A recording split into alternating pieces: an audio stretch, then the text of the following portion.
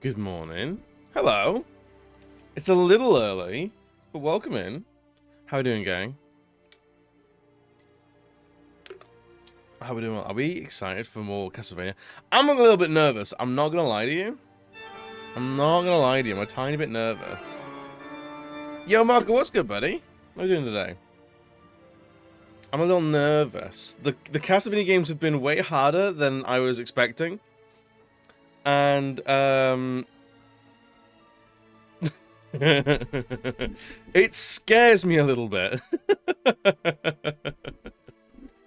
Margaret, how are we doing today? Tell me, Earthen. I think we're starting Super Castlevania today. And I have no idea the difficulty in all of these games, because I've never played any of them at all. But we've struggled through the majority of them now, I think.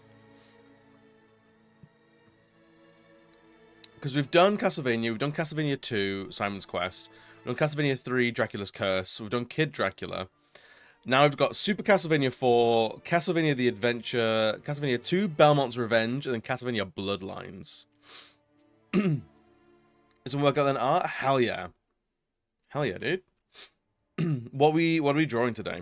I need to get back on the art wagon as well. I feel like I've not been on it for a long time. Super is a good one. Really? Hell yeah. I'm excited then. I'm excited. I take that recommendation to heart. Is there anything do you say? Oh, absolutely do it. Hell yeah. Show the gang. Show the group. Show the gang. Also, I was surprised at the... So I did a poll yesterday of, like, what game to play next. And... Oh my god. Oh my god. Librarian Mocha. I love it.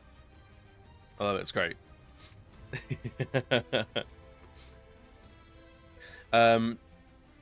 We're doing it was interesting. I threw some some randoms in there. So like Deus Ex Human Revolution, DMC Devil May Cry, Final Fantasy 13, Mass Effect, MGS2, Red Dead Redemption, Warhammer Space Marine, or Wet.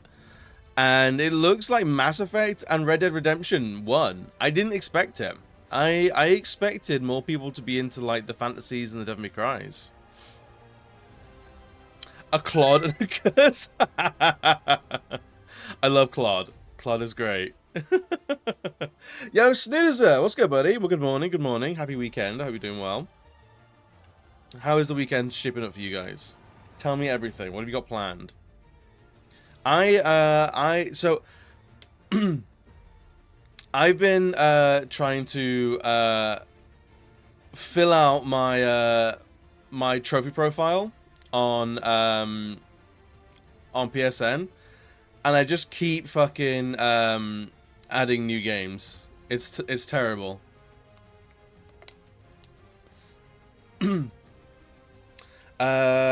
full on bacon and eggs? Hell yeah. Hell yeah. Cycle there and back. Should we cycling a lot? You big cycler? Yo, Hirsch, what's good, buddy? Thank you for the victory. Thank you.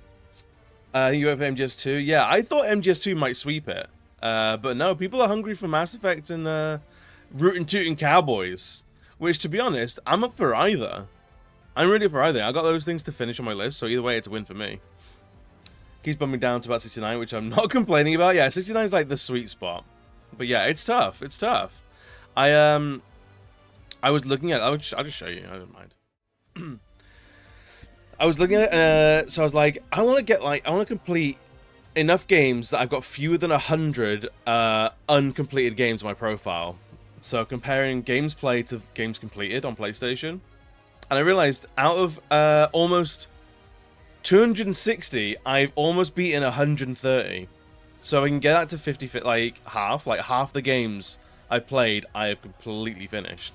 I think I'd be pretty happy with that. But yeah, like chasing 65, I've been slacking, dude. Zenless Zone Zero has taken so much of my time, and it's gonna continue taking so much time. It's ridiculous. You want to start a blog project, the Steam project to complete every Steam game you own? It didn't go well. I feel that. I feel that in my heart and in my soul. So what I try and do, Snoozer, is I'm trying to like beat every game in a category. Sorry, I got eyelash in my eye. Crap. So like I want to complete all the Fallout games, for example, right? So I've done Shelter. I need to do some DLC cleanup on Fallout 3. We've done Fallout New Vegas. We've done one version of Fallout 4. And then I've got to do the PS5 version of 4 and then 76. And there's a bunch that I want to do. There is soft goal. Soft goal is the arcade archives. I would love to finish and do. But there is 405 games in that. No worries, Snoozer. No worries, no worries. What other ones do I want to do? PS2 classics I'd like to do. It keeps growing. Like, every week they add a game. And they never go on sale. Actually, no, they went on sale brief. Like, a bunch of them went on sale briefly for, like, 50% off. And that's when I hoovered up, like, 40 of them. I just got to play them all. Just got to do them. I'd love to do all the PS2 classics. There's, like, 60 games in that. I think Ace Combat 5 is unavailable now. You can't buy that anymore. I own a bunch of these now. I think Eternal Ring would be an interesting one. Ghost Hunter. Ooh. Ghost Hunter has a PS4 and PS5 release. Interesting. Jak and Daxter I gotta do. Sly Cooper's new on there. Star Wars Summoner. There's a few on there now. What else we got? I would like to do all the Final Fantasy games, but that's a lot. That's what, 50 games by itself? Whoo! What else is there? PSP classics?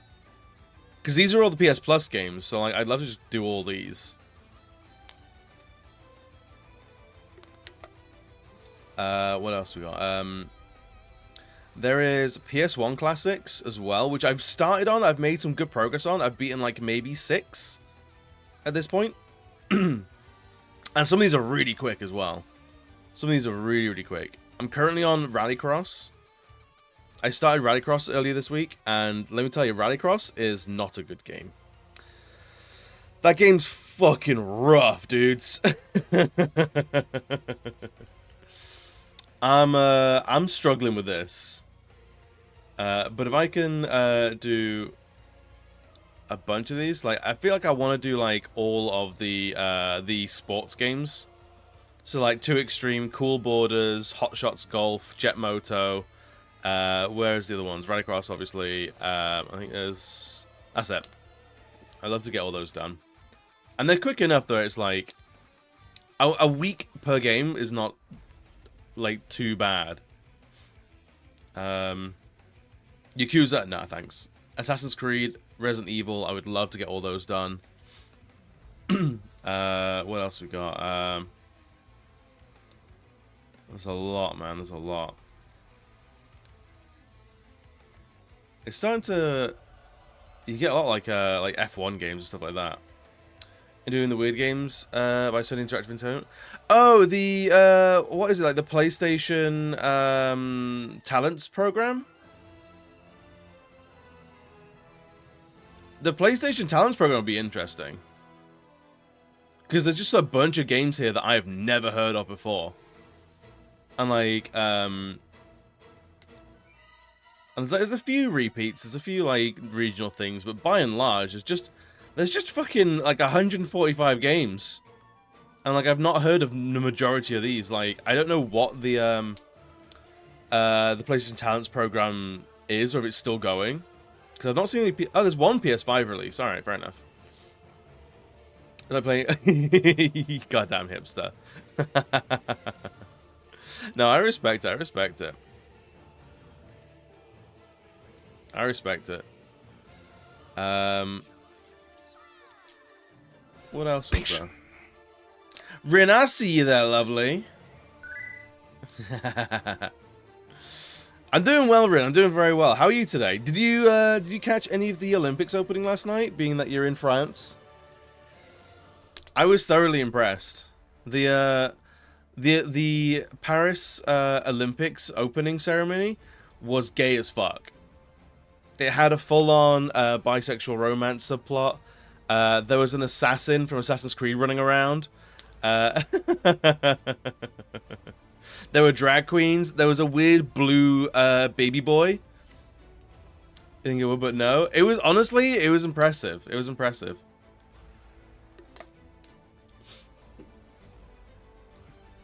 Assassin's Creed is one that I want to get done.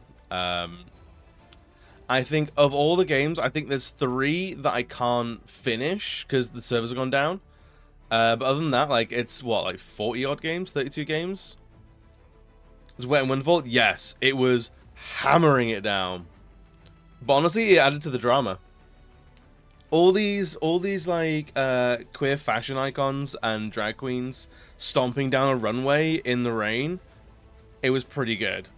It was pretty good. Resident Evil is another series I would like to get all done, but that's a lot. These games require a lot of playthroughs. Metal Gear, 20 games, not too bad, but there's a lot of repeats, and a lot of these are tough. I think the worst ones are probably going to be MGS2 and MGS3, maybe?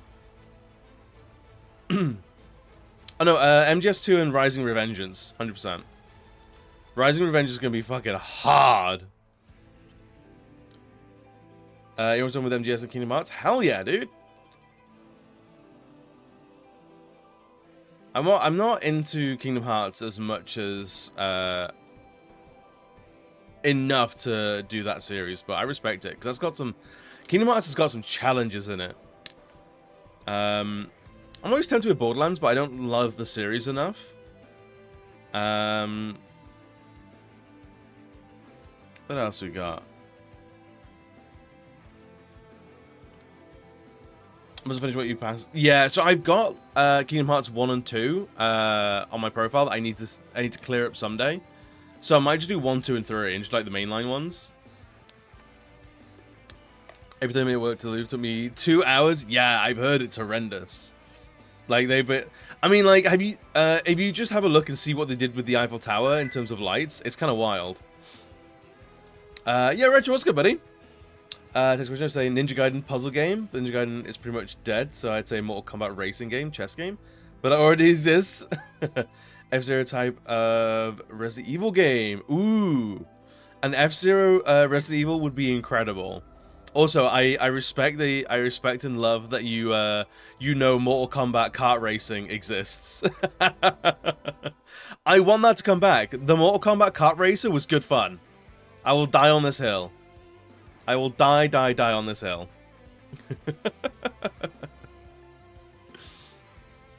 I want to do the Ratchet and Clank games, but I've not even started any of these yet. Would love to do them. What else we got? The Jak and Daxter games. Yes, please. I don't know what else. Far Cry I might do, maybe. I don't know if I like those games enough. Lord of the Rings, I might as well. Might as well do Lord of the Rings. I've got Gollum there. And I've started both versions of Middle-earth, Shadow of Mordor. The annoying thing is, there's a PS5 and a PS4 stack of Gollum. I could platinum Gollum twice. I don't know why I would, but I could. What else we got? What else we got? Spider-Man. I could try and do all the Spider-Man games. I do love me some Spidey-Mans. And like, I've got a few of them. There's actually not that many games. Would you want to, though? Not really. Maybe it was like an auto-pop. If I could auto-pop like half the trophies, then I might do it. You know? I'd be tempted.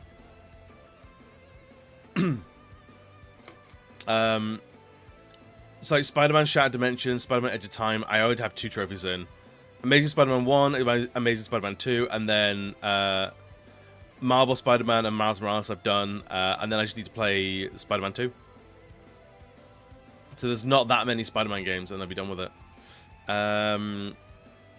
Sly Cooper would be good fun. God of War. Well, it's Paw Patrol, obviously. Obviously, we want to do Paw Patrol. Street Fighter, maybe. Depends if I get into Street Fighter or not. Devil May Cry, 100%. Devil May Cry, I'm almost completely done with 1, 2, and 3. And then I've got 4. 4 and 5 are like the big sticking points. They like scare me, man. DMC, I need to finish on PS3 and then PS4. They're not too bad. They're challenging, but not the worst thing in the world. But DMC 4 is brutal. Maybe BioShock. I could see maybe doing BioShock. Siphon Filter will all come in the PS1, PS2, and PSP collections, so that'll take care of itself. What else we got? What else we got? We're getting to like 9 games or so, so it's like not a huge thing. House of the Dead, maybe? Oof. Would we want to do House of the Dead?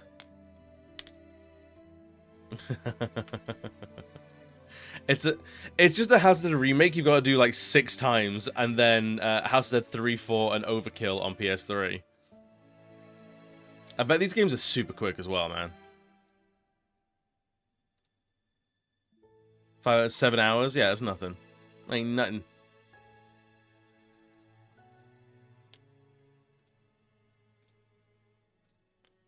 And this one doesn't even have a guide on it. See all 4 endings of House of the Dead 4. Easy peasy, mate. I do like the House of the Dead games, but like I've never owned them.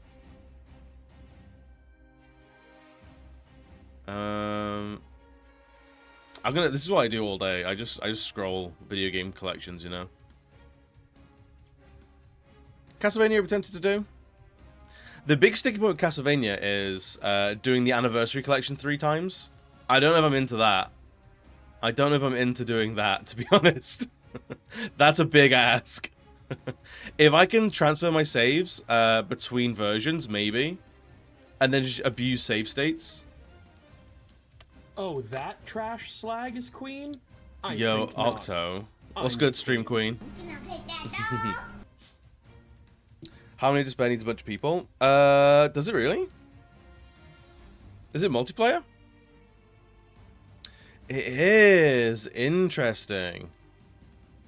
50 hours? What the fuck? Remind that if you're playing this game online, the highest stage that can be selected will depend on the highest chapter that's been reached by all players of the party.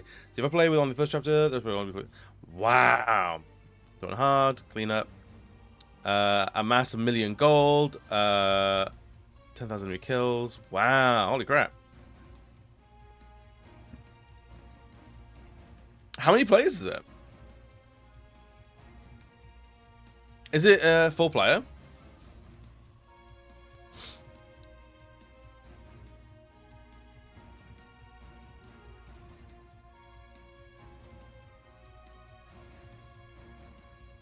Oh, but fuck, getting 100% is a pain, yeah.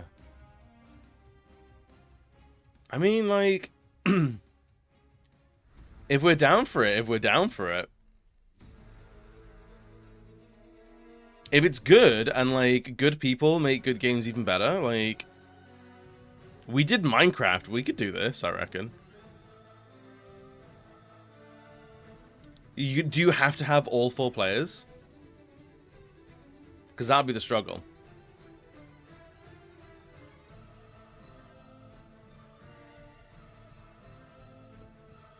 Armored Core? I don't think I'll do Armored Core. But 50 hours, a bit of an ask, yeah. It would be the kind of thing where it's like, you would do like, you do like one evening every other week or something like that. You'd run it like a D&D game, where it's like we're scheduling this like hard. More Minecraft. I mean, if you're bad at Minecraft like I am, there's more death and gore in Minecraft than there is the average Mortal Kombat game. So it's not that far up already.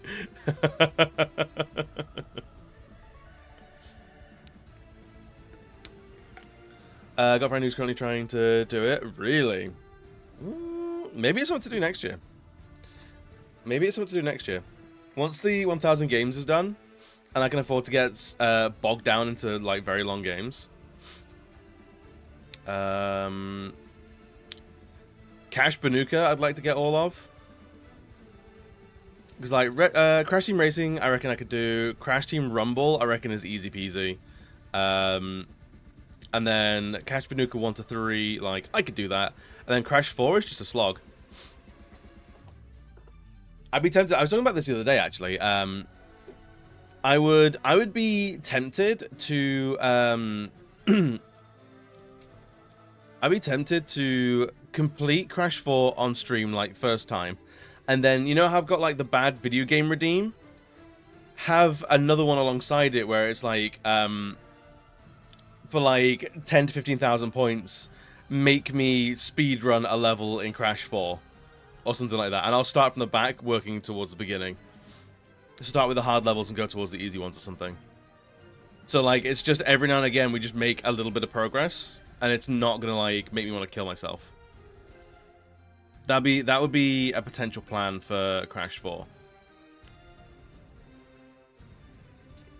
Mabes. The Mass Effect series, I want to platinum. I mean, I might as well. I've got half the trophies on PS3, most of the trophies on PS4. You're the Walking Dead today, Gab. Are you not feeling hot? You are looking hot. You're awake enough that you're grabbing first. I respect it. Why did that not play? Excuse me?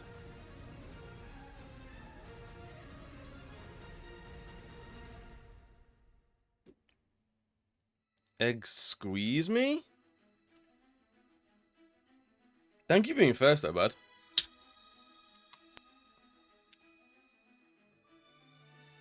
But yeah, I've done so much Mass Effect in my life and I've never grabbed a platinum. Kidding when you sleep? Oh no, suplex the child. When the child is not letting you sleep, suplex child. That's what my parents did. You never put your kid through a table? You never WWE'd your child through a table? Like, you're making me special. Because I adore you, you know that. My wife, right? Just hop and slam, and then, like, child pacified. Jobs are good in.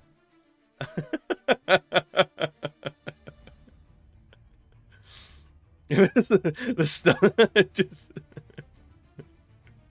Is the kids ever not going to bed? Just like lock eyes across the room. Just lock eyes. Be like, just touch that. Give them the old like the people's elbows on its way. Like it's warming. Yeah, you're warming it up. It's gonna be along in no time. They're only gonna make that mistake once. Exactly. Just stay strong. Look, kids are durable, you know? Kids are made of rubber. Kids bounce back from anything, is what I've heard. Please never take parenting advice from me. I'm not a parent.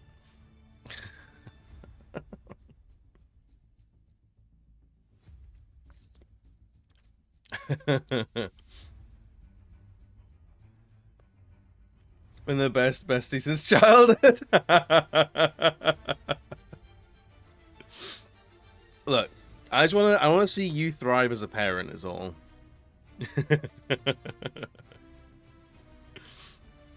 I don't want to do all the Baldur's Gate games. Still laughing. I'm glad I've made your day a little bit better, dude. I'm glad. I'm hoping the day's work is gonna be quiet for you, man. We're just gushing over what like game series you want to get all of. Welcome in, Malka. Thank you for being second. I think Baldur's Gate 1 and 2 should be easy enough. Dark Alliance and Dark Alliance 2. I just want them to go on sale for money. Like, they're too expensive at the moment. Once they go on sale, I'll happily pick them up. Everyone be slacking. Everyone's sleepy today. There's a bunch of sleepy peepees out there. Which I don't think... I'm fine with. It's alright. It's a sleepy old time. Darksiders, Marvel vs. Capcom would be interesting. Tekken, I'm basically there. Excuse me. Darksiders, I think, is possible. I think there was a multiplayer trophy on Darksiders 2. Was it Darksiders 2 PS3?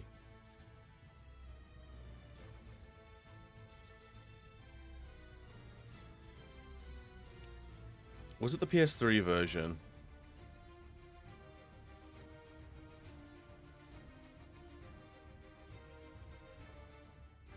The Pay It Forward trophy, I think, is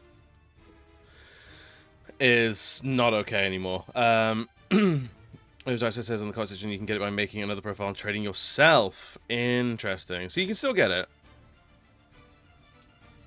Oh, maybe not. So there's no training can take place, no the method used. Several recent comments on the video have confirmed the trick stopped working years ago. Okay, so the PS3 version does not work. So I will never touch that.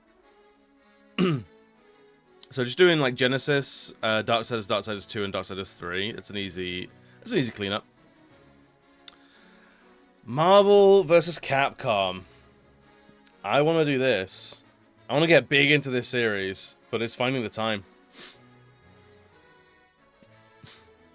I can't remember, does Origins and Age of Hero and 2 require online that's no longer available? I think. Oh no, is Marvel Capcom MVC 2 still online? Yeah,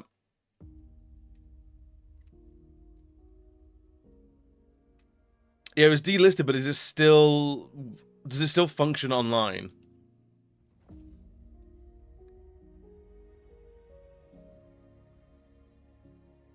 Because online works. So that's the kind of thing where it's like, if you use a cracked version on like pirate software, would you get banned? Maybe.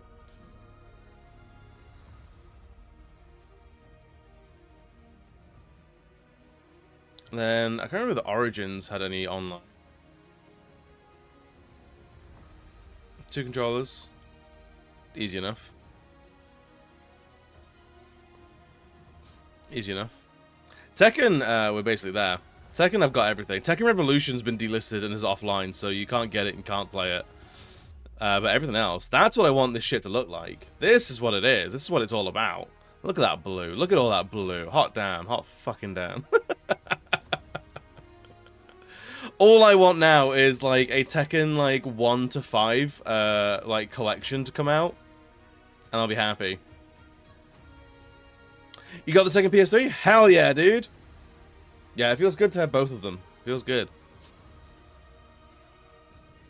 What else we got? Prince of Persia I'd like to do. Dead Space I'd like to do. Dragon Age I'd like to do. Red Faction I want to do. Because Red Faction, I'm going to do Armageddon twice. Oh, not Armageddon. Red Faction, I've done Armageddon. I've done Guerrilla. I need to do Guerrilla again. And then it's just 1, 2, and Battlegrounds, which I think might have been delisted. So that's fine. Did some testing last night. Ooh, are you gonna pirate software on that one?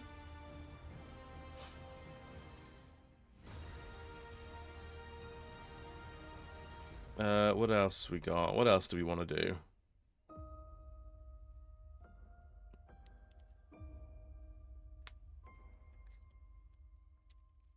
There's a lot here where it's like very few games. Andrew, have we missed have we missed Dark Souls? Oh, this Dark Souls only 3 games. Infamous would be good fun. Dark Souls, there we go. Dark Souls, we're done. Dark Souls is all good. Yo, Lux, welcome in, buddy. Thank you for being 3rd, friend. Good morning, my sweet. How are we today? Say Final Fantasy Devil Cry. Oh wait, oh no, we're living the darkest timeline. No. Marty, we gotta go back. Square Enix wants to make action games. It's your video games, Marty.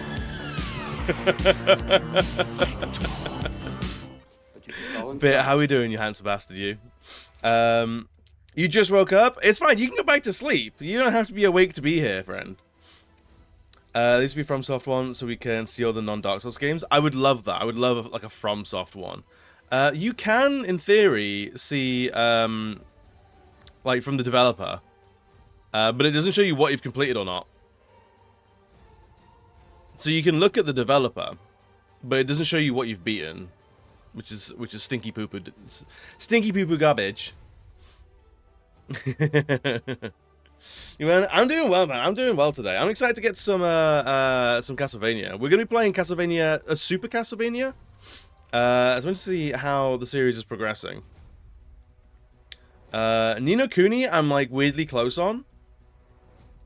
Ni no Kuni, I found I've still got my save file from like 2014. So I can clean that up pretty easy. And then I just gotta do the DLC for Ni no Kuni 2. Yeah, she just bought it. Really? Hell yeah! Have you played it before? Marcus says it's very good. Marcus says it's one of their favorite games of all time. It gives them ultra life.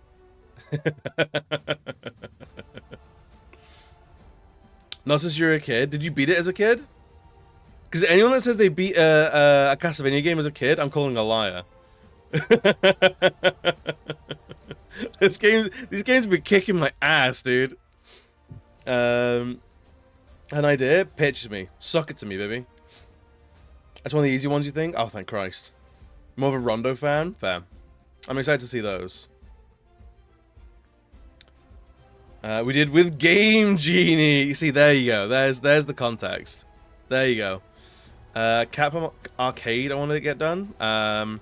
Because it's just the Beam Bundle, Arcade Stadium, second Arcade Stadium, and then I reckon Marvel vs. Capcom Collection will come here.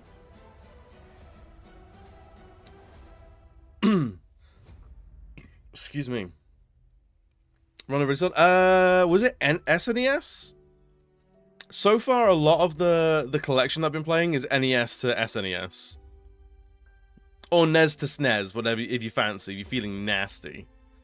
Honestly, it might not. It might not. I'm only assuming based on what I've played so far. The Katamari Damacy games, I would love to get all these. I know they're quick as well. My name is Mayo. These games are impossible. I'm proud of this. Got them all, baby. We've done them. We look up at PSN profiles and you pick a cleanup game. Ooh, I can get on, but I can do that. I can get on with that. SNES, TurboGrafx, and PSP. Hell yeah. Right, we're gonna be here all day. Should we go and see what this is? Let's close all these out. Chrome, hand me back my CPU.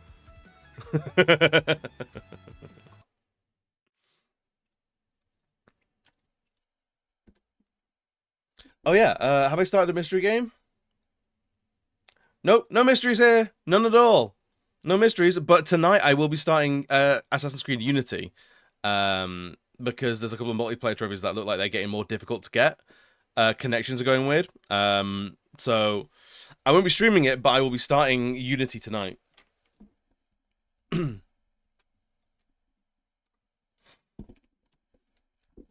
Dracula X or whatever is another version of Rondo. Oh, okay. Yo, Retro Ghost, welcome in, buddy. How are we doing today? Let me give the lovelies a shouty outy outy. There's a few of you here that need to get in contact with each other.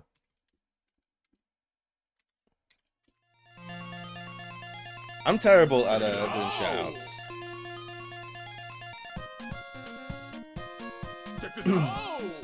Some hot lovelies in here today. best not fucking forget. Snoozer. And Octo shoutouts never work because I don't think the bot can read Octo's name, unfortunately.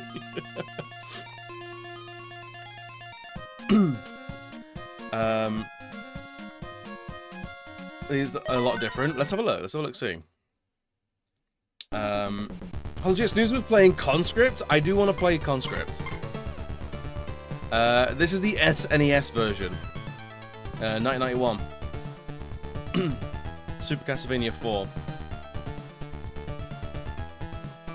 Octo, make sure that you don't die from dehydration. Octo is the survival plan for a lot of streamers. And she's doing Twitch's work.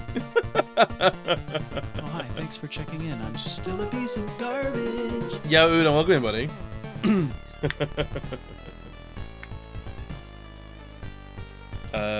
Yeah, Retro, how are you doing today? What's on the cards for this weekend, man? Right. Oh god, it's Uno. I actually like this boy. He's a good egg. He's a sweet boy. You just gotta get through like the layers of bullshit he puts up to keep people at arm's length. But if you blast past all that, he's actually a very sweet, caring person. He will never allow that to go without like contest though. See, there he is. Already he's contesting it. But no, he's actually really nice. He's actually really sweet. See, I fucking knew he would. I knew it. I know this boy. You prick. Sorry, I love you really. Gross. I'm gonna give you a big friendship hug next time I see you. Feelings? I got feelings. I got feelings. Let me tell you about my feelings. Retro's doing good. Relax today? Hell yeah, Ghost. Hell yeah. A French hug? Yeah. Yeah, big old French hug. It's a hug with tongue. Alright, should we boot this up and see what happens? See how it goes? Oh, feelings on feelings, let me tell you. Just layers, like a lasagna of feelings. just like a 7-layer dip of feelings.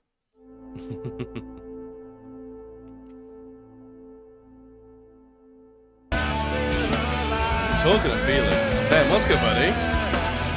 You know you fucked up, right?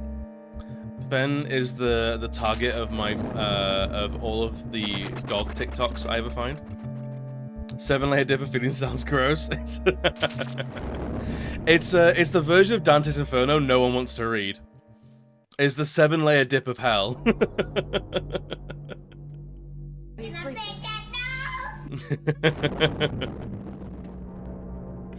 You get through the salsa layer of hell, and you get to the queso layer of hell, and you get to the guac layer of hell. And it's awful all the way down. Of every one of them, hell yeah, it's good. I'm glad. Ben, how are we doing this weekend? We get Ghost, who's relaxing. Bit just bought this game as well. Which part of the dip do the gluttons go to? The bottom. They go to the beans layer. I can see that. I think they go to the bottom because the glutton goes to. They're getting every layer of dip, right? The cream cheese layer. May have bought a bike. Ooh, wait, motorized, pedaled, electric. Every 100 years, the forces of good mysteriously start to weaken. Thus, the power of Dracula starts to revive itself. His power grows stronger and stronger every 100 years. Dracula was revived many times, however, his sinister actions have been consistently thwarted by the Belmont family. It's been 100 years, mate. It's been 100 fucking years since the last confrontation between Dracula and the Belmont family. But now, the serenity of Transylvania is being threatened by destructive forces. Oh, things are going bad. Motor, you never catch me on a pedal thing? I was gonna say. Are we gonna start a biker gang? Can we start a biker gang? I'd like that for us. On a dark and eerie night, Dracula rose from his grave to unleash his destruction powers on the countryside. Are we playing another Castlevania? No. No, this is Call of Duty. Once again, Simon Belmont is called upon to destroy Dracula with only his whip and courage. He sets out to restore peace to Transylvania. Why did he not bring a gun? Bad Guy sounds cool? Yeah, right. Cowadoodie. We're playing Cockapoopy.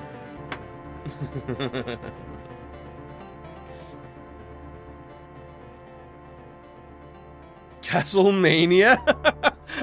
I would legit play a Castlemania. Yeah, Simon with a gun. Alright, let me do some live sizings. See what we're doing here. That was pretty good. That's pretty good. Up now. Hang on. There we go. Hang on. Steady on, game. I'm doing very delicate scrolling operations. There we go. Then I've got Super Swing now. The realism has been bumped. It's going, dude. It's going. Hang on.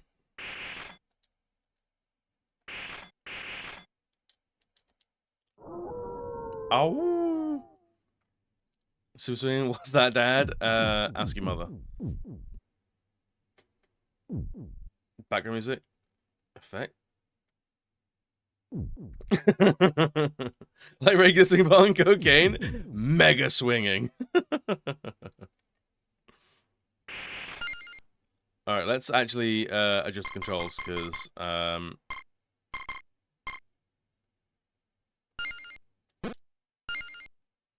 oh god. X button jump, right and X button, right down to jump. Hang down, use items R1, and then square to lash forward, I guess. We'll figure it out. We'll figure it out. X is jump, and that's all I care about. All I want. We are... Oh.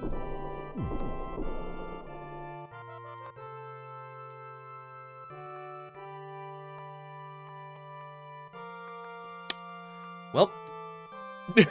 we are but alright, we got jumps, we got smacks, we got, look at these baggers, holy crap. The glow up is when you get 100 people involved. Sounds like Caligula. Dude, Bit, have you seen the game series The Caligula Effect?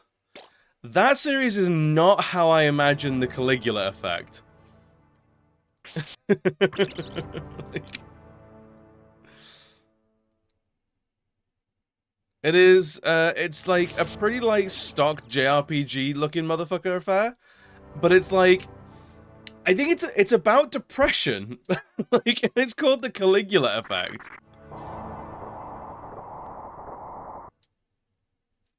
It's like, I think I'm Just Key was playing the second one a while ago, and I was like, not the Dracula Effect. Well, it's a Rob Zombie game. Oh, we automatically walk up these now. All right, now I feel like we are where it is. Yo, Skyfer, my sweet.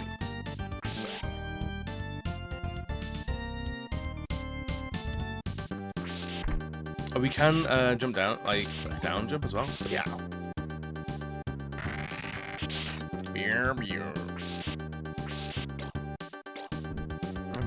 Merry weekend to you as well, pal. Is there anything special down here? We are on a timer as well, which is less than ideal. We're doing well today. And tell me Konami wasn't listening to 80s Michael Jackson when they made this shit? No, I would never dream of telling you that. Because I would be disagreeing with myself.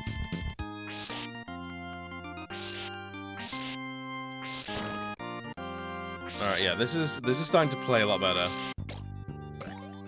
shmoney. I am Simon Belmont, and I have come for cash.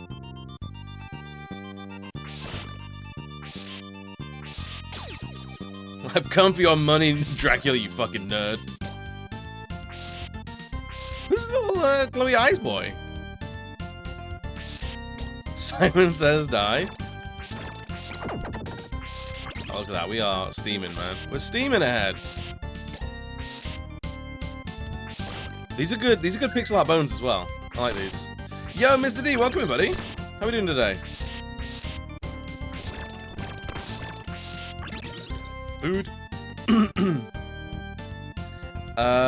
Is this the SNES one? It is. It is Super Castlevania 4. Ah, points. Dude, wall food, iconic. Like, people say like, oh, my favorite food is like Italian, and my favorite food is sushi. My favorite food is wall food. All food I find in a trash can on the streets of like Retro City.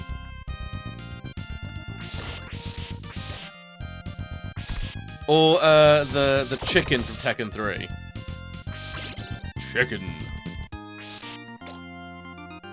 If you're not eating chicken in Tekken 3, are you even eating these days? Yo, JB, what's good, buddy?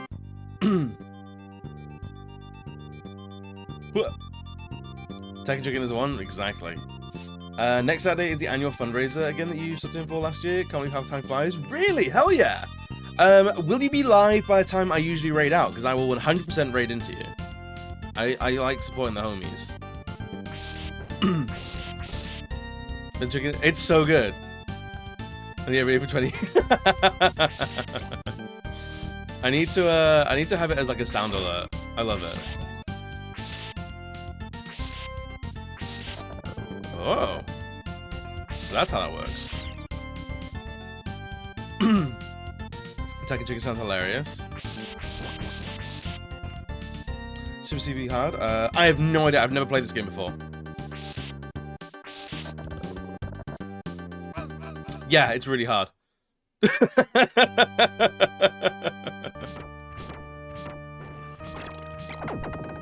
Yeah, it's fucking nails, mate.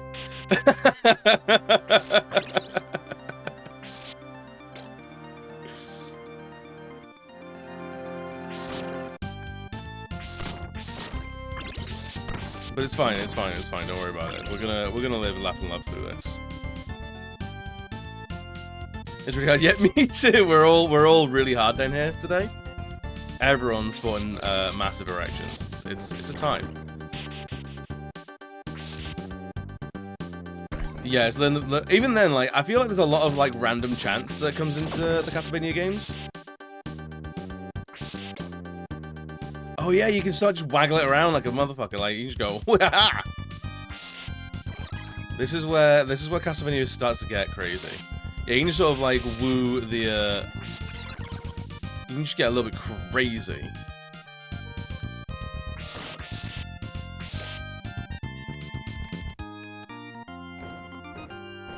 And this tune is even like someone who is an unwashed, uneducated Castlevania enjoyer like me. I know this theme tune. It's iconic. This is where it starts. I think this is where Castlevania now begins. Interesting.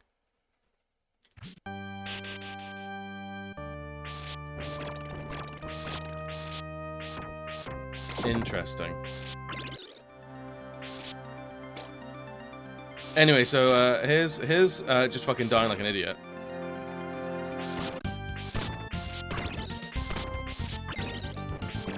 Stop hitting me with fireballs. How's Castlevania Bloodlines? No idea, mate. I ain't got a clue. The Castlevania games I've played are 1, 2, 3, and Kid Dracula. I am entirely new to the Castlevania series at this point. I just want to be a muscular man with a whip, whacking goths.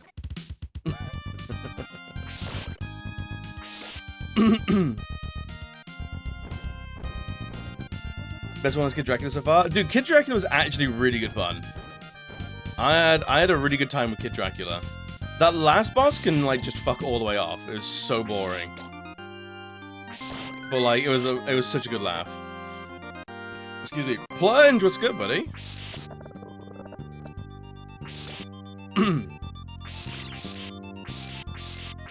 Get out of here.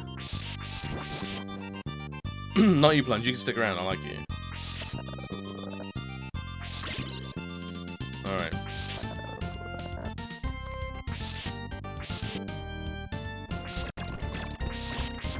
Get rid of you. Do that.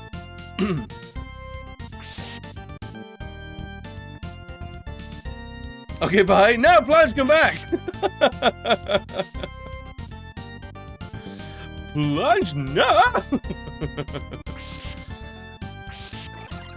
I'm sorry, you got caught in the crossfire of me talking to skeletons all rude like.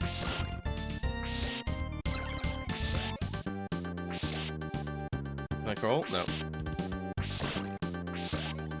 Make up your mind. I've made up my mind. I want you to stick around. I like having you around. I think you're a good egg. So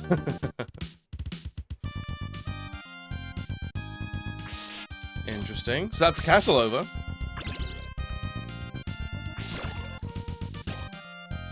What is? Oh. Just a collection of snacks? On my work break? You can just like go home sick today, like I am actually your doctor, do you know that? What is that? Is that like a little unicorn head? Like a nightmare head? What's going on there? No, it's all good, man. All good. I'm a real doctor man. I'm a real actual doctor's man. I'm kidding, I'm actually a Dr. Sham. Ooh. Secrets revealed. So I never go to work? Yeah. I write sick notes like they're going out of style. It's going on 10 AM, which would be 4 PM my time. I went for 2 hours straight. Ha! Straight. Do fundraising for the Trans Legal Defense Fund. Hell yeah! Is it Nintendo? His name?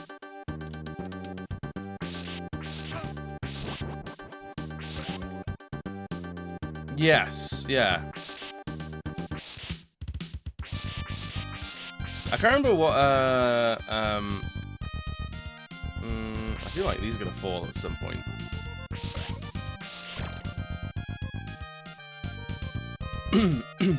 Yeah, we can read into them, absolutely. Oh, fucking Medusa heads again.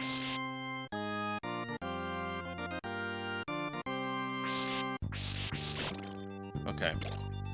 I don't trust those little bright beams in the middle there. Get out of here. Get out of here. Leave my soft Belmont body alone. Whoop. No! Shit.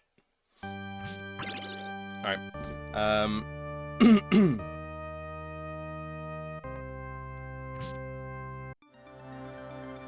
no, we got the basic whip again? Shit.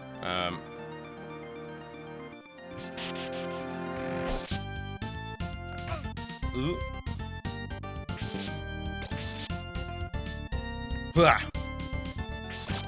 Get you out of here. Get out of here, you snakeheads. I first look at it, left to look at your house, but I only remember when I post stuff is closed. I'll get them out soon.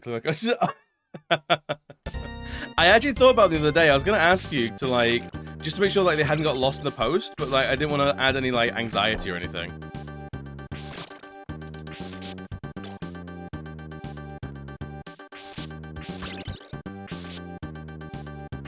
Who are you, you friendly little ghoul? Look at this little guy, little guy with his little arms like yeah. Just a horrible person. You and me both, friend. You and me both. Hey, there we go.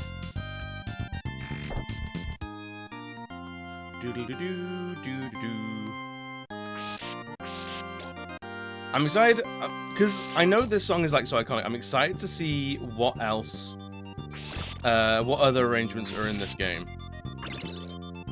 Floor chicken. Oh shit, we're in an ad break.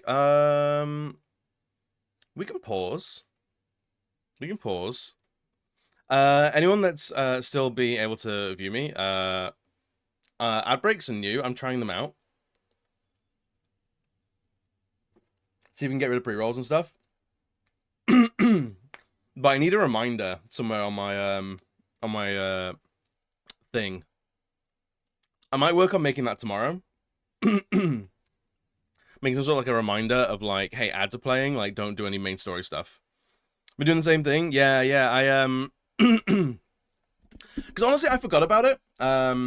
It automated to message. Yeah, I need to string it all into StreamerBot. I need to string it all into StreamBot somehow. I know a horror person around here. We're all a little bit mad down here. So yeah, like this would be like a good time to like stretch and things like that. Like in theory, like there's a way to make it healthy for you and for me, and like I might even have like a little guy on screen just going like ads, like flaying like a little like flag or something. Might animate a little guy just while ads are playing. I think that'll be like an ad warning like little character. Because I should have had like a little reminder. I should have had a little reminder that like ads are gonna be playing in a minute, but I didn't see it. So it's whatever it is, it's not obvious enough for me. You can make a break, make a slideshow of your art and then take a break yourself. True. So she doesn't do it. Really? Okay, so it's definitely something better to do via StreamerBot then. I gotta figure that out. I'm gonna do some Googling tomorrow, I think, because I finished up all my commissions at the moment, so I got some more free time, so I can actually like take care of like stream stuff.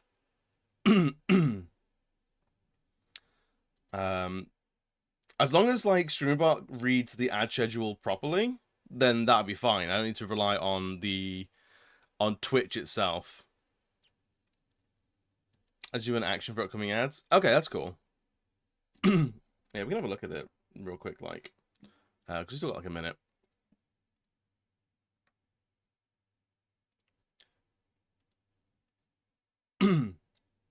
So there, yeah, because it's yeah, it's Twitch ads, get ad schedule.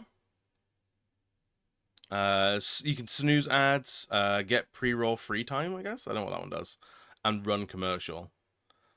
So I have one that I have an action to run 3 minutes of ads, and I usually just slap that when I go BRB. But that's such an unscheduled I very often like the only time I take a break really is weekends, because most of my evening streams like they're 4 hours. Like I don't particularly need a break after 4 hours. Like 4 hours, I'm like I'm done, I'm out. But like I don't need a break after 2 hours. It's fine. Usually, anyway. So I don't know. I think ads are over. So welcome back, everyone. I hope it wasn't too uncomfortable for everyone. I think yeah. Bit of fan of mini breaks. That's fair. That's fair. So yeah, it's what I want to give more thought to, and like, it's just it's the pre-rolls to get like folks in the door, and then like not making sure that once in the door, like no one's missing shit. I'm trying to see you eat and drink on stream. I get super conscious about eating on stream. Like I don't mind doing it, but like I am terrified of just like munching sounds on stream, because that makes me fucking nuts, and I don't want to put that on people, because like just the sound of munching I really hate it. People appreciate when you pause. Yeah, or like you just do inventory management, or like low stakes things while the ads are running. You don't go like, okay, I'm gonna go fight the final boss. You better sub quickly or you're gonna miss the ending. Because I don't want to, like, that's the complete opposite of the kind of space that I want to run. Ow, what bastard, man.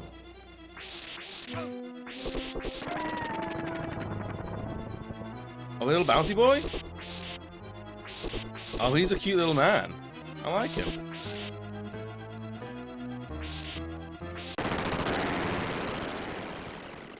Fortunately, not very powerful, though. Fortunately, not very powerful. Give me the orb. Sick, mate.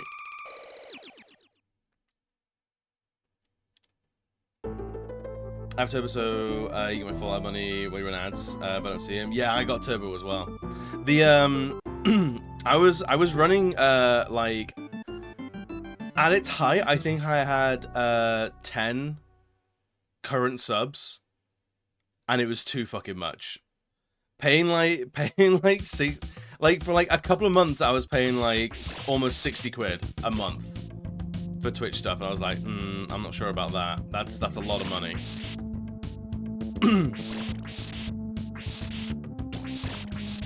So I think I've cut that back to like nothing now. I don't think I subscribe to literally anybody anymore, but I have Turbo now.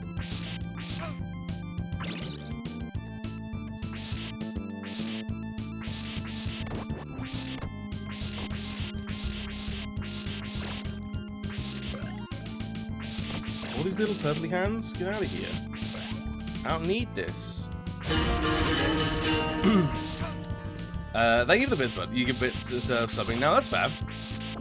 I tend to, like, when I have spare cash, I gift subs. More often than not. Oh god, we got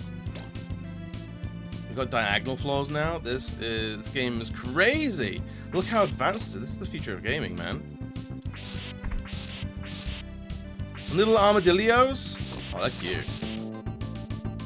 Fortunately, they die really good. Give me wall meat. Oh, okay, so all the ledges here have like a little... You see the little dip there? The little... There's like a little ledge to help catch you. That's good. That's very generous.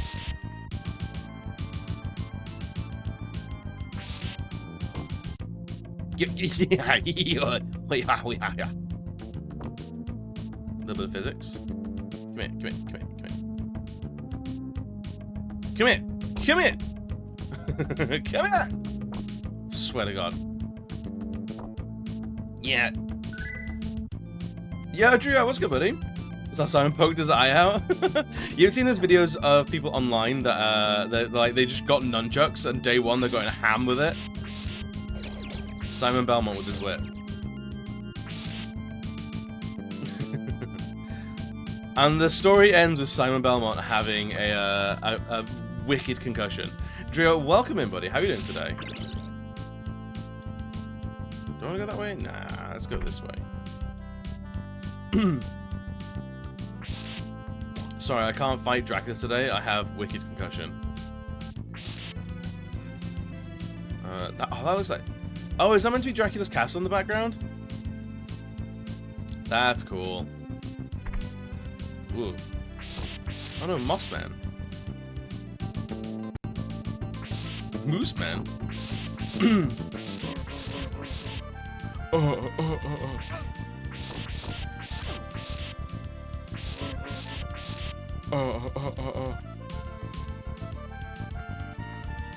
Oh no, I hope to grow up to be one of those guys. I love your goals. Okay. Oh, the fucking ravens again? Hey, little squiggly.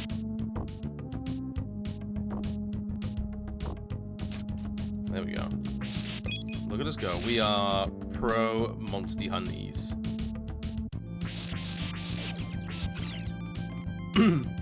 We're Monster Honeys. I watched bad 80s Italian horror movies last night. Ooh, which one do you watch? I do love terrible old horror films. That's fine. What? No. Ah, come here. No, Boyds. Pisces? Which one is Pisces? Is Pisces the crab? No, Pisces is Cancer. Squank.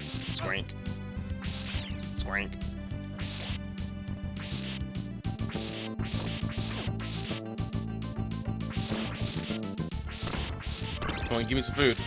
Give me that wall food. Go. Oh, is Pisces the water bearer in the Zodiac? Or Pieces?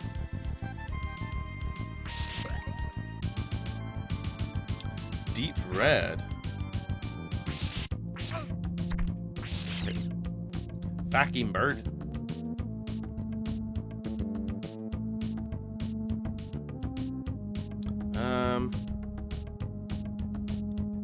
Okay, cool.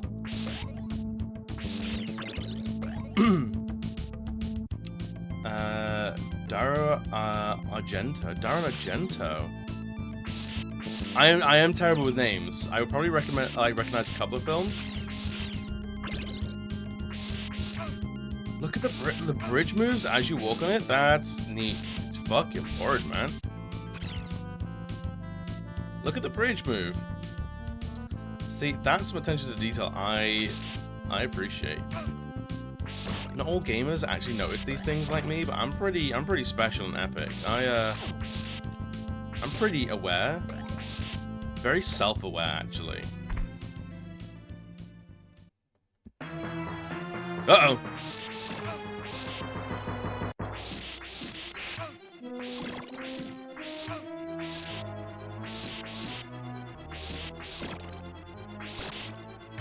No! Oh. Alright, surprise boss. It's fine, don't worry about it. We're all good. We watched a horror movie the other week, which was like Cult of the Minotaur, which was hilariously bad. It had the guy that plays the doctor from Halloween in it. Shark Gummy Worms. You never seen a Sugarmancer before? You never seen like the horror version of Willy Wonka's like brutally savage ex-wife? Pieces. Oh, it's Pieces. Okay. So bad. It's just good actors. I love when a bad movie has fantastic actors. Like, how did they get these people? How did this happen?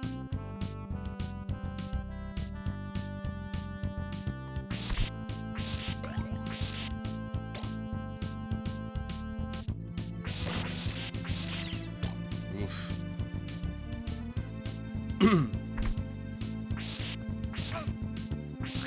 Shit. I need some food. I need some food, please. I think it was Cult of the Minotaur. Like I said, it was terrible, so like I'll probably misremember what it was called.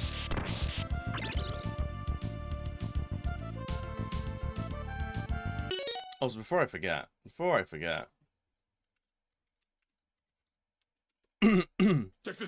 Go follow them, they're great.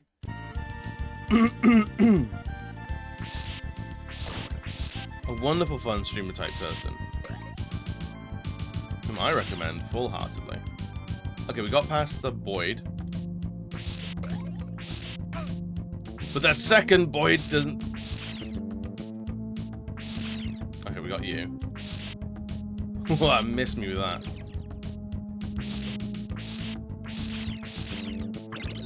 Alright, we're full health. Fucking... This game is listening to me. You know how some games read inputs? This game reads whatever I'm saying. This game is easy, I immediately die. I'm full health, I immediately lose health.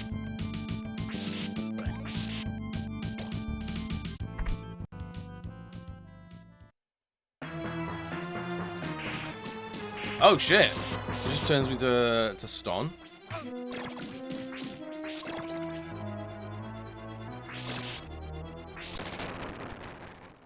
Interesting.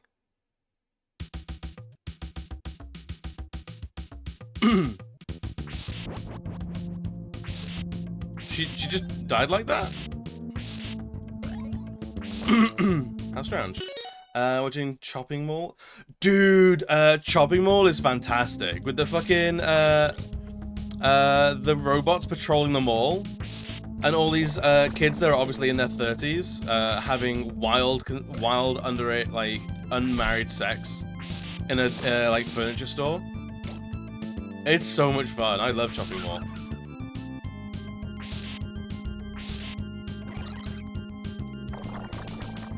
Oh, that's this orange spikies that I'm not a massive fan of.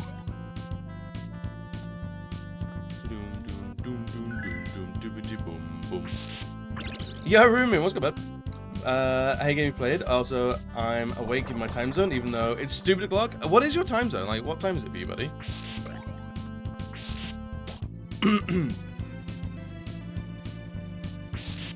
Tell me what your local time is.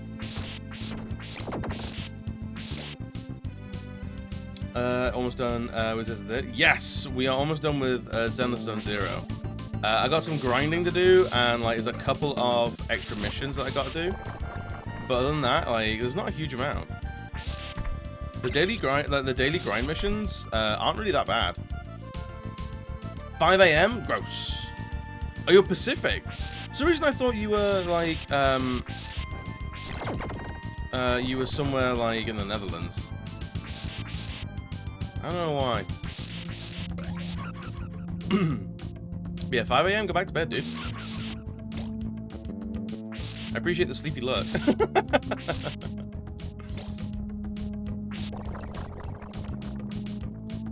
Is this water like all filling up?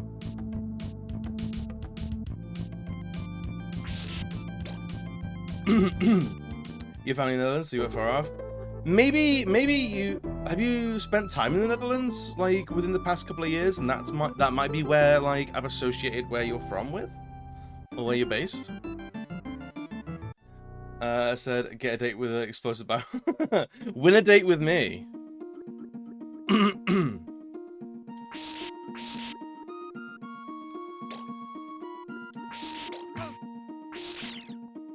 Yeah, fucking bitch. There's a lot of drippies in this, I almost got it a flat. There's a lot of drippies in this flat. Mudmans! Oh, little baby Mudmans? They're cute, alright. They ain't villains, they're friends. They're friend-shaped.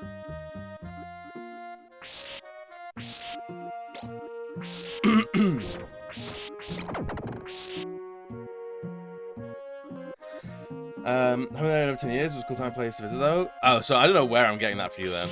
I don't know why I'm associating that with you, then. I'm sorry.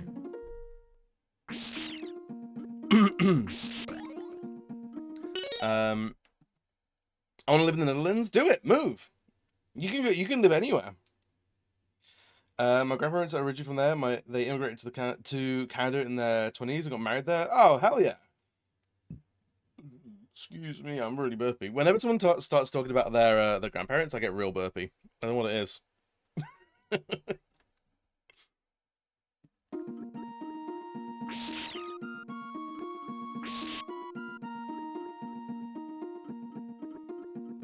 I'm so sorry. That's my. Maybe I have like a digestive issue around old people. But like that's my thing. I shouldn't put that on anyone else. I'm allergic to old people.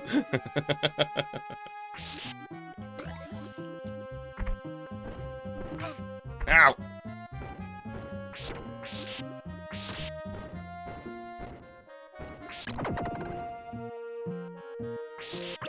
Like gluten, I'm fine with. Grandparents, though.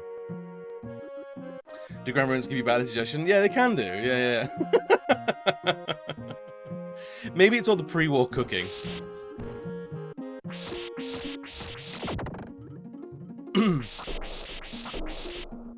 Ooh. Interesting. Secrets. I love me some secrets. And chicken. It's not chicken, it's meat. What's the niece and nephew finish college? Hell yeah. How old are they? Like, how far off is that?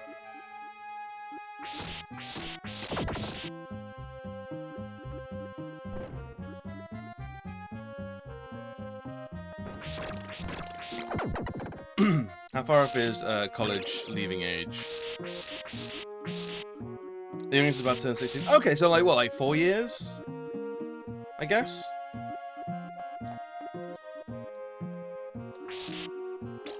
What age are you when you typically finish college? Alright, these Mudmans, they're gonna be a problem later on. They were already causing a little bit of slowdown. So really? I mean, I'm trying to think. I like college and uni in the UK are pretty interchangeable. Like we start uni at 18 and we finish probably about 21, 22.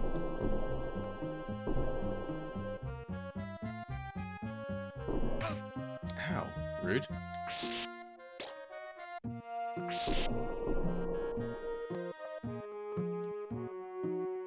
This is a nice little, this is a chill little game. I'm here for it.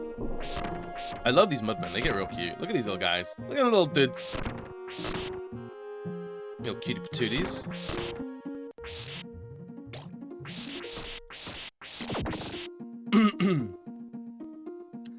Some festivities going on later today. Might check them out. Ooh, what kind? What kind of festivities? Are we talking ones with like great food?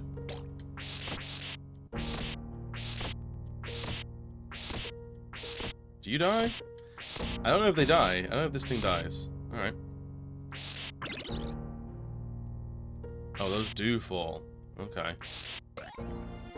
Cash.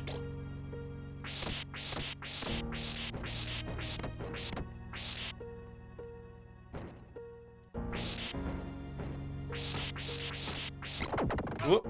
Ah, my body. Ah, my body. My body, my brains, and my soul. Oh yeah, this... So far, the difficulty in this game, like, this feels nice and fair.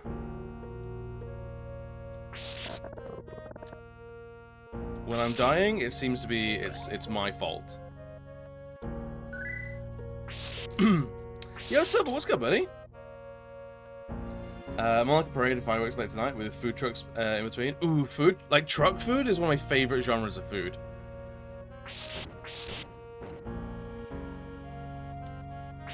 Why is it food from a truck tastes amazing? Who made that a thing? I say making a Hitman dating sim or an Animal Crossing action RPG would be strange ones. Yeah, but the Animal Crossing action RPG would actually, like, fucking be great. Wouldn't it, though? Tell me the Animal Crossing action RPG wouldn't go fucking hard.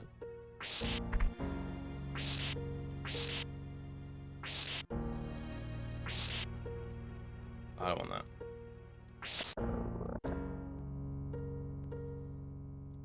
I went to a new breakfast restaurant. Wait, breakfast restaurant? Man, America has some things, like, figured out.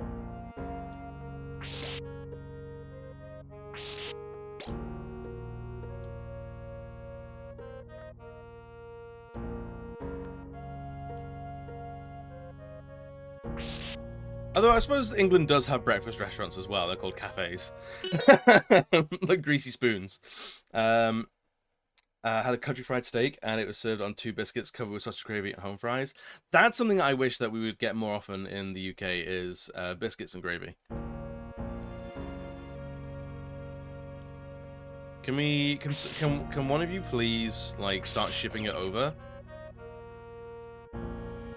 Like, we're a cold European country. We love our meat sauces.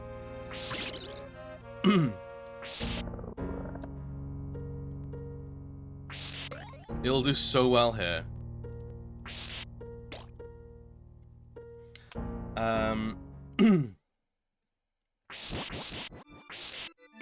Alright, we got Fishmans. Or Suwagins, as I learned from Baldur's Gate 3.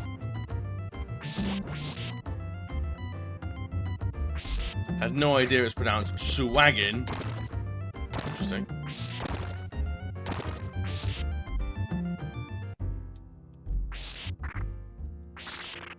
Whoop. Little eyeball? Get out of here.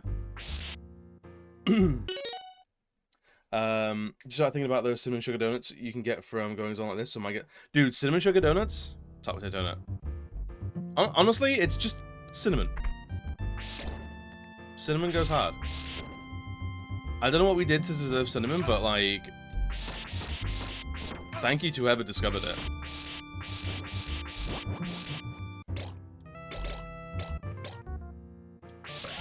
Panda makes pretty good biscuits and gravy. Alright, I'm on my way over.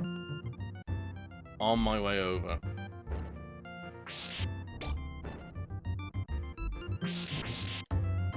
Oh, food! No! Ah.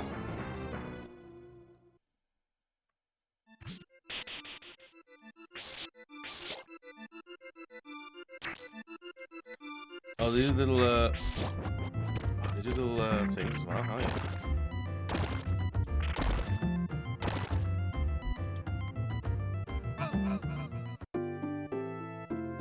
Can I continue? Does that start me at the start of the stage?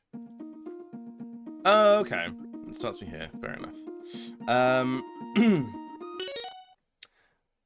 The evil Duke Thomas Nook has gone mad and started demanding more and more bells as Tilly, to his greatness, defeat his wicked tax collectors. Maybe you'll find your origins as the only human in town. Yes! Silver? Please, send that to Nintendo.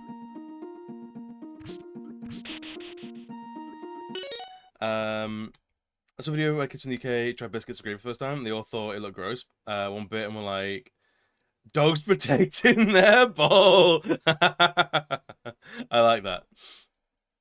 Continues unlimited. Yeah, there's save and this is the PS4 collection.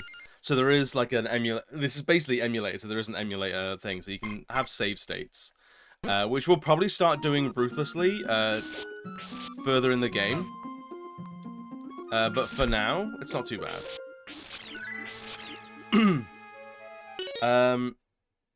Yo, Reddit, talk to him. Old school kind of look at the sexy thighs. Look, if your hero doesn't have the thighs out, are they really a hero? I can't believe in a hero with their thighs covered up.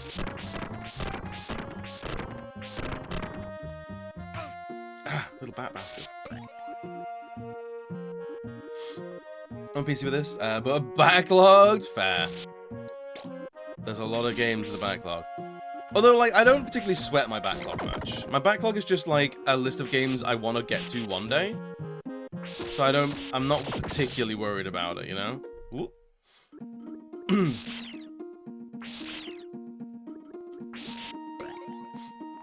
Big thighs. Am I a hero? Yes. You could be a villain as well. Like, you could be either.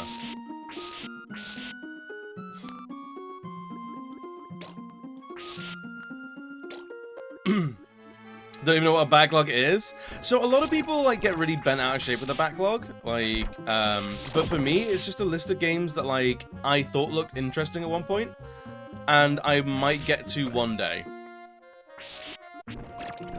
You know, like I'm not sweating a backlog. How? I stand with a poo. In the bathroom, yes. Let's play the same 20 games over and over and rely on my poor memory to keep it interesting. That's it. That's what you want to do. You want to harness your disabilities.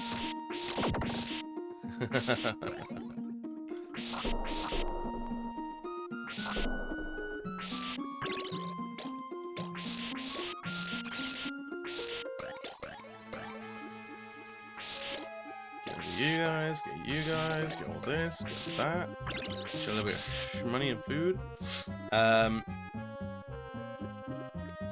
I blame sales and bundles, especially Fanatical Humble. Yeah. I think I'm sort of lucky that I'm mostly a console gamer, and that like the amount of like marketplaces I can go to is one. Like every time the PSN sale, like a PSN runs a sale, I'll look through it, but that's like once a month, rather than like PC where you get Steam, you get Humble Bundle, you get Good Old Games, and then like the rest. You know. It's stuck in a time loop in the 90s, isn't it? Bits living that Groundhog Day. I'm doing my part. Yo, Diz, thank you for representing democracy today. Yeah, the voting has updated.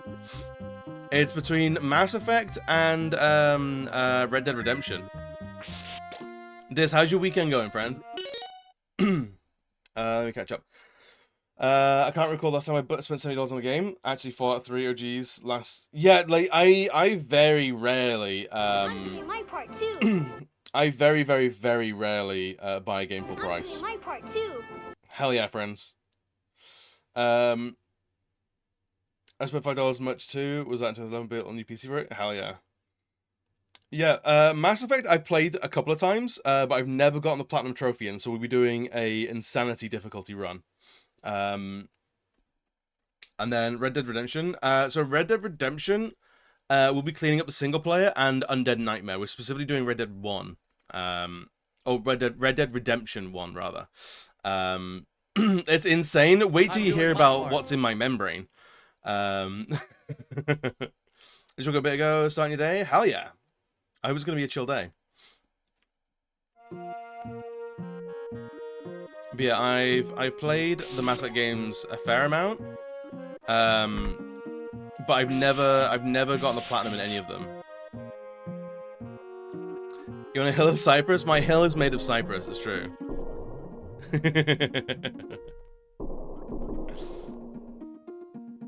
there are a few song bites that live rent free in my brain, and like that may or may not be one of them.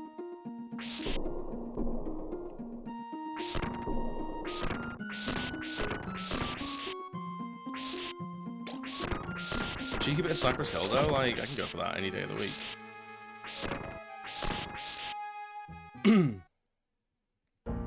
But yeah, so tomorrow evening we'll be starting Beyond Good and Evil. So we're gonna be playing Beyond Good and Evil, which I don't think is a very particularly long game, from what I remember. And then we'll be playing The Bouncer, which is not a long game. And then we'll be playing either Mass Effect or Red Dead.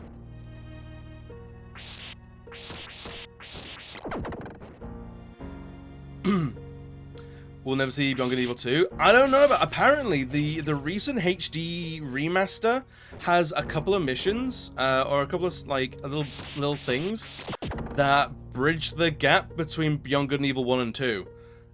So they wouldn't do that if Beyond Good and Evil 2 was still alive and well. Yeah. So like there's something I don't know what. I haven't Googled like what it is, but apparently like it's a couple of missions that I think they give a little bit of context to who Paige is before the events of Beyond Good and Evil 1. So Beyond Good and Evil 2 might just be like a prequel at this point. We never know. So it might be how Paige and Jade meet. But this is all pure speculation on my part. So yeah, I don't think that project is as dead as it kind of seems. I think Ansel is gone too. Ansel? What's Ansel? Shit.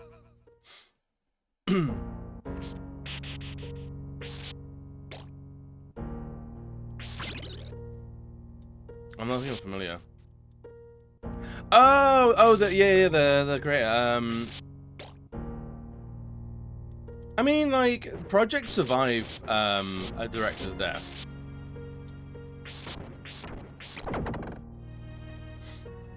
Because didn't he die? Didn't he die recently?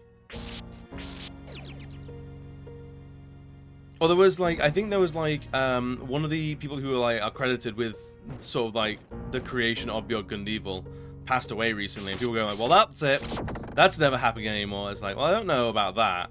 With the amount of money that Ubisoft's probably put into it so far, they're not going to just drop it from one death, I think. What kind of answers have there been for... so the question today, a weird pairing of game and IP, like game genre and IP. An action RPG, Animal Crossing. Devil May Cry style, Final Fantasy. Did everyone come out with barrels? Sorry, buddy. Whoop.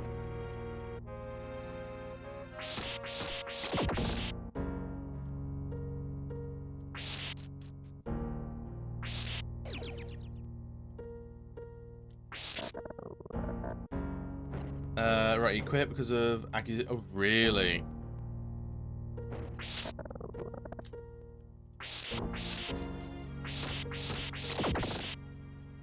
Toxic workplace? Yeah, that sounds like the video game industry. That sounds about right.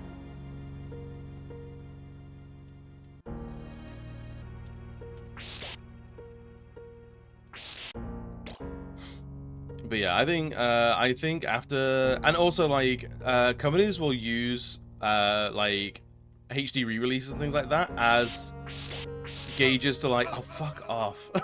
Oh no. As like barometers of how interested people are in a sequel.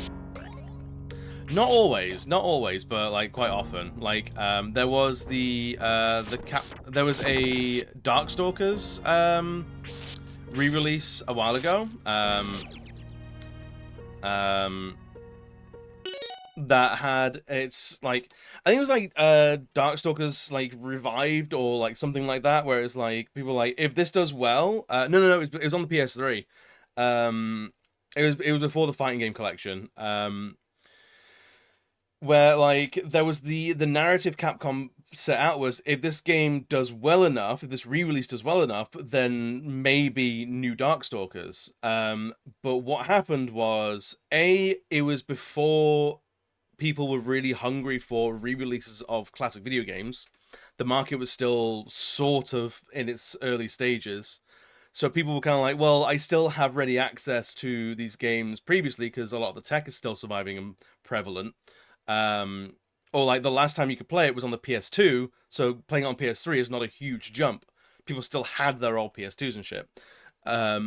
So it wasn't a mega hit, but also they set their sales targets astronomically high.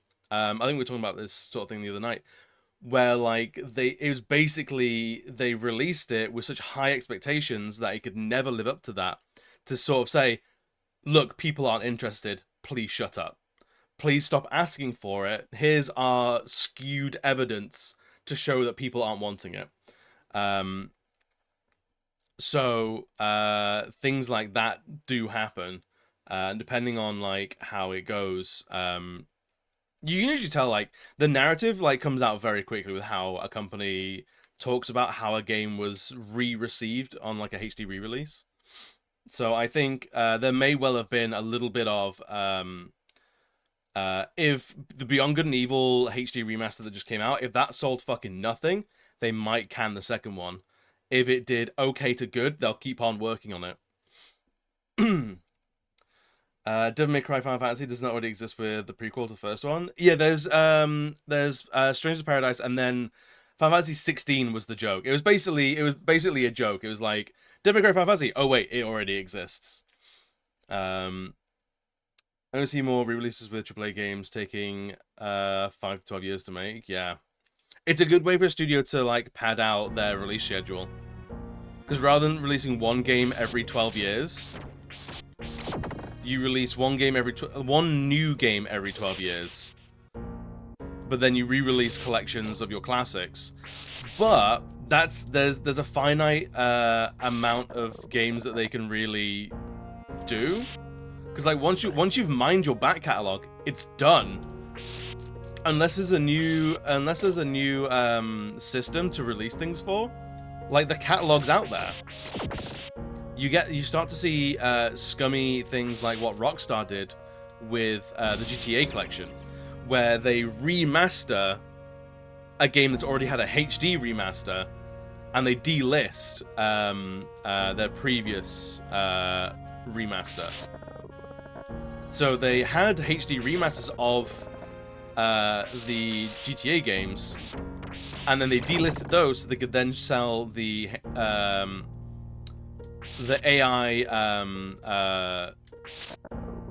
AI restored ones, basically, which were dog shit garbage and shouldn't be bought. So I think you see a lot of that.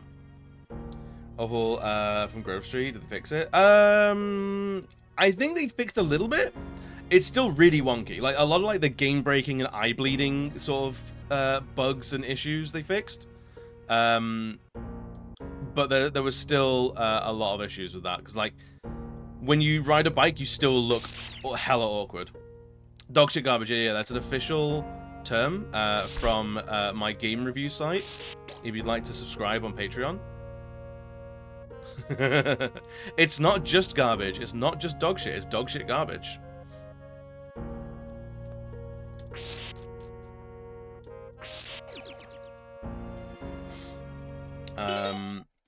I know it's early, but I'm gonna cave. I gotta make coffee. Ruben, I'm so sad. I'm so sorry that's happening to you.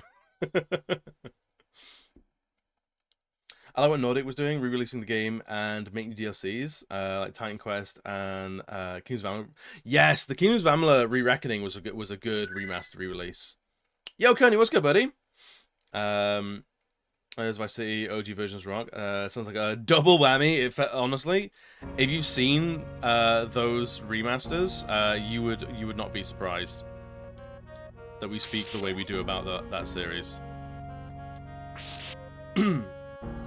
Yeah, Fates 1 DLC, or... Yeah, I think so. Did you have the chance? No, Coney. No, when would I have done that?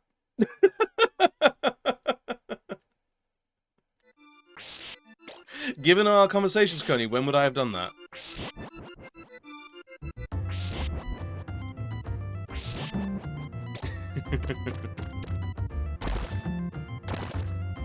Times Quest I've actually got Atlantis DLC and 2. Really? Hell yeah. 2 DLCs is a lot.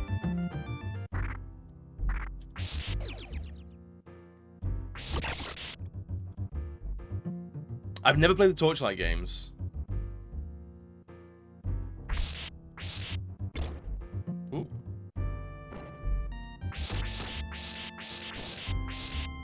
Come on, okay.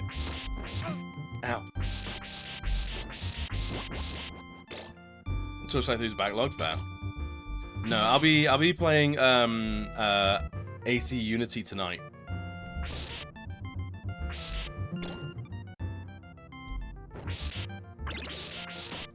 It looks like it's not terribly long to get to. Assassin's Creed Unity. There's some multiplayer trophies that might be getting hard to get.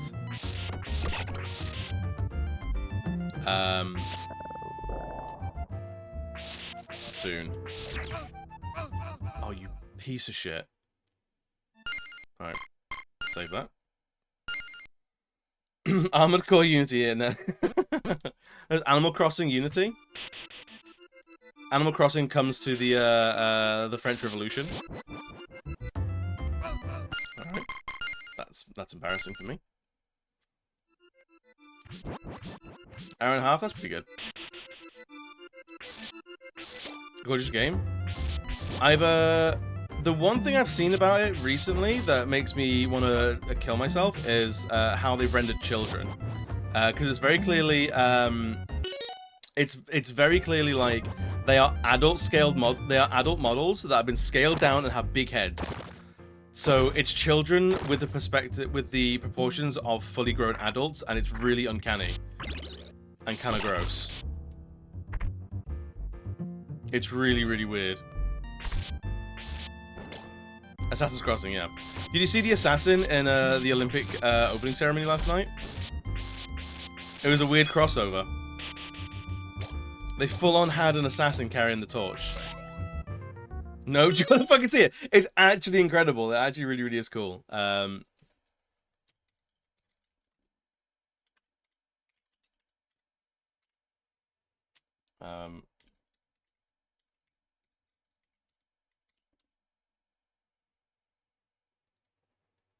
Yeah, here it is. Oh, what? Not in my country? Fuck off then.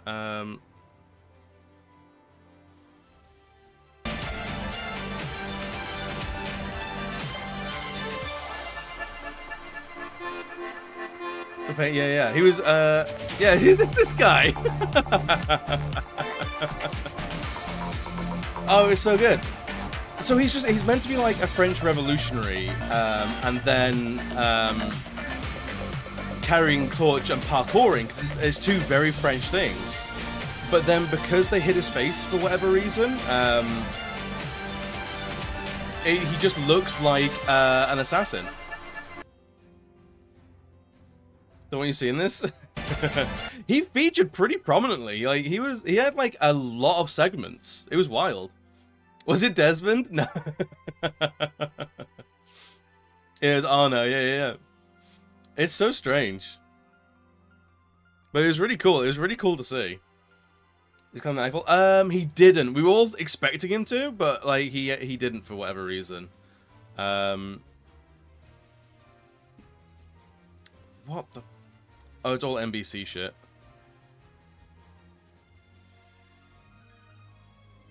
Are there any videos I can actually watch? Oh,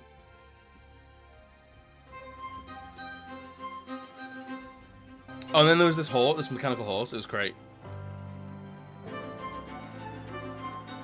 I want to see the actual horse.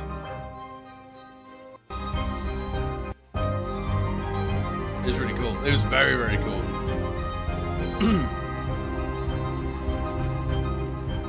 I thought the Eiffel into hay, yeah.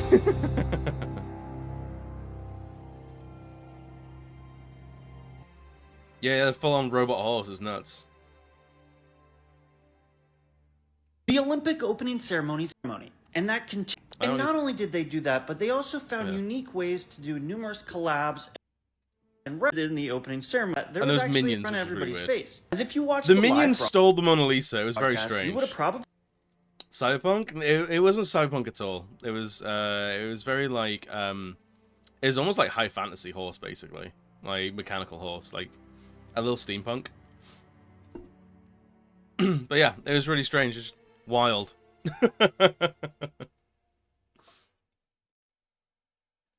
So it's now for our section brought to us by Assassin's Creed. I mean, like, Ubisoft is a French company, so like even that was like, okay, that's still French as fuck.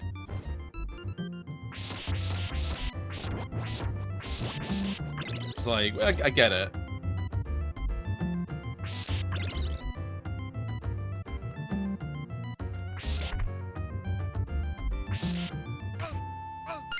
Okay, that's embarrassing. But yeah, it was it was very funny. Like, why they decided on that, I don't know. Can't tell you.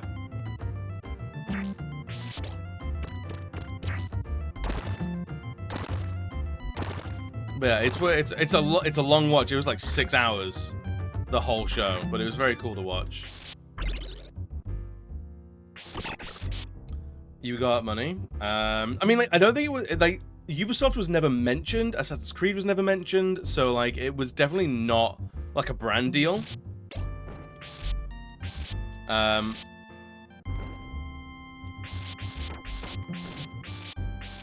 It just looked like it.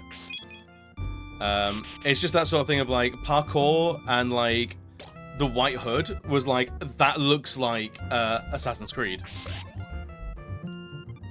Is all it is. But it wasn't like an official like collab.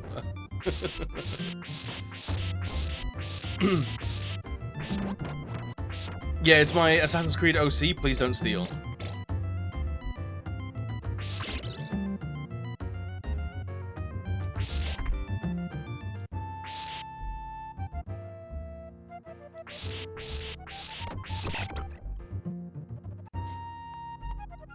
Ezio rocked. Ezio was cool.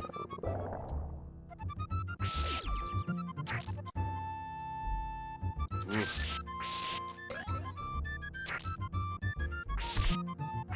I'm liking the jazziness of this. Are you kidding me?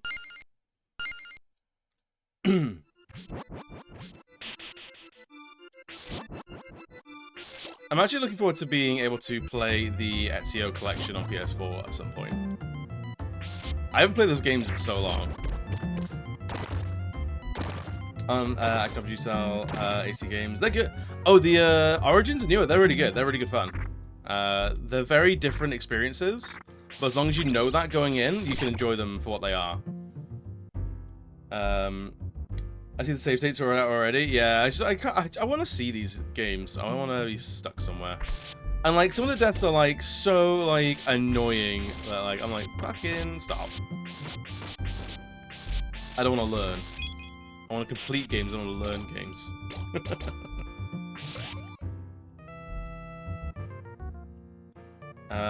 Looks like Warriors Creed, not Assassin's Creed. Yeah.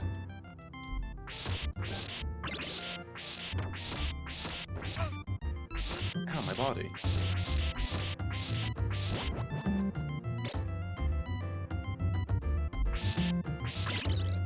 Yeah, this area is getting a little hairy.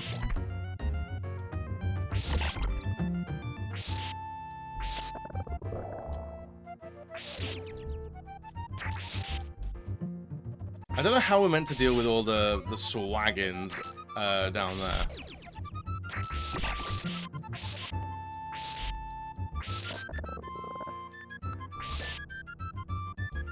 Oof. The cafe, the smooth cafe jazz is an interesting thing for this. Bilbo Swaggin's gonna mess up my day. Not that fucking Swaggin's fucking short ass hobbit bastard, man.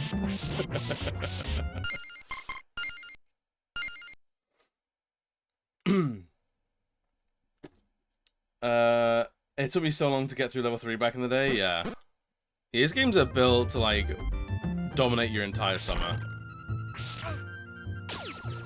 Wait, what the fuck was that? What happened there?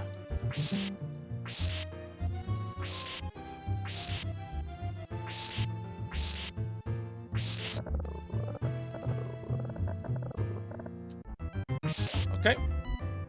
We're learning, we're becoming more mobile. Yeah. Whoa, whoa. Whoa. Steady on, love. Is there anything up here that we can get? Nah, nothing up here. I said horror with a farming sim, but to be honest, it's been done already. Apparently there's an indie game that does... Really, there's a horror farming sim. Do you know what it's called? That sounds hilarious.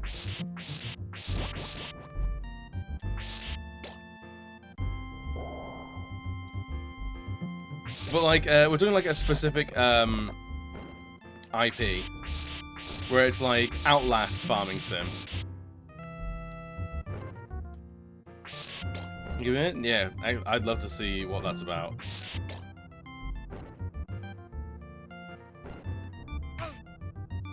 Fucking words.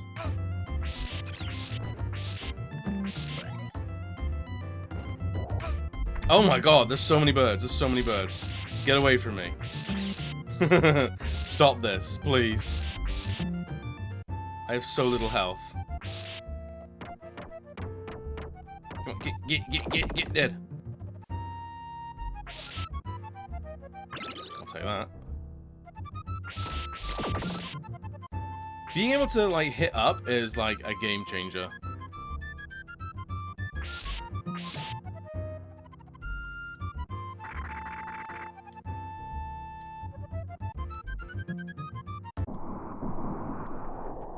Wait, boss time?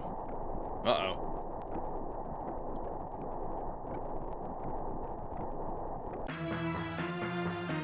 What the shit?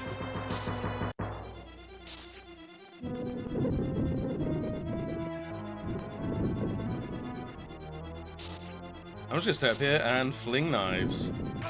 Ow, my body.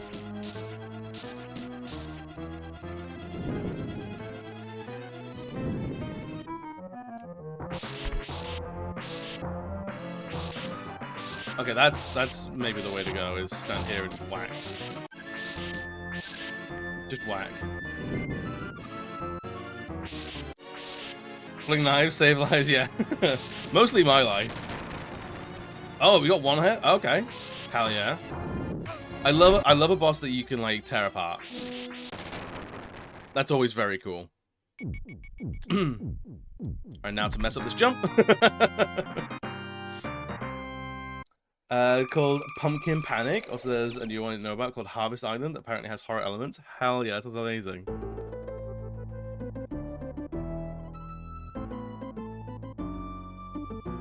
How many stages are there in this game? Because what is that?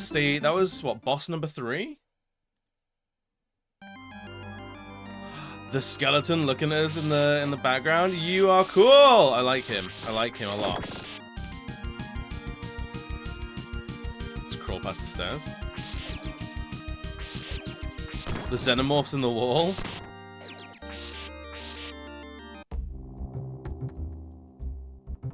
Look at the little that's cool, man.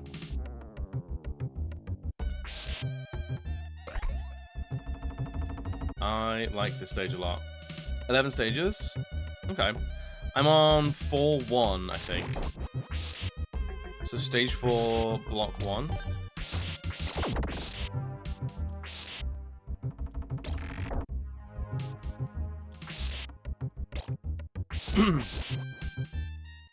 For some Games Fest is Stardew, but you harvest crops and other villages' organs. Grave seasons. That's cool.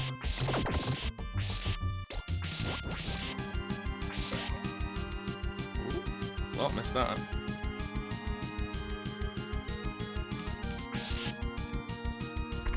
Oof.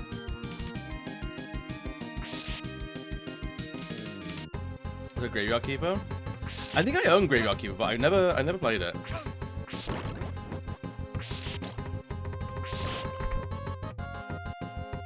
Look at this little guy, yeah. Shit.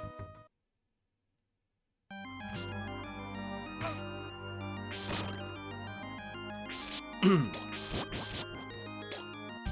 were in the backlog? Yeah. I think I picked up on a sale somewhere, and I just never actually played it.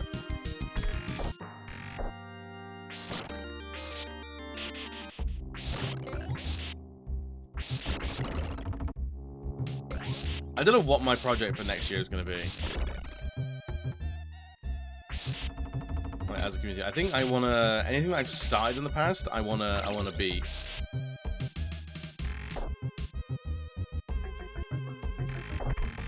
Shit! Oh, that's mean. That's mean.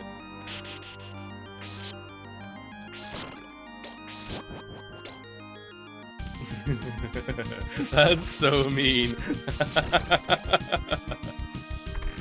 No! Okay, we might be dying here a lot.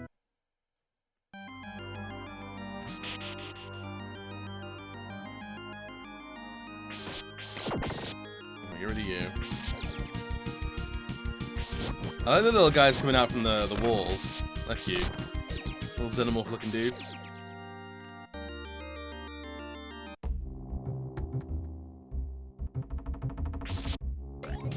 The music in this area has a really hard loop. It's not great.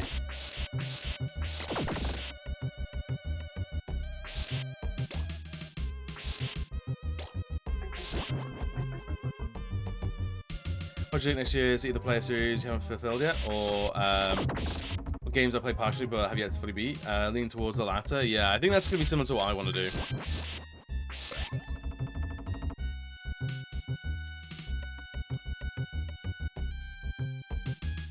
I think next year I want to really push, rather than playing new games, completing the old games that I own and have played before.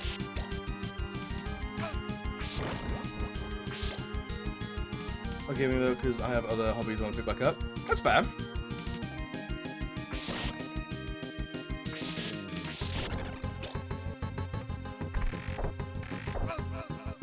These these little things, these little turny boys.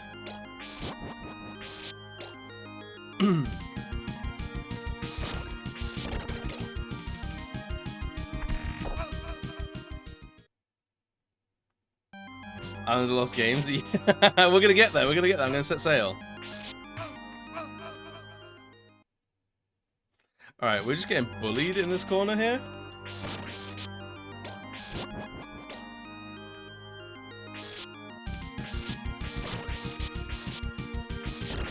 There we go. How do we deal?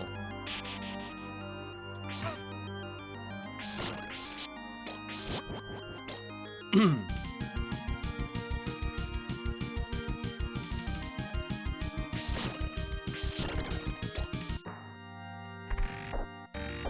there we go.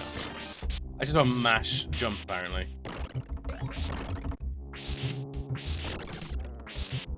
Even though I know we're on our last life now.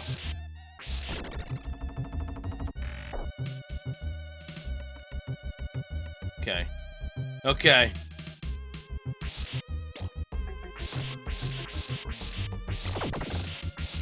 Can we break these? No, okay. Ooh.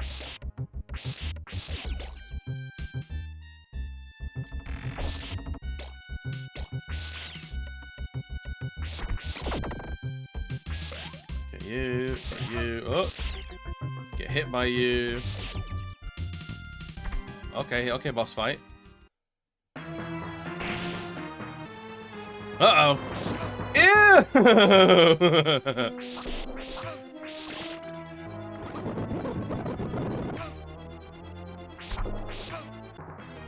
Oh. Okay. And this project question, in a minute, getting constant turf spam, ad spam again. I'm recording every single one. Wait, what? Oh shit! It's ads. Oh shit. Sorry. Again, I should be getting a notification that ads are playing, but I'm not. Violet, welcome, buddy. What's up with the look? See that you're playing my favorite in the series. Really? Hell yeah! I'm enjoying this one. This one's really good fun. I do like this one a lot. I'm so sorry that everyone's stuck behind turf ads. It's one of my biggest problems with ads in general on Twitch is that you can't filter what ads show on your channel.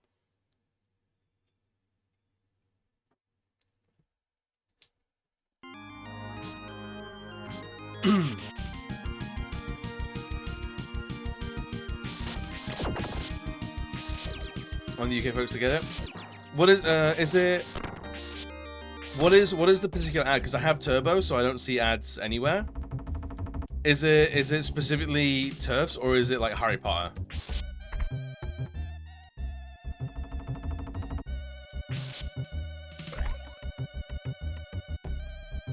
Because if it's like if it's anything like adverts for like oh it's Harry Potter shit, okay.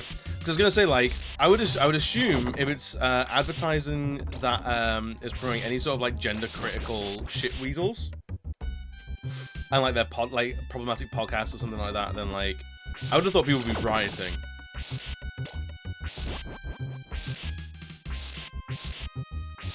Look at that. Okay, good.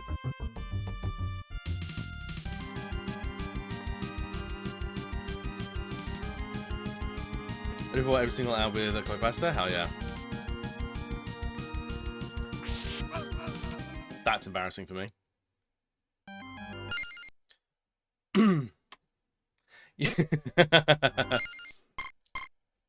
Look, man, my words are one of the hardest things I have to string together.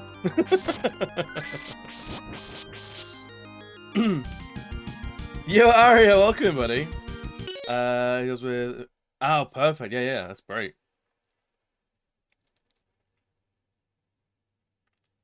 Should I get all these down? You're free to use them. I don't like claim any copyright on them.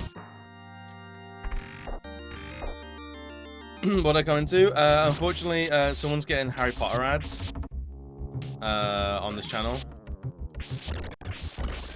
and someone who is beyond passionate to keep the trans community within the queer community and at the forefront of conversation.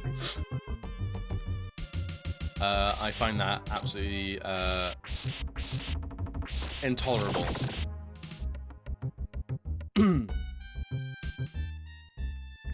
Let's find the good fight in your soapbox. Yeah, we like our soapboxes around here. Can we get a shout out for Ari as well, please? I've been trying to shout people out more this morning. Ari was in our Sloth raid train, and he's still on Elden Ring. Where's some Halo? Hell yeah.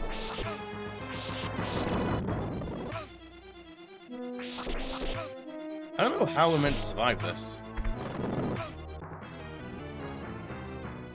How do we deal with all these fallen debris? All this falling debris?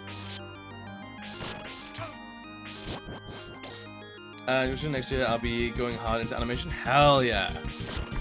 Animation is tough, but very rewarding.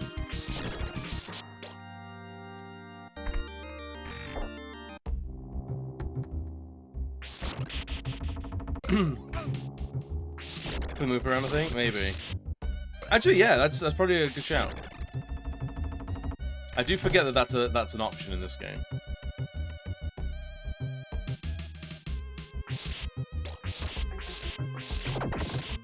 I really like these bone knights. They're cool. Yeah.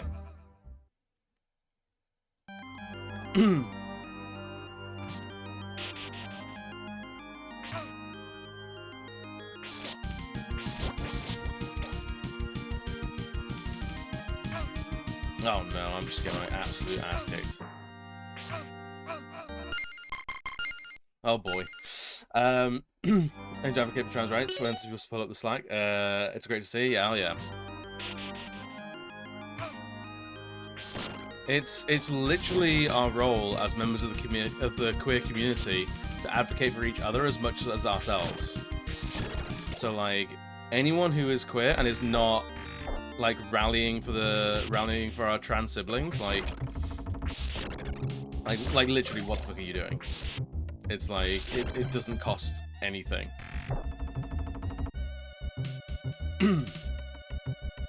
And I find it incredibly rewarding as well. Like the amount of friends I have on Twitch who are part of the trans community are some of the coolest people out there. So even in a very selfish way, it's very rewarding.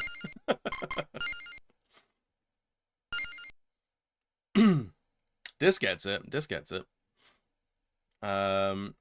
You've gone ahead by Giant Skull. Simon has. Simon's big into it.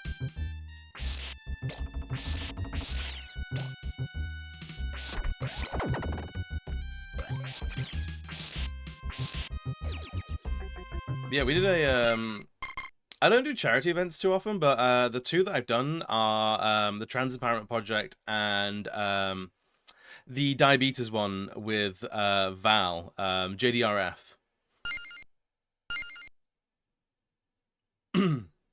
Trans women are hella cool. Violet. I know it's true, but you're biased. Alright, we're gonna... Oh. Nope, it doesn't help.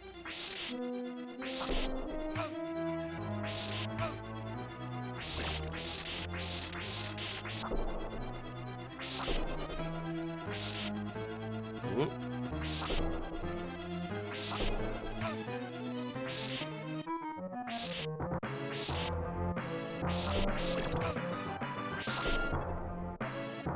Fucking hell. Oh, he's all like broken and stuff. Hell yeah. Oof.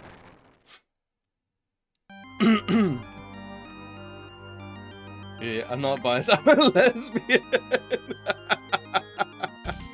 You got me there. You got me there. I try to be a little bit on Twitch. Very cool. Yeah. TD1. But yes, Darius research is great too. Yeah, absolutely. To be on the toxic and shit people too. As long as they're trans. Yeah, absolutely, absolutely. On top of that, I'm still trans people being revealed to be shit people, and then dickheads on the internet just immediately assume. Yeah, it's like people are looking for the excuse to validate their own bigotry.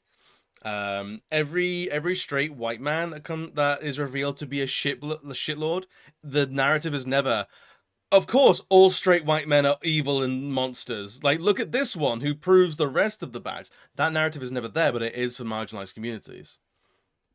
It's a very, very common tactic, and it's exhausting. Yeah, it's a straw man. Yeah, yeah. Separate the dickhead from the trans. Yes.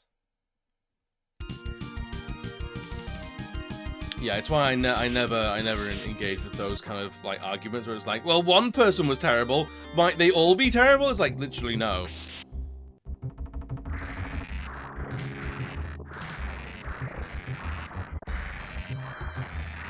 Oop. Okay, this is a little bit mind bending.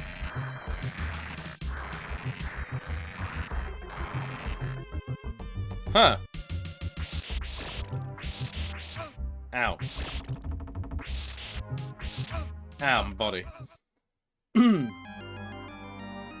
apology of thought is tactic for literally every argument these days. It's very frustrating, yeah. I mean, like, the good, like, the real hack is, like, just give a shit about people. And, like, if you have that at the core, like, a lot of it just gets very easy to argue, you know?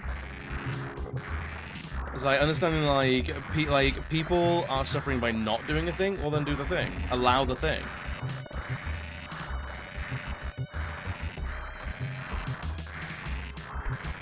Oops.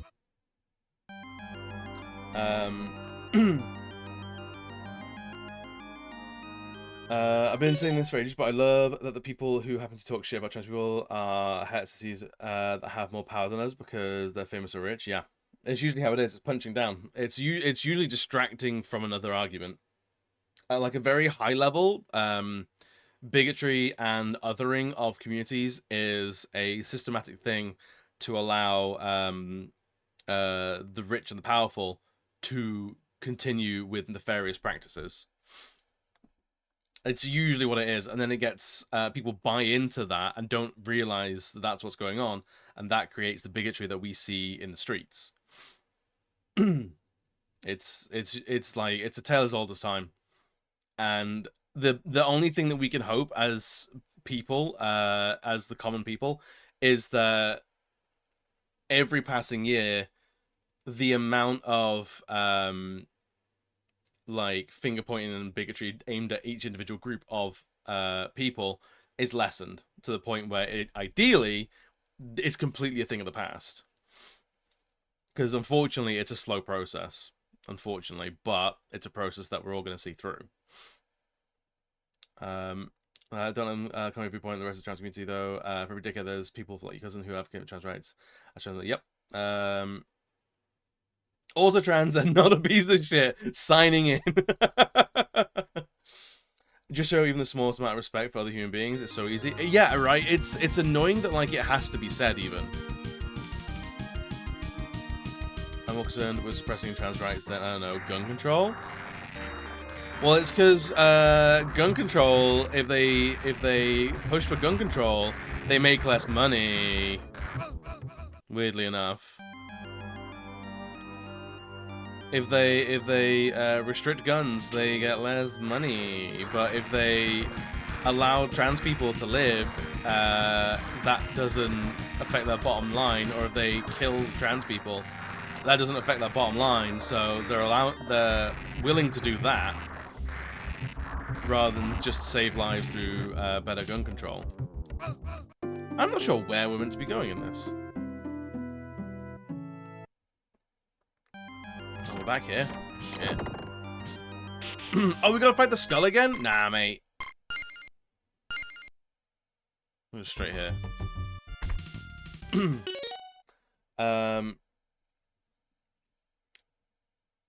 It's incredibly heinous that there are laws being made, hate being spread, leaders discriminating that aren't even trans. They know nothing about our lives and struggles. Yeah, it's you see it in British politics as well. Is the huge topic that everyone was talking about for politics was trans people, and it's like the trans issue is super easy to solve. Allow it. But no, they want to harp on that rather than talk about how they're gutting the NHS, how they're burning every bridge to every foreign nation, how they're pushing the cost of living up, how they're squeezing the public to line their own pockets. They don't want to talk about that. They don't want to talk about any of that. They want to talk about how we really need to discuss about trans people in sports. This is the only issue that we have in politics at the moment. It's like, no, the fuck it is not. No, the fuck it ain't. And it's not that, it's usually immigration. And how about it? Now I have to jump through even more loopholes to get my medicine, despite the fact that done this like 6-7 years ago. The regulations on HRT changed last month. It means I'm going to wait longer for medication I'm already late on getting. It's disgusting. It's absolutely disgusting. Transreal consumers are just like anyone else. It literally makes no sense, as existing actually makes them money. Yeah. Wait, trans issue? What issue? Just let them live their lives? Exactly. It's like there is no issue. The issue is it's being made into an issue. A still a strong argument. Exactly. It's a distraction. There is no issue. It's an anti-is that. Yeah.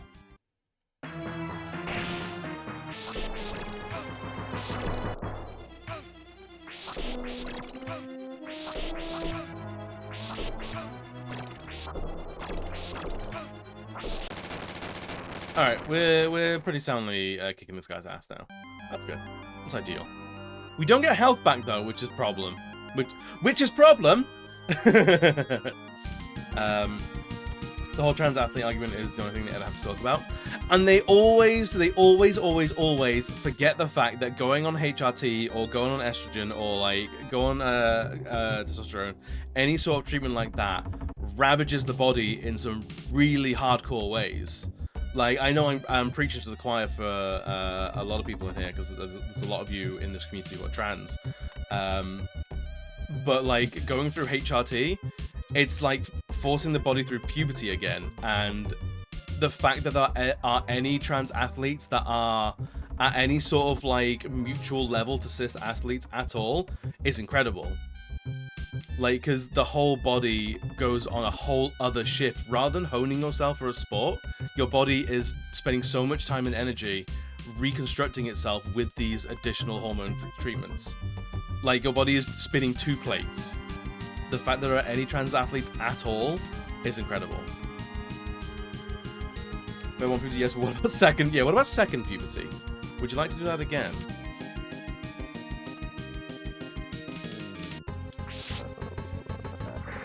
So like it's only the trans athlete like argument is only an argument if you don't know what you're talking about.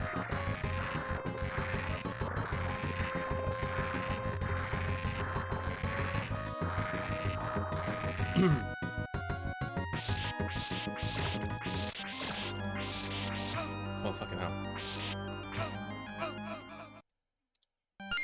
Let's save here. I'm so proud of anyone who goes through that for the mental and emotional health. Yeah.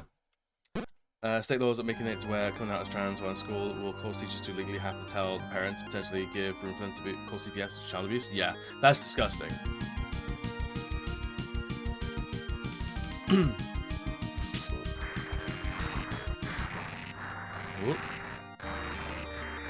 Oh, there's a fancy you in a Castlevania. She's back, baby. She's back.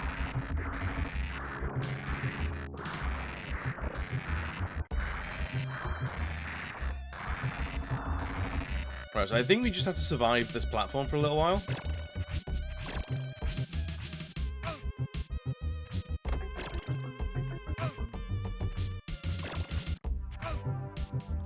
It's difficult.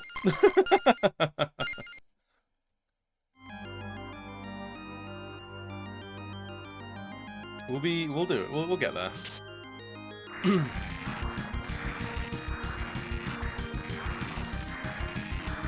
But yeah, the issues aren't actually issues, and it's a great way of like seeing where people sit is how they how people understand issues like this, or like how politicians talk.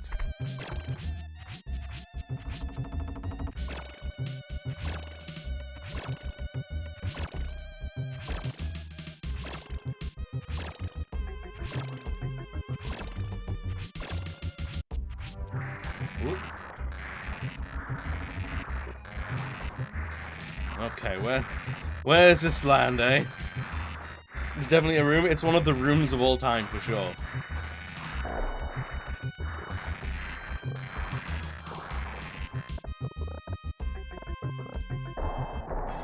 What?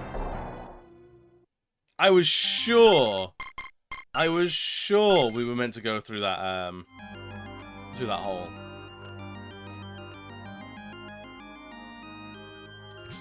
Okay, so maybe not then. Maybe we don't. Or maybe it has to go through another rotation.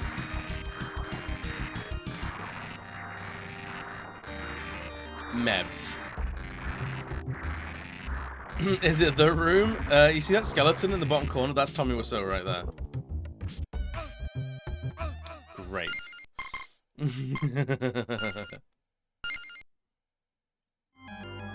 Wrong hole? Was it? I hadn't noticed. There's no video game feedback to tell me that it's the wrong or right hole. Other than dying. Maybe this is just the bad end.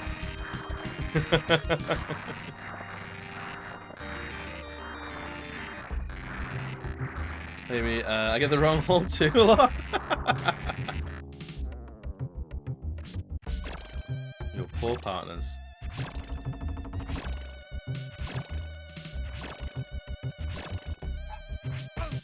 Ow, bastards. Whoop. There we go, okay. Whoop. I also noticed there's a platform on the far left as well. So we'll see if that means anything.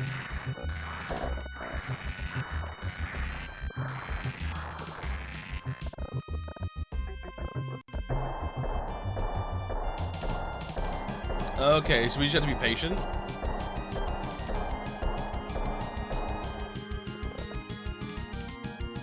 There we go. We did it, friends. We're not that dumb anymore. Oh my god. Oh, this is cool.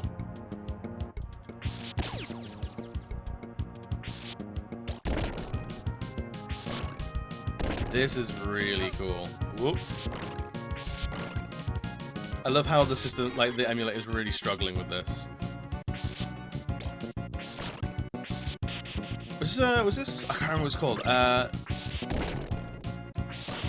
There was a name for this. Was it Mode 7?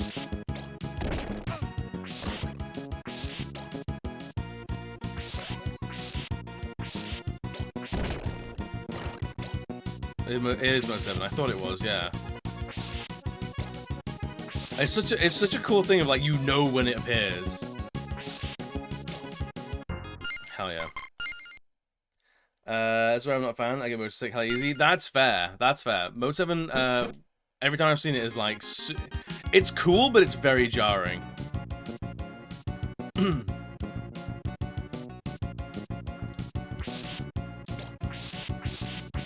we're not doing that bad apparently.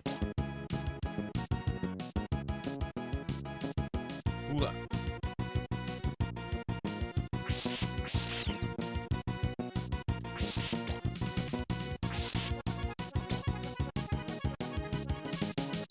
Okay, this is a wild area.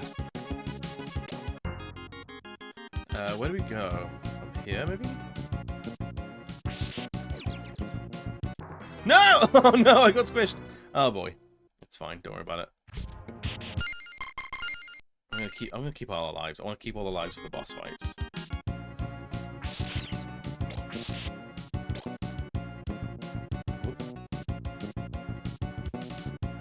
The bat doesn't go that far down. Turns out, Simon Belmont not a fan of throwing it back like that.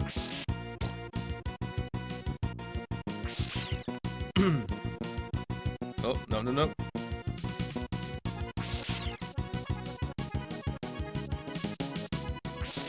I'm not sure about this track either. This song seems a little iffy to me. It has a couple of breakdowns where I'm like, I'm not sure how I feel about all of this. I was only talking about what to do next year, and I have an idea for yourself. Ooh, dish. Dish.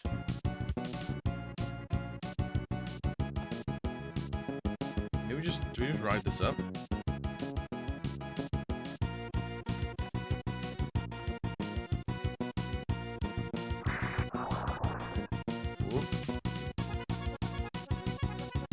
Next year I'm going to specifically only play games that I've never beaten before. No repeats. Oh, just new experiences? Interesting. Hell yeah. Ooh.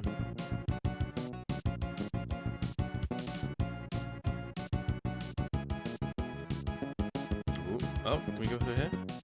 Yeah, interesting. Is this just like a safe area for us?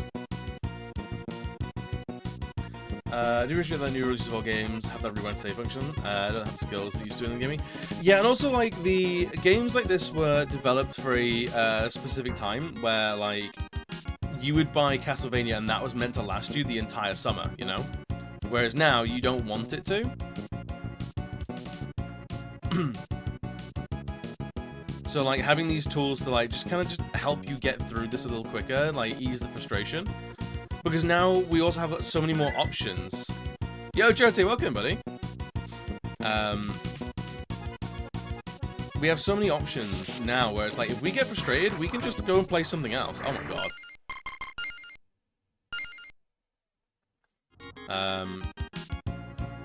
So games have to be sort of very careful. And that's kind of the thing with the Dark Souls games is they're hard and frustrating, sure.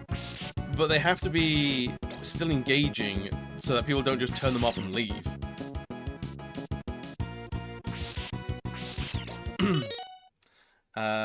Jojo, I hope your weekend's going well, friend. I've been grinding on the First Ascent and a free-to-play MMO that's kind of cross between Destiny and Warframe. Yes, I've seen a little bit of First Ascent. It looks like it's got a lot of fan service, a lot of breasted boobly in it. How are you liking it? I also think older SNES and SNES games were made hard, which was more of a hardcore audience back then. Souls games are made for hardcore players mostly.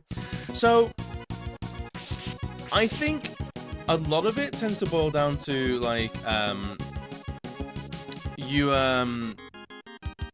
the amount of games you would own or have on the go at any one time. Like, game releases were so few and far between that they couldn't have much data on to keep, like, they didn't have, if you were burning through content, like, a level an hour, like we were, like, these games would last 4 to 5 hours. They needed to last much longer, so they would do that by inflating the difficulty.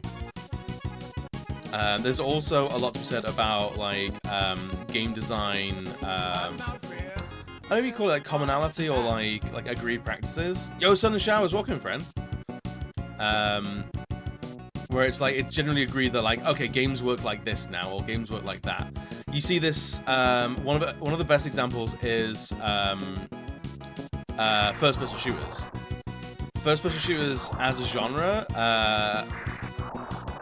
it was like a wild west for like a long time, and then over time, different developers agreed, okay, this is how the controls will work. This is how the expectations of, like, the genre, and then that's where you start to see a lot of these games sort of figuring shit out, and that can only be done over time, and that time hadn't passed when these games came out.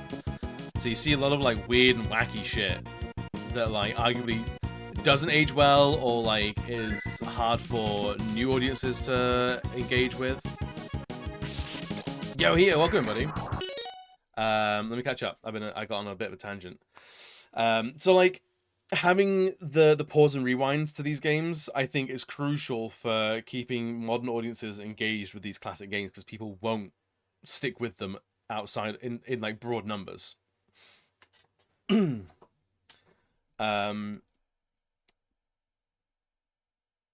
Souls games are made for hardcore players mostly. I think mostly, but they are trying to make them more accessible. I think Elden Ring's a great example of Souls games becoming more accessible.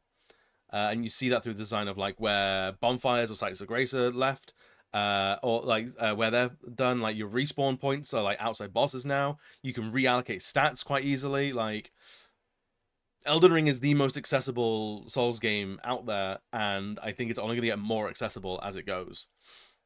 Giving us explosives PS2 and Xbox era, and even more so now. They cater to bigger audiences often purposely, and they want you to buy sequels too. Yeah, absolutely. There's a joke about the ultimate versions of characters in TFD. Don't like to wear clothes. Yeah. So they often make games a lot easier and also make multiple difficulties purposely. Yes, I'm a big fan of like customizable difficulty. It's also a big conversation about accessibility in games as well. Actual news articles and scandal of the Sonic games being beaten in 4 hours on release. It was a topic, yeah. Open world Skyrim design, MMO design, and our Ubisoft design is a big thing, for better and for worse. Yeah. Save it anywhere or rewind is great for these classics, and quality of life stuff like Final Fantasy Pixel remasters, adding maps, speed. Yes, absolutely.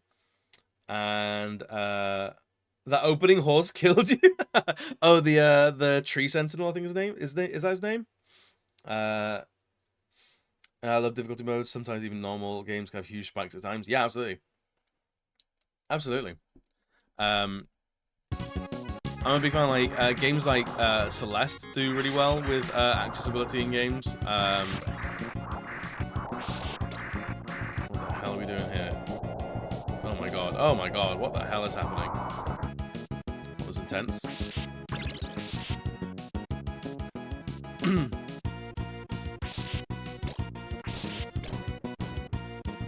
What Alcat did with Kimiko? What did they do? I'm not too familiar with the game, so if you want to let me know what they did, I'm willing to. I want to learn. Give sliders and stuff, more damage. Oh, cool! Hell yeah! Like, I don't mind gating content behind difficulty, but like making the entire game as a whole difficult to play, like, can be really alienating. And like, even as like a company, it makes sense.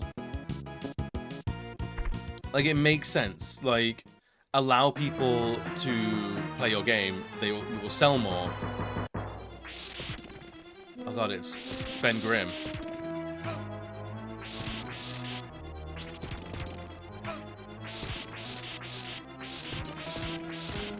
We just gotta out-damage him. It's just a DPS check.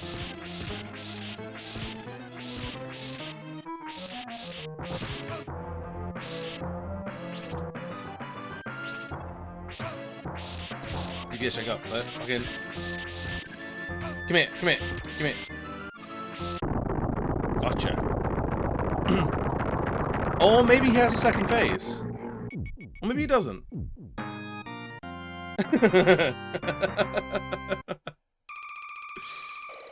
Teasing the second phase, I see it.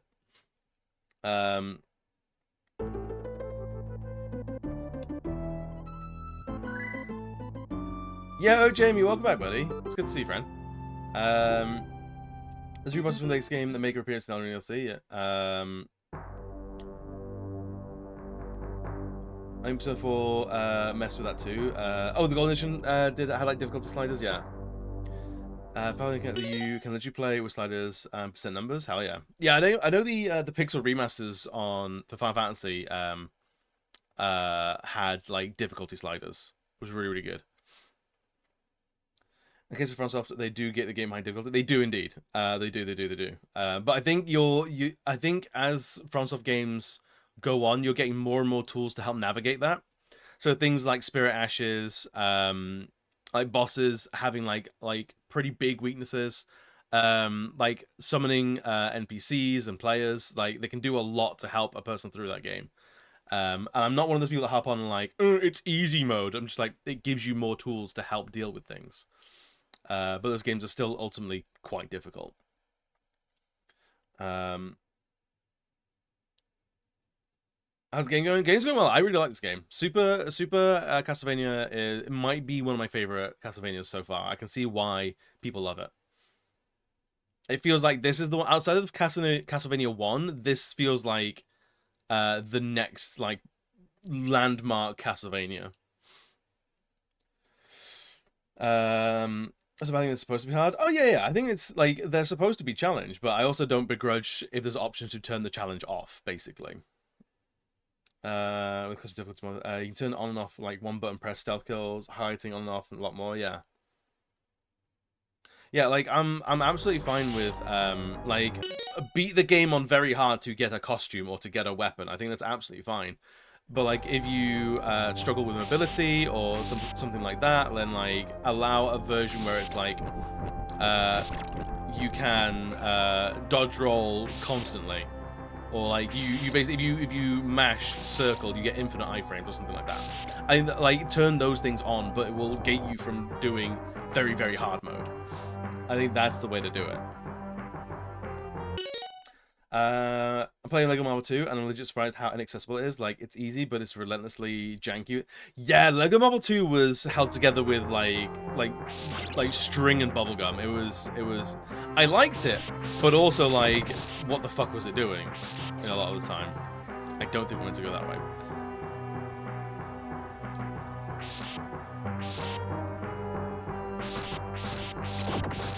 You.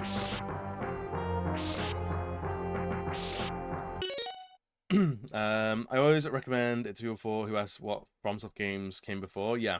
I think Elden Ring is a really good entry point to FromSoft games.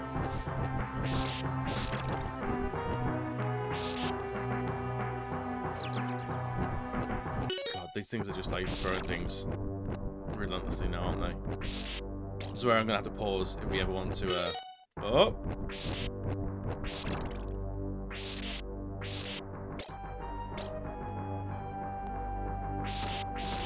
Yeah, this level's interesting looking.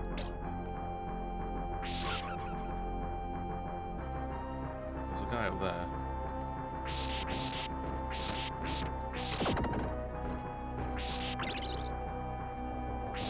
Can I hit you? I can't. Go. Just dangle that over.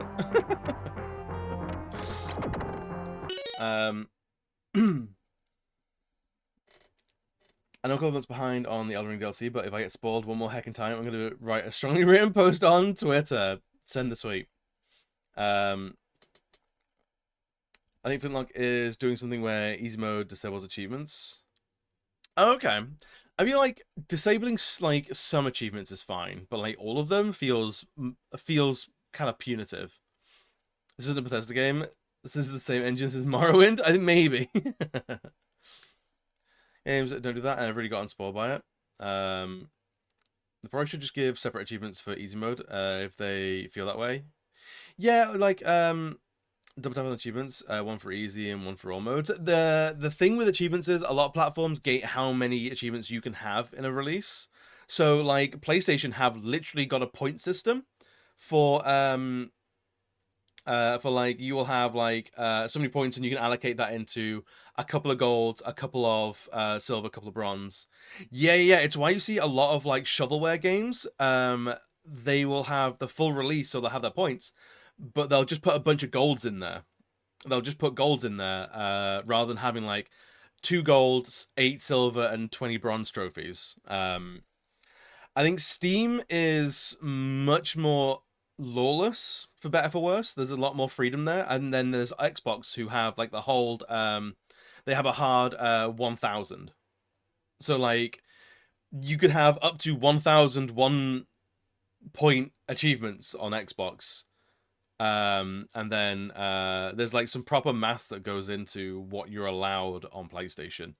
And even then, PlayStation will say sometimes like, oh, you're not a full game, you don't get a platinum trophy, and you only get so many points to spend on what trophies you want to have for your game.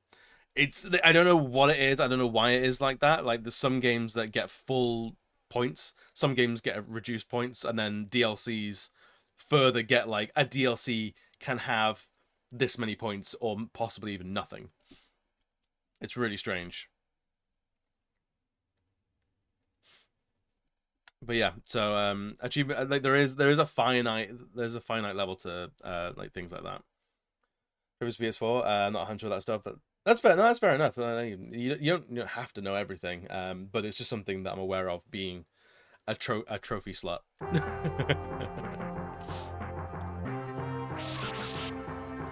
So yeah, there's like in-game trophies, like go nuts. Like, you can do whatever you want.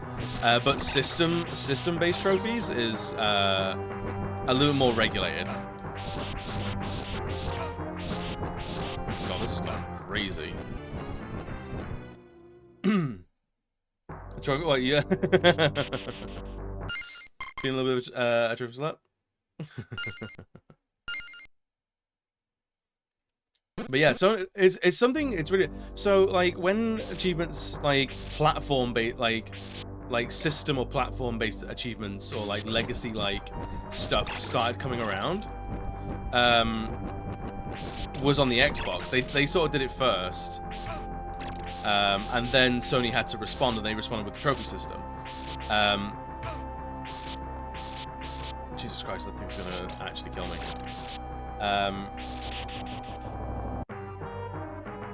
So some breakfast in the game. What are you having breakfast before you go? It's important that I know, because it depends if I want to come over and have some as well. Well, PC, yeah, Steam was doing its own kind of thing, and then like Good Old Games got on it as well, and then there's I think Games Windows Live was in association with Xbox achievements. And then you get things like Good Old Games, and even there's like there's retro achievements now as well. So that there's like it's in a whole like fan-made thing where you can log your achievements, which is really cool. Peach Cobbler Pop Tart. All right, sounds good. I'm on my way.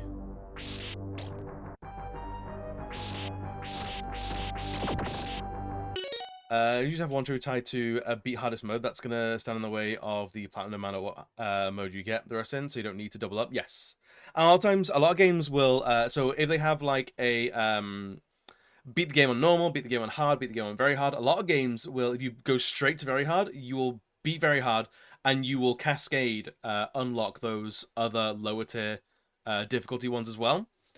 Some games don't, some games do. It's game by game basis. So like with The Witcher 3, I think there's an achievement for beating it on Deathmarch, and you beat it on Deathmarch, you get the other beat the game achievements as well, or trophies, whatever you're playing on.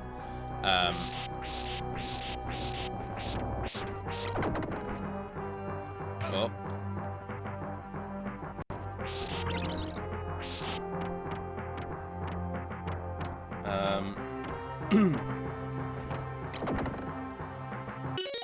I think of Epic, I don't think their store game client and whatnot. That's fair. I think Epic have good and bad things to them. I don't think they're not squeaky clean, but they're also not the worst thing in the world.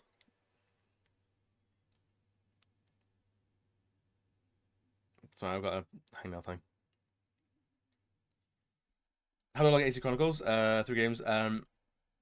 It's 3 games. AC Chronicles is 3 games because you can buy Assassin's Creed China, Russia, and India separately. Chronicles is a collection of all 3, so you log them as 3 separate games. You like Epic's freebies weekly, and some games that Epic have no DRM, unlike Steam. You just gotta follow PC Gaming Wiki. That's fair. A Brutal Legend have the same difficulty like unlocks. That's cool.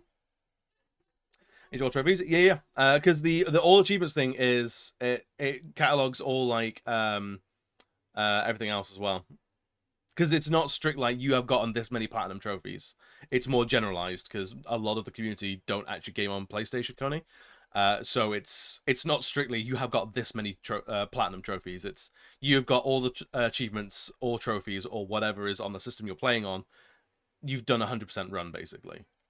Even with old games, it's even allowable with old games that might not have trophy or achievement support. If you do everything, if you beat every mini quest, if you get every piece of equipment or unlock everything, you can still claim, yeah, I did everything. I did 100%.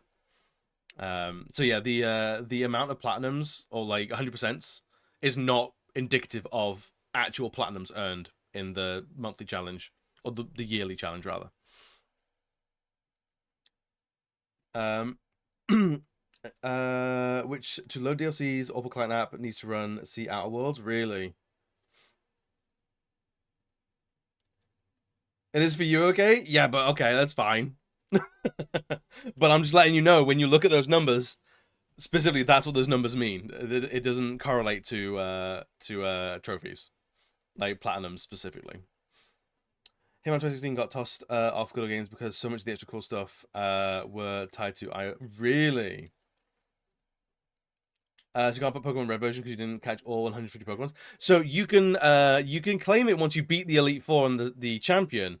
You can claim the 100% once you complete the Pokedex. That's a very actually, Gab, you're being a cheeky chappy, but it's a very good example.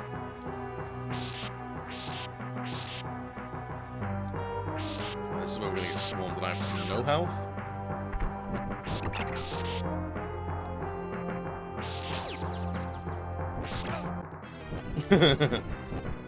Alright.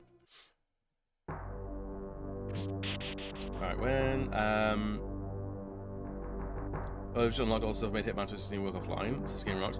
Yeah, it's strange that like when a developer like washes their hands of a game, they don't do things like that more often. Where it's like, okay, yeah, we're not going to support this anymore. Here, like, make everything available offline. I think some companies do. Like, I think the really bad Marvel Avengers live service game, when that went offline, they made a lot of stuff like self-automate. So they all sort of work even though the servers aren't on anymore.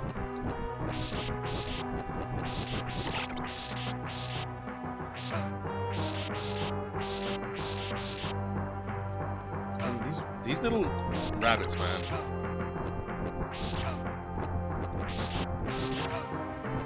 This is a lot. I think Riffle and Backflow did it too. Made a lot of extra stuff work offline progression campaigns. That's good. That's good. That's great for longevity as well, honestly. Like this level's a bit much, guys. The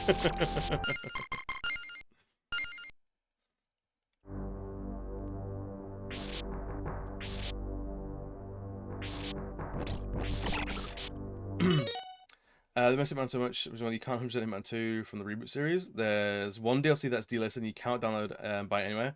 Even if you have the physical copy of Hitman Gold. It really.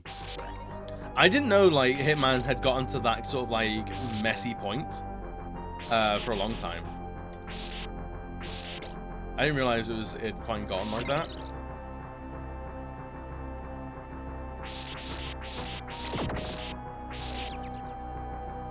But that's really frustrating.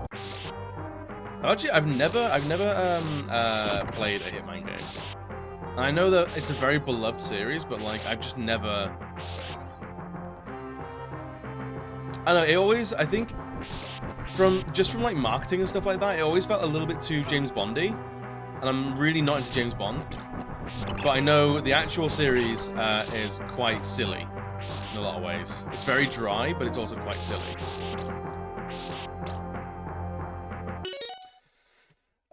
But like growing up, I would only see like I'm Agent 47, I'm really good at killing and spy shit, and like it kind of felt very dry, and I didn't know it was wacky. And special trophies tied to trophies when servers get pulled, yeah. Oh, absolutely mystery. Like in like the trophy hunting and achievement hunting community, like it's a big point of contention is when games go offline and they become unobtainable. It's a huge thing. Looking for a person who has bought the DLC when it's available to lend the account. Yeah. Hitman series, been fan since Hitman 2. There's a whole world of assassination stuff where you can play levels from Hitman 1 and 2 on Hitman 3. It does not give trophies for second game. It's a really... you can dress in the chicken outfit. Yeah, that's the kind of silliness that I've missed on that series. Trademan can't cope with player choice or stealth, so it was very befuddling. Yeah, it feels kind of like you're dumped in a playground. It's like, go explore. It's like, I need more direction. Who's that? I've never played either. I've never played Hitman. I don't plan to. Yeah. Yeah, there's a lot. I mean, like, there's just a lot of games out there. Like, to try and play everything is a huge ask. I think it's okay to have not played literally everything. We should normalize it more. Like, I've never played a game from this series, and that's okay.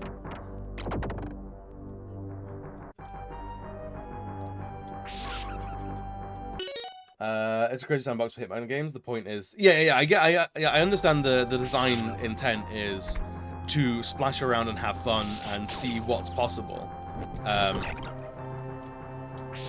It's just very, very intimidating.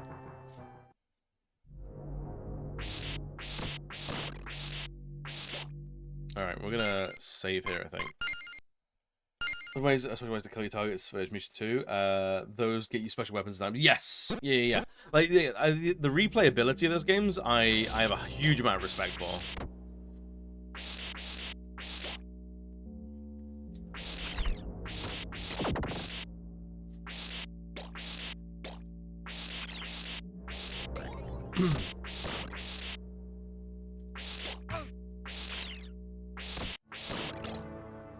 Shoot your way out some Hitmans. Yeah, no, I know about, like, now I know about Hitman. I know what it's about and what it is trying to provide.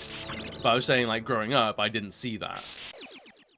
It's like you can perfect stealth your way through. You can guns blazing most things. You can get some pretty crazy shenanigans. Like, I've seen a bunch of people playing them now.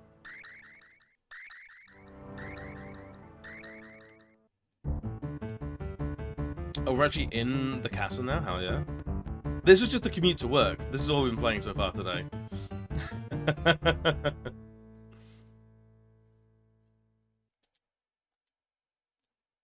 Not so much. Not a great... Oh god, straight away with the dogs? Wow. This is now Castlevania Mario Party, yeah, pretty much. Oh, is that dog immortal? Oh my god.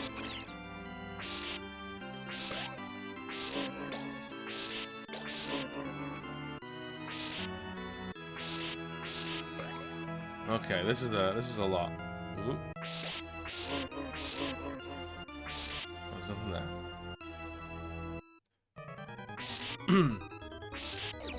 there. The game has definitely ramped up. Oh, these guys are back? These shitlords?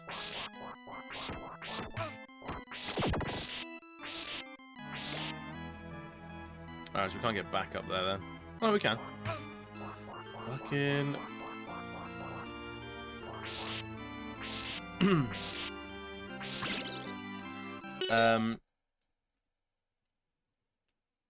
a shooter kill in new Hitman games. Like Dishonored. I like Dishonored. Probably, man. Oh, no doubt. Like I probably, if I tried them, I probably would get on with the Hitman series. It's just, it's the list of things is so fucking big to play that I'm like sort of like super spy stuff, like Jason Bourne stuff, and like James Bond sort of stuff. Like it's a genre and a scene that I'm not super into. So like the drive to play it is not really there. Like I think I own most of the Hitman games through PS Plus and things like that. So like I have access to them, but the actual drive to play them is just it's not super there. Oh god, what the hell's going on here? Okay. Fucking hell. Sniper Elite from yeah, I've tried the Sniper Elite games. I don't care for them.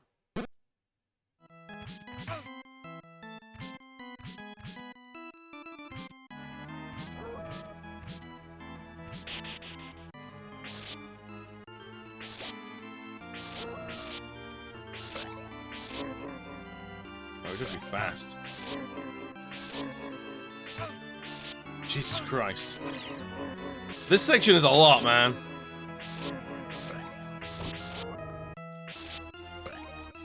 And already we have, like, no health. I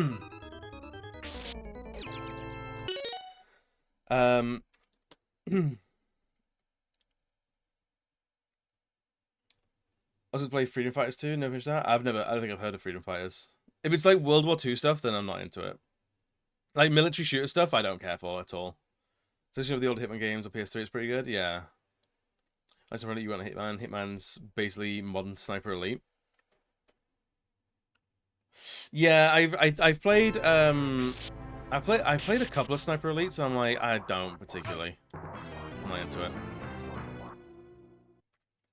Well, it was Hitman with Mega Man. Now sign me up.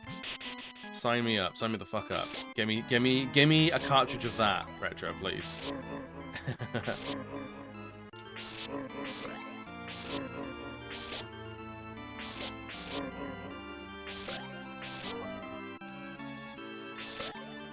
I demand.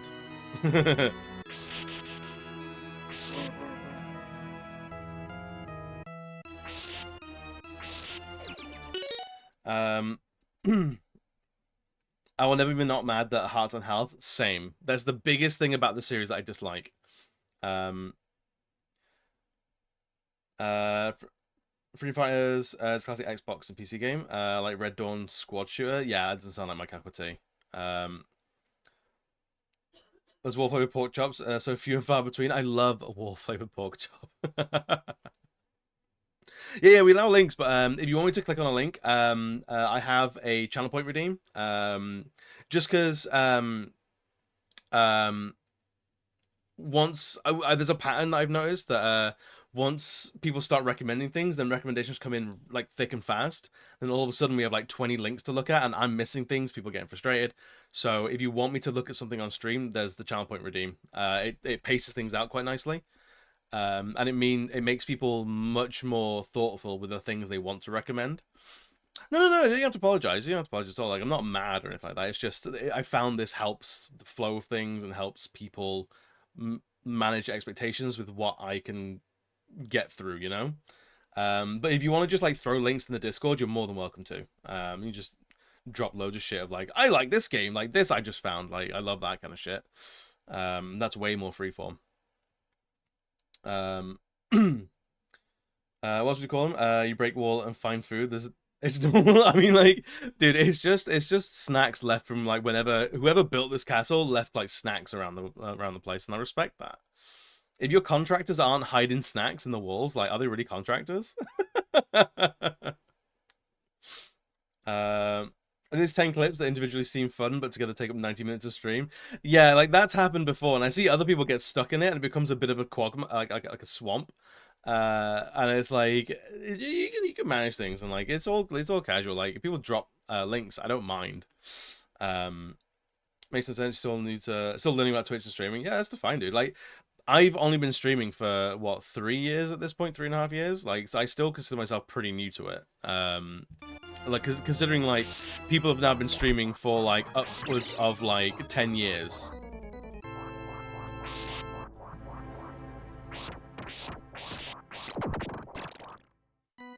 So like, yeah, I never begrudge anyone for not knowing a thing. I think it's absurd when people do.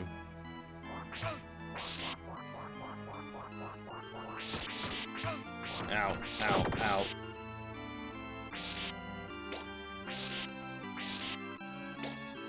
Oh, more of these guys. Streaming is an endurance. Also hard to come back after you take a break, even when said break is well deserved. Yes, streaming is a huge energy output. It can be a lot of fun. It can be a lot of fun, but if you fall into the wrong headspace, it can also be the worst thing in the world. It can be really hard if you're not contextualizing things in a healthy way. I would always recommend like giving it a go. If it seems like something you wanna try, I would always recommend giving it a go. I was streaming the day where the streamer was asking with much embarrassment what cheering and hype trains were, and I was just like, it's so much cooler to not find out. Yeah, like, you don't need to, like, it could be a big source of stress. Like, streaming is oh, god damn it. Streaming is a massive hobby that is in a rush to monetize itself in potentially very unhealthy ways.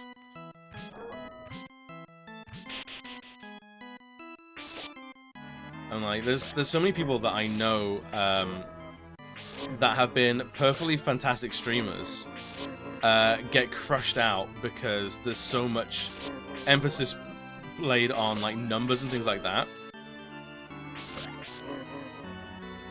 That it destroys a lot of enthusiasm. Okay, so we got through that with one hit. That's not too bad.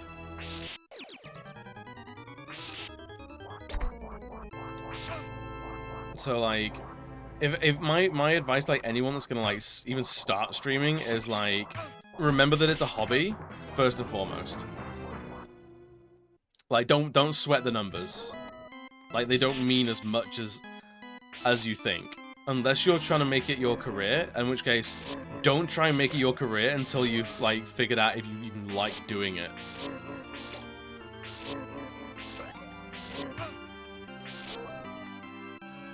It's like picking up a guitar day one and going like, I'm gonna be a rock star. It's like, buddy, you don't know what a chord is yet. Like, I respect that, like, everyone's got dreams and things like that, but, like, don't make that your objective before you've even done it. God. I'm just getting real stupid now.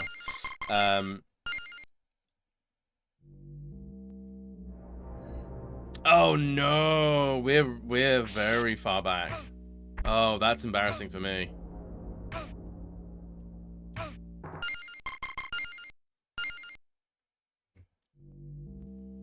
I forgot where we left our save state.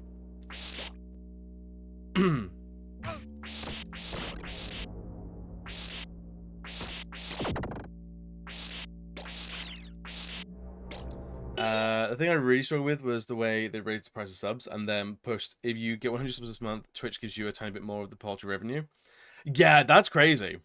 I'll bring in thinking of how that twists the communities. Yeah. Yeah, it's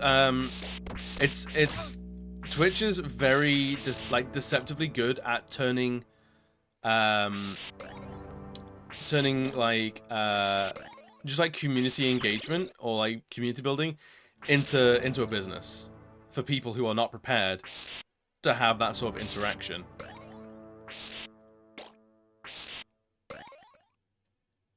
It's really tough.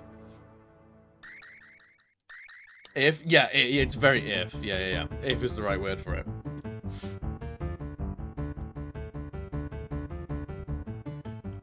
Yeah, I've known so many people who are like, I like streaming, but it's not paying my bills. It's like, motherfucker, you have 10 followers. Like, it was never gonna pay your bills. Okay, was that under that ad break that I did not get notified of? Interesting. Okay, I'm gonna have to figure that out. I'm so sorry that you guys are getting locked out.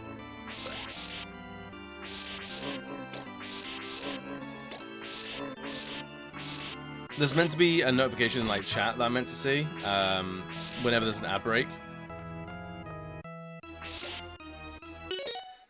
The bonus, if you get fleecing your community, is the minimum of what Twitch should be giving anyway. Yeah, it's horrendous. It's why I don't count. I don't count my bits. I don't count my subs. If I'm fortunate enough, every month there's a little chunk of money that's like dumped into my PayPal account, and I'm thankful for that. But I have no expectations that I will be getting that every month. That money goes straight back into buying more video games or buying like fun, cool things for the stream, or just more video games.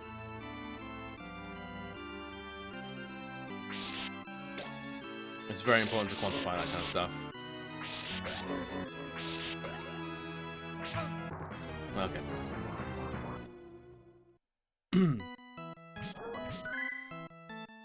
Yeah, Rachel, welcome. Is Twitch good for, say, an extra hustle side job? No. No, not at all. It's not even good as a full-time career. If you have the amount of people that would necessitate that, no. Because you are not selling a project. You're not selling a product. You're relying on the goodwill of people. And if the people that have been supporting you, if they run into financial difficulties, then you also run into financial difficulties. If they leave, if they just have different priorities in life, you are completely subservient to that. Streaming as the one and only earner, like one and only thing for your income, is do not do that. Do not do never do that. It's why you see so many like big streamers, they do so much other shit aside from streaming. Oh hi, thanks for It's because checking you in. cannot I'm still rely a piece on of that. garbage. Yeah, thank you for the gamer check. The only time that you could ever really feasibly rely on streaming as your main income and your only income is if you have like a regular viewership of like 10,000 to 50,000 people. Because then you do not need to worry, are these people giving me subs? Are they giving me bits? Are they is the ad revenue like paying? Like because I'll tell you right now, it's fucking not. Is it called just do for fun? Yeah. I love it. This is 100% like a hobby for me. Like I work part-time in an office and part-time as an illustrator. Like this is not my job. I don't know if there's ever a time where this will be my job. Like, that's not to say, if opportunity knocks, I think I'd probably take it, to be honest. But opportunity has to knock. Like, I have to change a lot of how I do things and how I consider streaming before I could ever really look at it as like, this could pay my bills. This could be when I fill out tax returns or whatever, what do I do for a living? Do I put streaming or like, you know, like content creator? Yeah, it's you, opportunity. Are you gonna pay my bills ready? Are you gonna subscribe at tier 3 and give me like 400 gift subs a month? Thank you. Love it if you did. Would love that if you do that for us, please and thank you. But yeah, streaming, even then, like, streaming isn't fun to everybody. I've seen plenty of people who try streaming and they just don't get on with it. And that's perfectly fine. It's like any other hobby or activity out there. Like, you might try something and you just don't get on with it.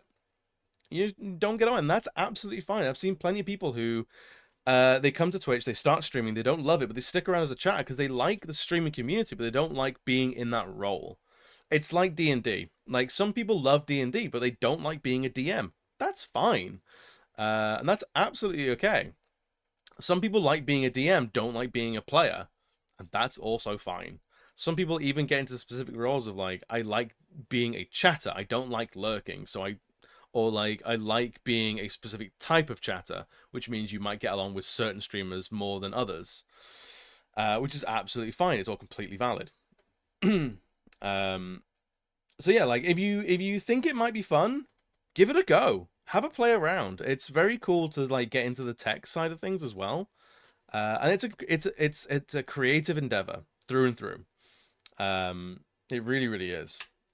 So you can have a lot of like self-expression through your stream and your space and things like that. And it's always very cool to see how people run their different streams and what they like to do and the fun things they come to, like they sort of cook up for their streaming places. It's difficult for some people to do it for fun, though. Bear in mind, your popularity will be literally quantified and stats will be given to you about whether you find... Yes, it is very difficult. So I've very, very purposefully removed every iota of numbers for me. Like, the only time I see numbers is when I'm raiding out. That's the only time I see whoever's... Like, how many people are watching. If I don't look at that, I don't see a single number. Maybe like the I get an email once a month going like, "Hey, Twitch has paid out the subs and things like that I have," and I don't open that email. I don't open it. I get a mystery like plink of like some money's gone into my PayPal account, and I will look at that maybe every 6 months and just go like, "Oh, I want to buy a new game. Do I have the money in there to buy it?" Either yes I do or no I don't, and it's like that's the level of which I look at the numbers. And even then, if I could turn off the amount of viewers that I'm taking out with me on a raid, I would turn that off in a heartbeat. So my my current viewers, like right now, however many people are watching right now, I have no idea. Do not tell me. The number of subs I have, like month to month, I have no idea. The amount of bits that I've received in a month, I have no idea. The amount of followers I have, I do not have a single idea. I do not care. I am here to have fun. I'm here to meet people. I'm here to share a love for games and art and being gay, doing crime, that kind of shit. Like, that's what I'm here for. The money, I've had to be very self-aware and knowingly turn that shit off. Because if you don't, you will be beaten with it. You will have that shoved in your face so often. It's really egregious. It really, really is. But like, if you know that going in, you can quantify that and be perfectly healthy as a small streamer, just splashing around, playing games, making some friends. You can do that. It's possible. But you do have to have that sort of self-awareness of like, people will give you bad advice because people will think, oh, you're streaming, you want to make it your job. It's like, no, no, no. I like streaming. I like to be the best streamer that I can be. I like to be the best streamer I can just because I like being good at things, you know? Let me catch up. I've been on a little bit of a soapbox. Let me phrase, I'm your opportunity. Do that for I'm gonna make that for you. Okay, fair enough. Let me do what I can. Really Crash is live right now, probably, or should be. Go follow him. Don't listen to me. Listen to Really Crash. Time to come in good chat. So I crocheted. Going to go touch some grass. Have fun touching that grass. Get all up in that grass. Not streaming is also valid, especially if it's more of a detriment to your life than a helpful thing. Absolutely, absolutely. Also, if you go immediately in the area of making money, not only is that your personality on trial, the specific game choices you make will matter a lot too. Yes, absolutely, absolutely. The same thing. Try to find the same with those emails. I fucking hate the numbers. Yeah, I auto forward a lot of those to trash. If not, I unsubscribe from them. So those emails I do not see, and if I do see them, I do not open them.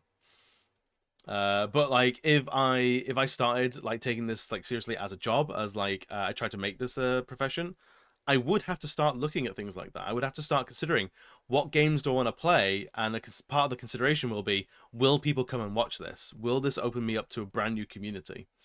It will be a consideration if you're trying to make it your bread and butter.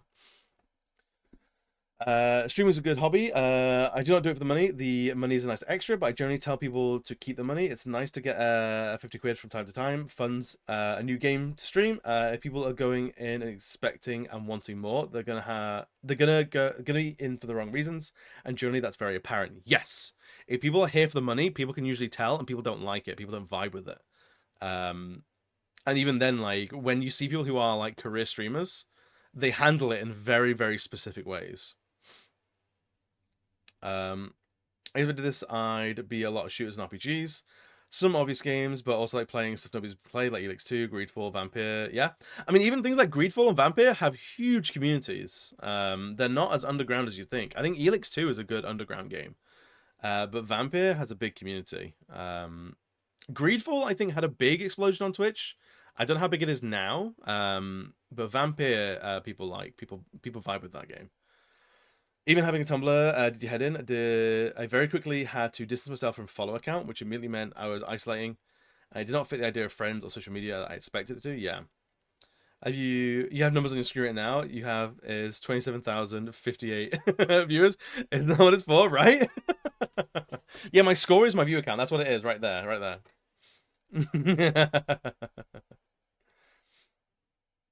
there.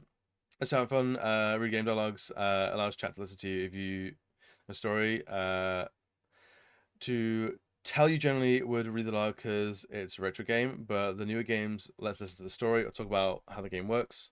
It would be a chat. It don't matter where you are on the leaderboard. Just have fun. Yeah. Some people like getting into like the story of games. Some people like the tech side of games. All sorts of different shit, man. Half the time, those new communities simply won't follow you to a new game either. Got those sweet Hollow Knight numbers. Say goodbye when you try something else. Yep. There's a lot of people on Twitch as viewers who will watch the same game or like the same genre of games, like Final Fantasy. When you play a Final Fantasy game, you will get a lot of Final Fantasy fans jumping in to your stream, into your chat. They will be part of your community while you're streaming Final Fantasy. But as soon as you stream something else, they're gone because they want to watch Final Fantasy. That's fine. That's okay. That's their prerogative. But I know a lot of people feel trapped within game IPs. They feel like I can't stream anything else because as soon as I do, my community's gone. It's like, well, they're not your community. It's the Final Fantasy community. You haven't made them your own yet. You need to, if you want that to happen, if you're trying to like bring people from a community into your community, you've got to rephrase that and reshape that with your objectives. It's a very different thing than just going, I play a game and now that community is my community. Like, it's often not. You don't day one stuff normally either. You missed these backlog game stream. That's fair. Yeah, honestly, a lot of people do that. I think I've day one played like maybe 2 games, Elden Ring and probably something else, and it was fun. It was good to be on the hype train with it. It was good to ride the new release of a game like that. But I'm not chasing that. And I know a lot of people who do chase that. They'll play the hot game of the day. And that works for some people. It doesn't work for others. And like, there's no hard and fast way to make sure that people stick around and pay attention to you. Because if there was, everyone would do it. People would, if there was a hard and fast, like, this is how you succeed, everyone would do the same thing. Welcome in, Shaz. Welcome in. It's good to see you, friend. I Metro invaded in the Fallout universe. Hell yeah, I'd play that. I don't know how people can just stream the same game forever. I see those who are trapped playing something like Valorant and they straight up can never change. That shit's scary. Yeah. Yeah, that's why, it's part of the reason why I chop and change so much, is because I've tried to get a balance between streaming games I like and having some sort of consistency of like, people know what to expect when they jump in my kind of, in this space. It takes a while to figure out what your pace is.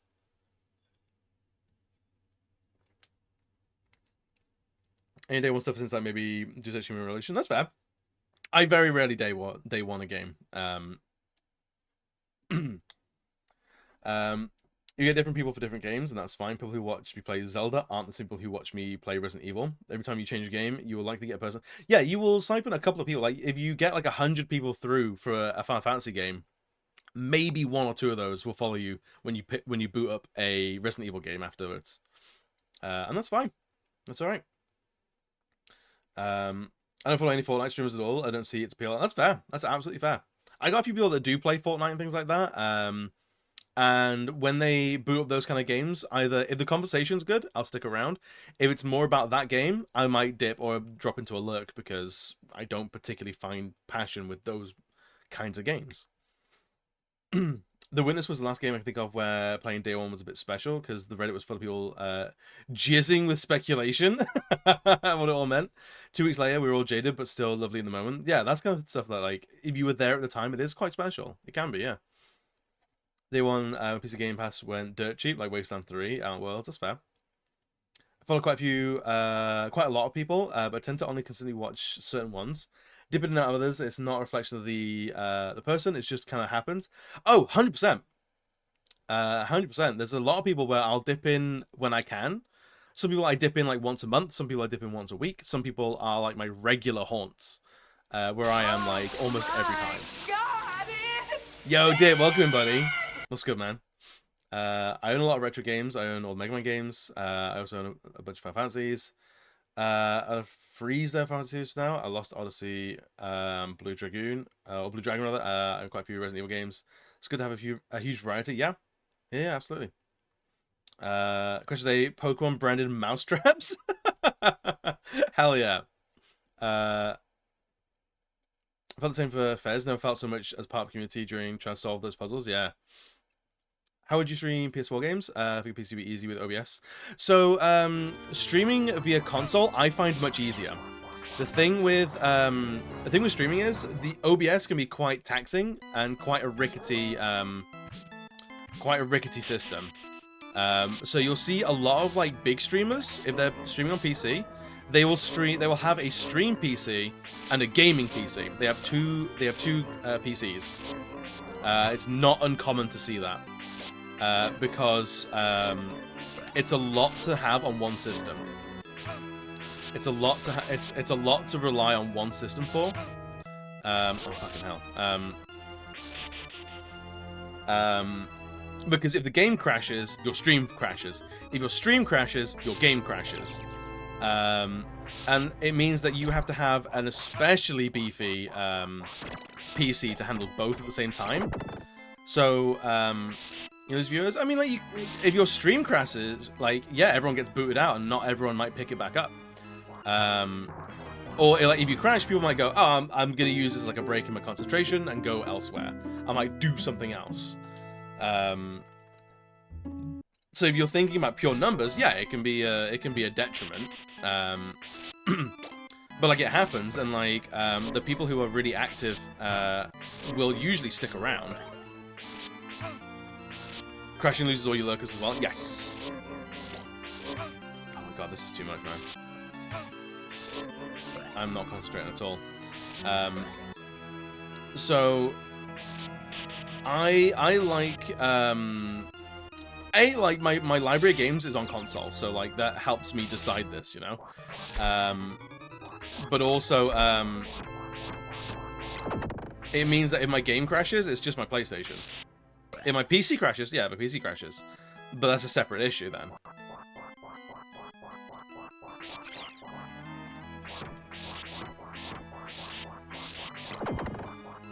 Because we've gone from 40 to like 10, yeah, it happens.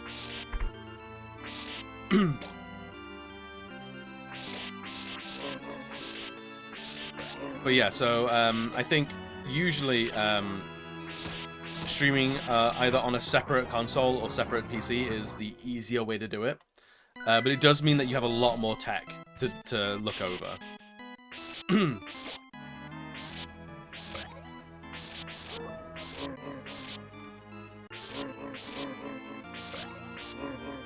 gonna try and get through this. Damn it!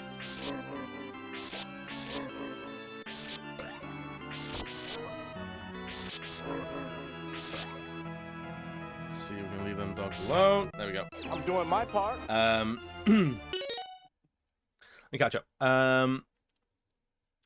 Also, yeah, I was trying to figure out a stupid combo for I was going for the question of the day, so I came up with a Resident Evil cooking simulator, and now all I want is a game that is cooking mode, but she's a zombie cooking body parts. Really, I would love that. I'd love that. It's hilarious. Imagine the back muscles needed for a chain whip. Dude's tonk. There's a reason why he can't fit any armor around his thighs.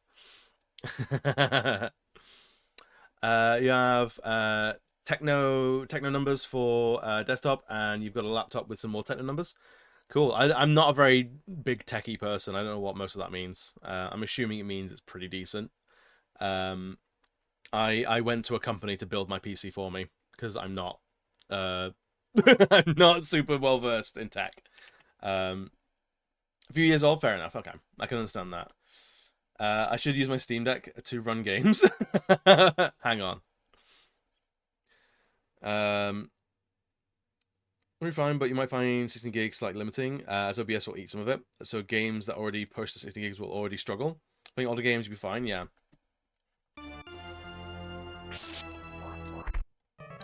Heck.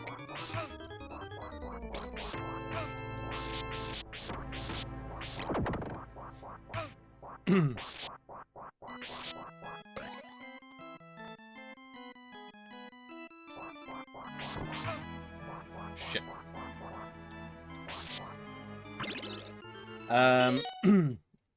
Smash marry kill Ramstein, Gojira, and Korn. Smash Gojira, marry Korn, kill Ramstein. People wonder how much VRAM and RAM it takes just to run a camera. Yeah, yeah. Like streaming's an intensive process on a computer.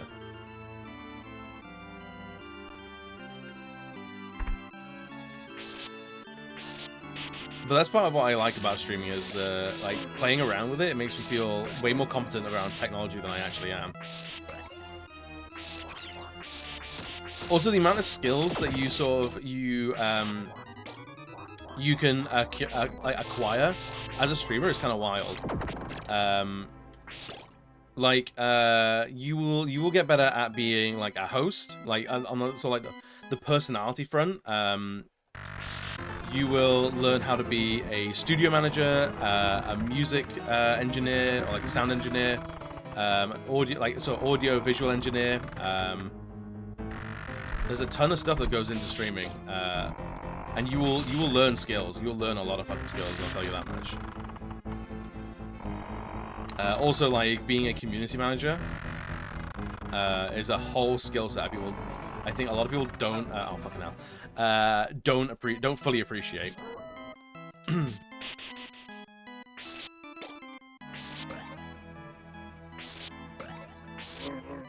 So like, yeah, streaming is great, but it is a big, I don't know if it's a steep learning curve, but there's a lot that you can learn through streaming.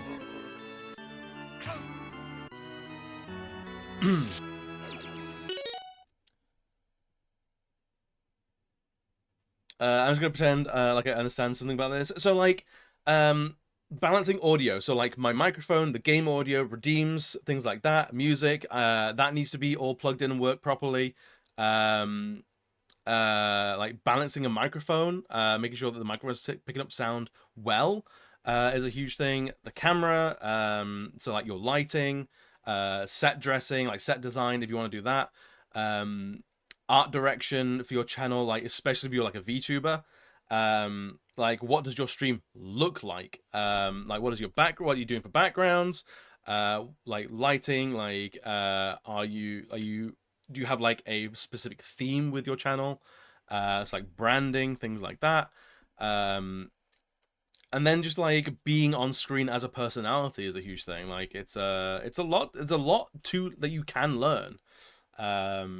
It can be quite daunting, but also like if you're willing to just splash around and figure it out, like it can be really rewarding as well. I'm not in the convo anymore. I'm just vibing. That's fair. That's fair. Did I see Gojira's performance last night in the Olympics? Yeah, it was so cool. It was really, really cool. Hang on, what? But apart about some of the games on console, you can stream Final Fantasy X to Twitch from console, but the moment you open Final Fantasy X Part 2, it keeps your channel paused through the whole game, so no one gets to watch it. I don't know what that means. No, it doesn't?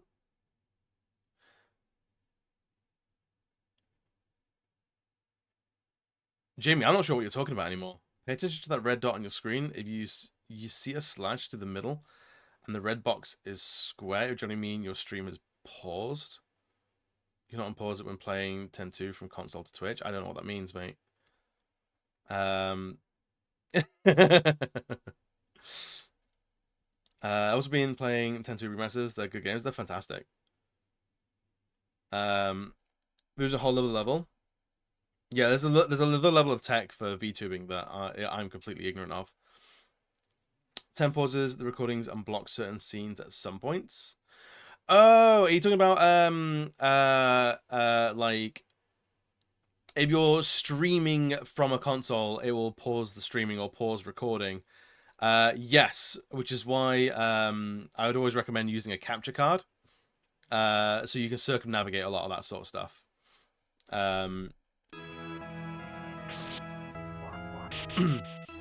I see what you mean. Yeah, if you're just streaming from a console, yeah, you run into a bunch of that sort of stuff.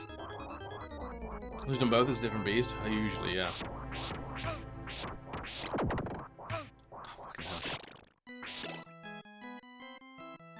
This part of the cast is kicking my ass, guys.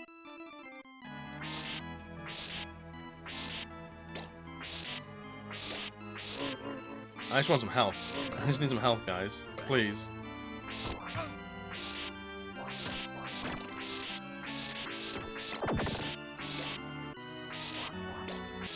We got this. I could probably do this eventually. This isn't the run. I've got like one hit in me. And that's about it. We're about halfway through the game. Oh, really? Hell yeah. Oh, yeah, we're in World 6.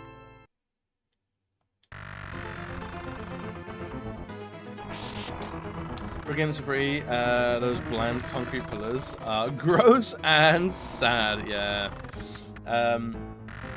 They can't all be winners.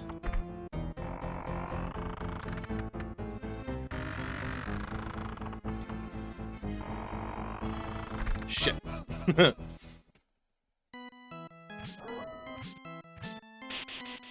It's It's fine. It's fine. We're getting better at this point, which I think is like the big choke point.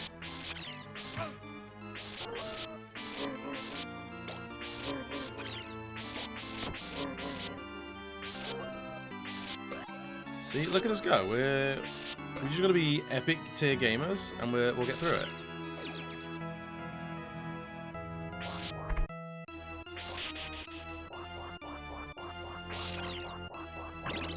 Here we go.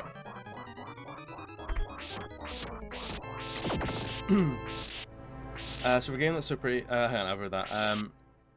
So yeah, anyone that's streaming, like PC streaming, you can do, like you can totally do it. Streaming from a console, you are quite limited on the tech that's available to you. Streaming from a PC, a console game, I think is the way to go. Just because, there is the whole, like, do console games look the best that games can be? Usually not. But they're usually a lot more plug in and play, and it's a lot less stress when you're streaming. So, like, if you're streaming a game, if you've got a game working on PC, you've got to worry about, like, all your drivers, all of the settings, any, like, VSync shit, or, like there's 110 different things that can make a game run like shit on PC that you don't have to deal with on console. And when you're streaming and you've got an extra level of tech that you have to do for streaming, it's just fine to just have that not be an issue. Like, yeah, I've got a million things that can go wrong with OBS, but I don't have to worry about the things that can go wrong with OBS and the things that can go wrong with my PC gaming. You used to that? That's fair. No shade to PC gamers, right? PC gaming has benefits and drawbacks. Yeah. Oh yeah. Streaming can be a very rickety experience. The amount of like tech and plugins that you have, 100%. Yeah. Like the amount of things that I can have running for streaming. Mine's not a particularly tech-heavy stream, and I have a lot.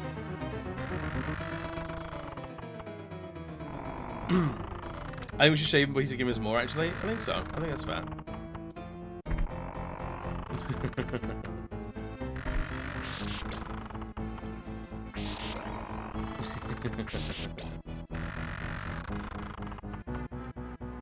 Console gamers get enough shit from PC gamers being PC babies.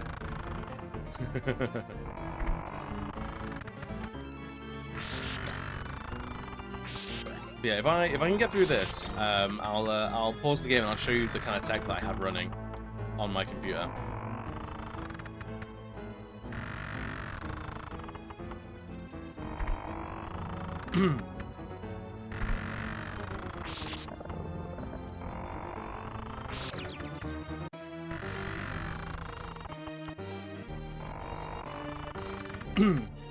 You love PS4 also? That's fair. Honestly, with it, it's all personal preference. Like you play and you stream where you're most comfortable from. Shit. Fuck. All right. Let me show you what I stream with typically. So I have OBS. OBS. This is the program that I use to stream on, so you can see my stream preview there. This has all of its plugins and is a very weighty thing that can go wrong in a million different ways. I have like all my stream information, all my audio mixing, like what scene am I on.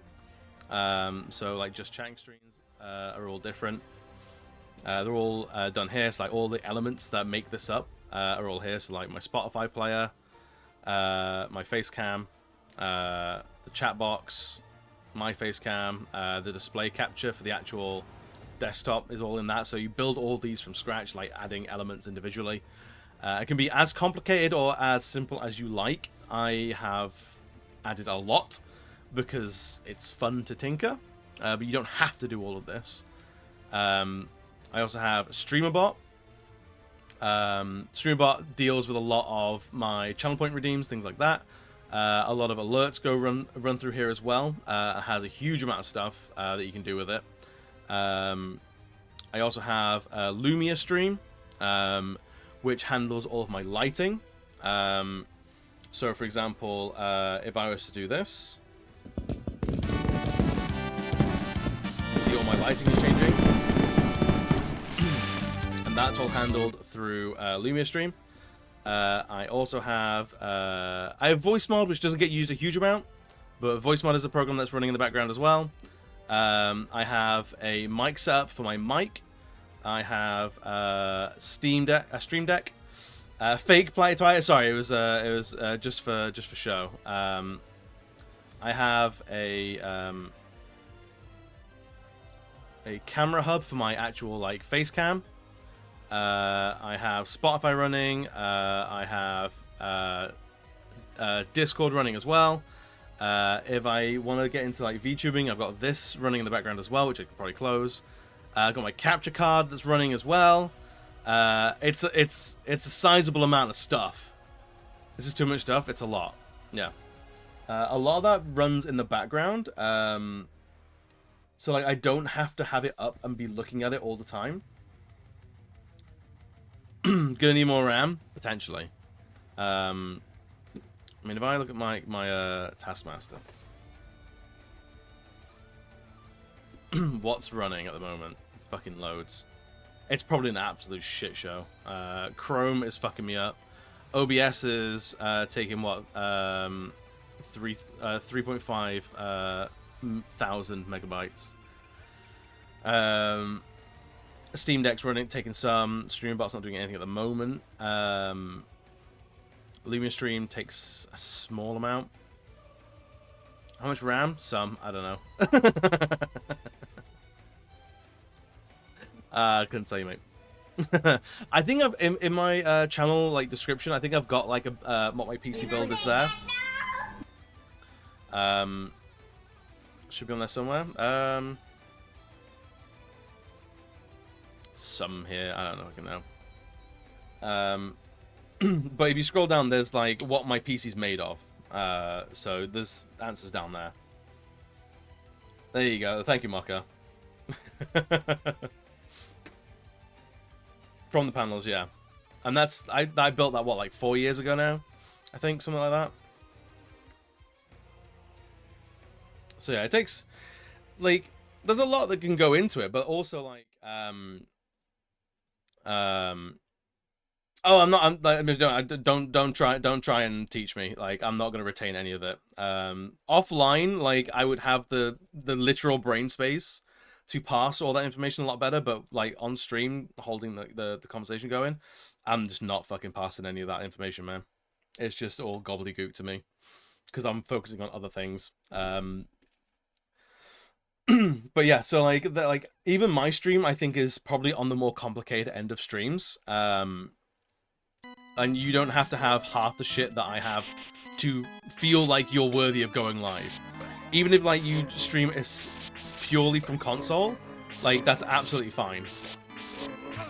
Like there are plenty of good streamers who have their PlayStation camera hooked up and will stream from the PlayStation app, you know?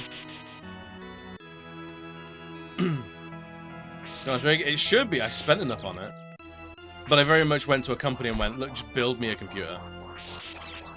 Just build me a computer, please. Your brain storage note, please upgrade with a 5,000 monthly subscription. Oh, is that how you get more brain cells?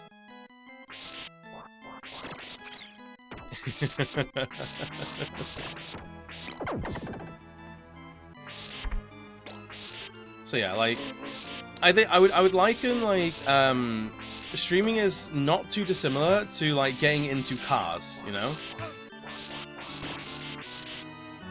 Like the more like you'll learn and understand more about cars and like what goes into it, the more you get into it. And like you can be into cars as much as if you just go like, I like the color. There's cars for bisexual people. This is true and factual. This is it. This is how it all works.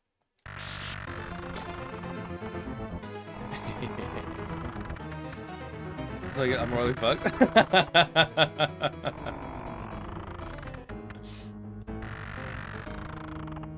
So yeah, if streaming feels like a thing that you're interested in doing, I'd say like give it a go, give it a whirl, give it some thought. But also like something that a lot of people have to deal with is you will stream at the beginning to like nobody but maybe a friend. Like maybe a buddy might hang out in your chat sometimes. And that's about it for a long time before you start like getting your feet and like you start making like some connections and like friends and things like that. Like be prepared to stream to nobody. And even then, even when you have a community, be prepared to stream to nobody. Because it might just be like everyone's busy today, so like you got no one to talk to other than yourself. And that's the real skill.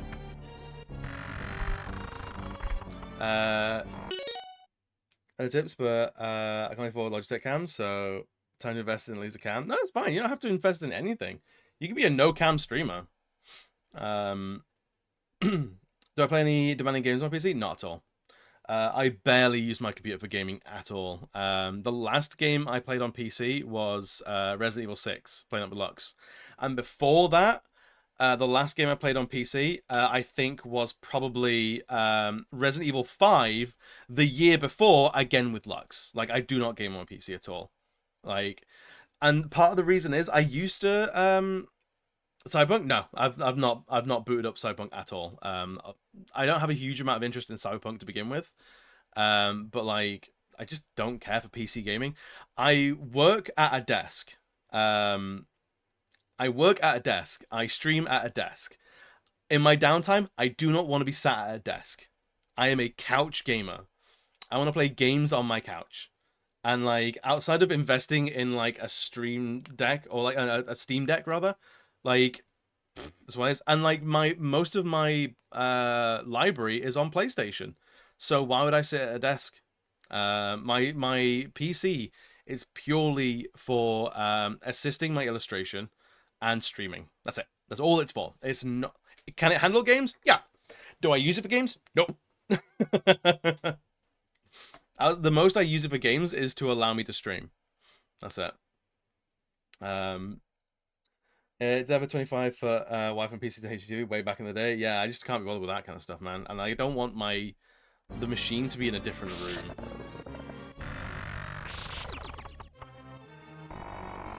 So yeah, me and PC gaming, I used to when I was living like with my folks and like I had like one room to exist in.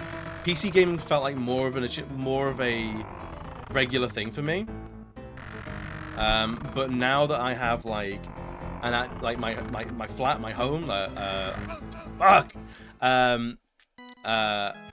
it just feels like I want to use the different rooms. So like console gaming, it just fits me.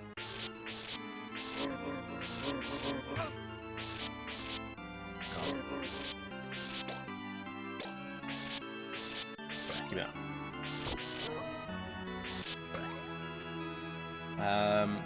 My dad. Yo, Jetpack, welcome, buddy. My dad ran the wire, same room though. TV's behind you, PC's in front of me. That's fair. Well, PC set up in the living room for gaming. It works out well since we're couch gamers too. That's fair. Absolutely fair. I'm also like, with PC gaming, like the amount of like the investment in like making sure shit is all plugged in properly. Like I just can't be bothered. Something I really value is just consoles. I just plug in and play, and and like when I don't want to use any brain power, I don't like if things aren't gonna work. That's because the thing just doesn't work, and it's not on me to fix it. You know. So I value console gaming for very specific reasons, but I also understand that like PC gaming absolutely has its value and its worth as well. As much as like I'm a play slave, whatever you want to call it, like console bitch baby. Like I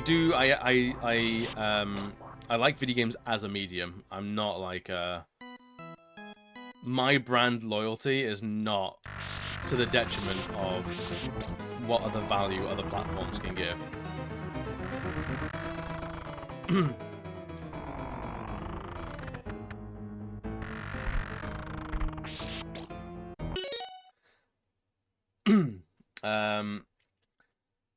Saying my spouse is a PC enthusiast, otherwise I'll be console only as well. Yeah, I've never been enthusiastic about building computers. I I'm sure there's a parallel dimension where I did get into it, and I am a PC gamer through and through. But I like the plug and play. Trying games can be rough. Stuff from WinXP and older. Often going to use third-party DirectX emulators. Yeah. I mean, like, and even then, like, I do have some emulators on PC that I do use every now and again for like streaming games and stuff like that, even though you're not meant to. So I do know how to run like a few things and keep things up to date and things like that. But like, usually when I just want to plug a game in and play it, like I'm going to console all the time because there's enough to worry about in life. Whoop. Shit.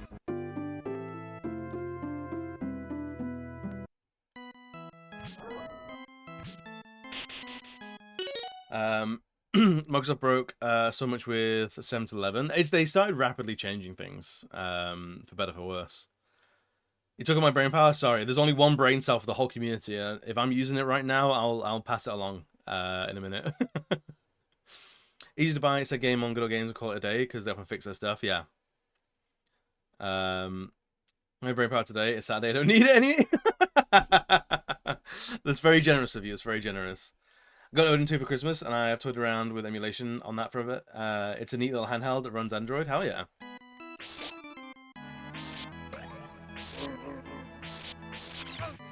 It's why I'm quite into like getting like retro collections on PlayStation, because then I just have a huge backlog of things on one system basically. But even then, like I'm getting into like more like I have a jailbroken Vita. I recently jailbroke my PS3. Like that shit's getting increasingly more techie as I'm getting more and more into it. So like I think like video game preservation is something I'm more and more interested in.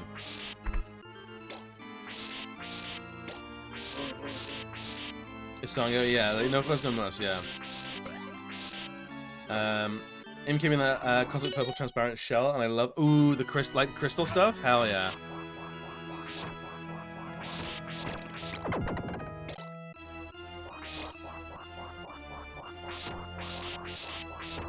Newer stuff with all the DRM, especially on PC.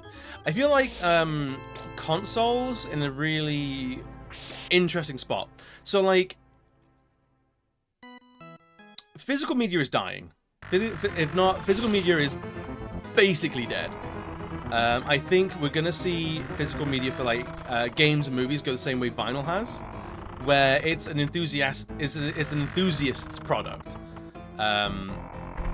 And you'll see much more like the only way to get like a physical release of a game is the special edition. I think that's where it's gonna go. PC physical media has been dead for 10 years. Basically, yeah. Like my PC doesn't have a disk drive. Straight up does not have a disk drive, and I haven't missed it.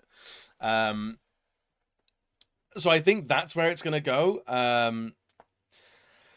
But even then, because we don't have common format things, like we don't have formats that are just open. Let's like so like once you get a PlayStation or an Xbox where, or like even like Nintendo console where physical media is not an option, shit's done.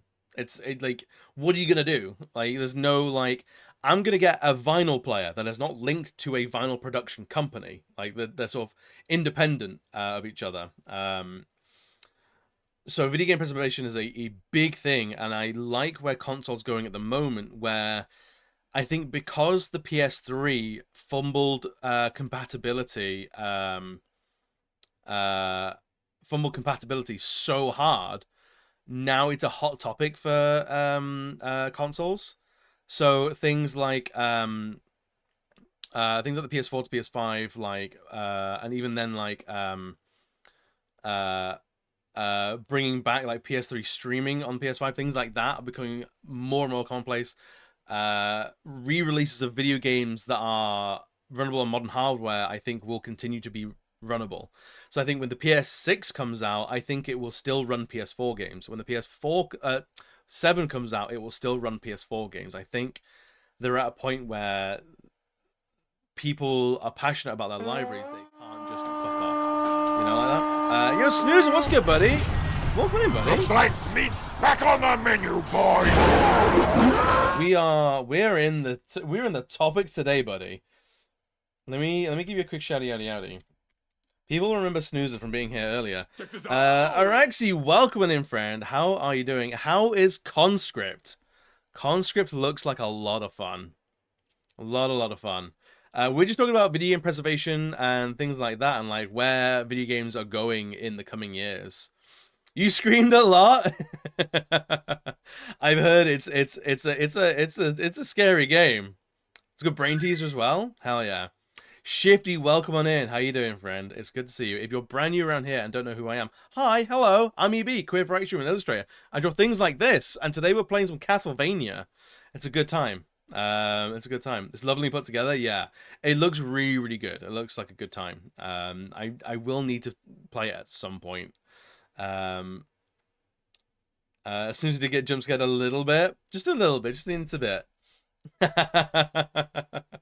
But welcome in, friends. The question of the day is, what IP and game genre would you like to mush together?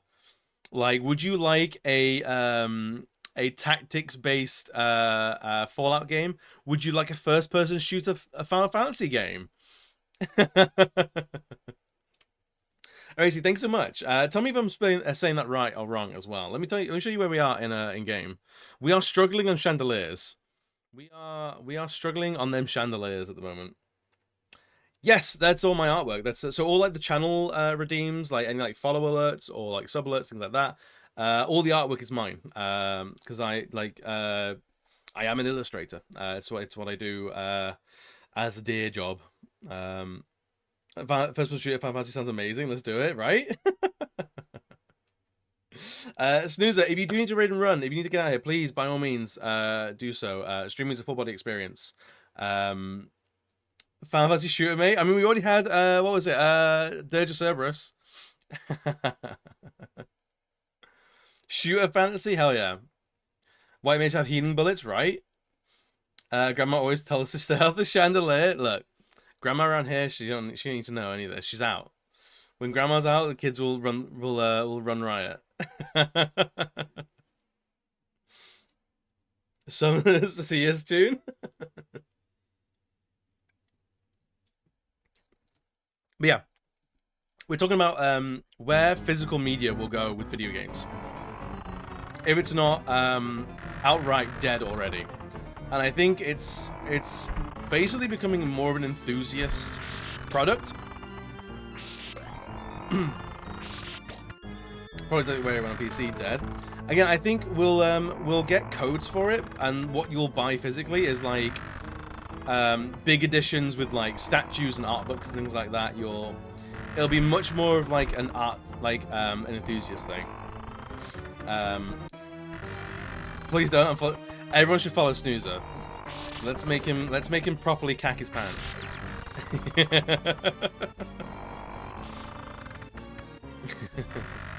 Because we care around here. We want to see our friends help friends shit their pants.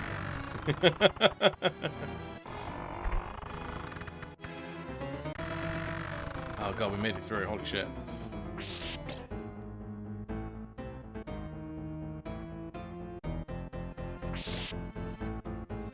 Is that visible? No.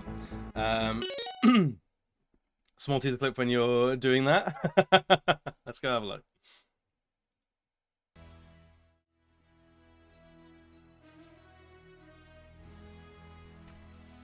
Where's my inventory? What did you say? Speeding through Withdraw your men and regroup at Fort Saint Michel. Leave any wounded soldiers in the medic bay. If they're not killed, speeding through the text, I like it. Actually, we did. Maybe we're all in a simulation. Maybe at the end of our life, it's like the Matrix. It does. I love the. That was a proper scream as well. Oh buddy, oh buddy, the heart rate, the heart rate. I can feel it through chat. Just dung, dung, dung, dung, dung, dung, dung, dung, dung, dung, dung. You got on a loading screen. That's brutal. That's absolute savage. Was that really the best Creek sound effect they could have managed? I love this this like PS1 like style that's like coming back. I think it's really, really cool. Fucking game. I want to go out Fallout 4 on PC. It was on DVD, only some on disc. The rest downloaded via Steam. Yeah, that's been a thing for a long time on console, even.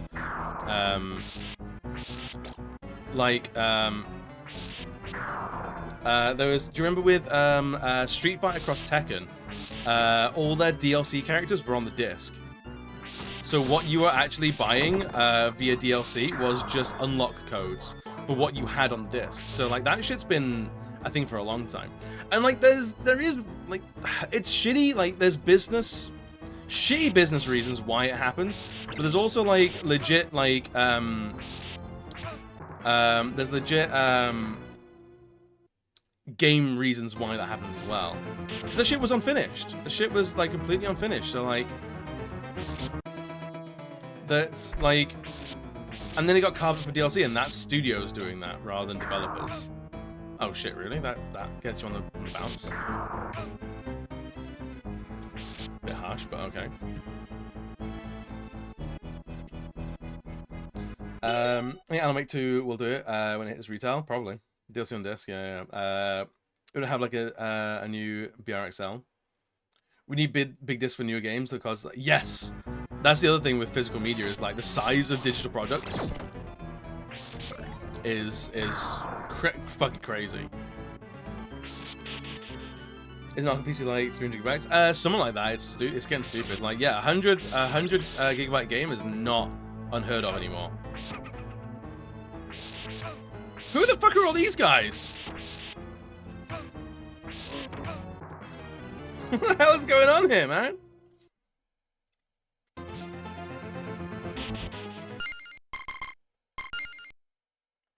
$15's like 100. Yeah, it's not like I think Baldur's Gate 3 was like 120 gigs or something like that. Fallout New Vegas, Game of the Year. You have to keep the second disc to play the downloaded game. It's fucked apart. For what platform? Because I have it here and it's one disc. It's legit just one disc. That's the one we beat recently. Is the PC one 2 discs? Oh, and 360. Oh, I see. Is that because it's DVD, not Blu-ray?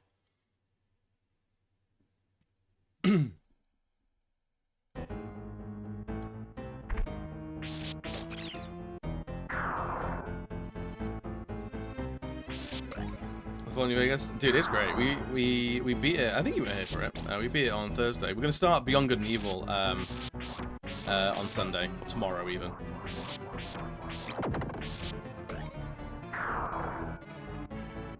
And I'm hype as shit for it.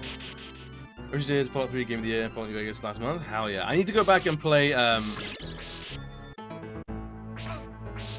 just gonna try and run through this. Okay.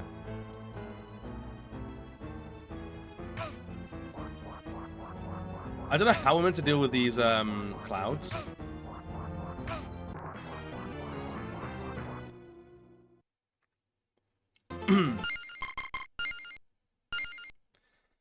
All Fallout 3 DLCs, mostly Fallout New Vegas base, because Rich got the ball rolling with Benny too quick. Fair enough. That's fine. Before you chase Benny down? You can do it all after you chase Benny down. I only did the DLCs after I killed Benny.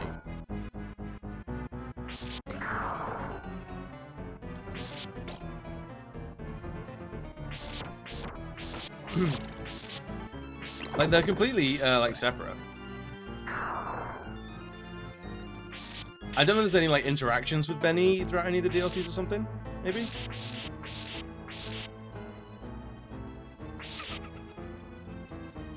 It's weird. Hey, no worries, buddy. I'm gonna be doing the same soon as well. I need to get some food. I'm not eating all day. Are those ladies gonna come back down or not?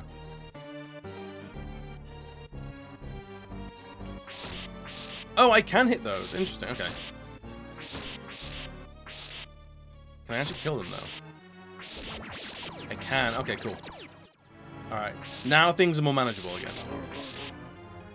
Alright, buddy. So just over the Legion, yeah, kind of really got stuff going. On the... Oh, really? It should still be fine, though. It should still be fine. Because they're all, like, pretty self-contained things. Like, they all go to different maps.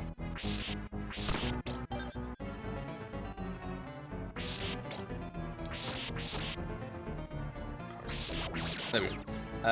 It can be main story before doing DLC content. Some side quests are missable, but they're not story. Yeah.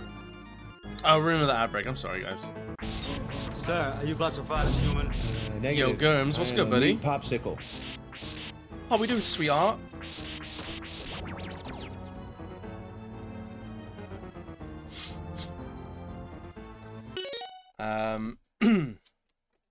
Benny floods up to new playthrough. I usually kill Benny on the spot. I don't fuck around with that guy.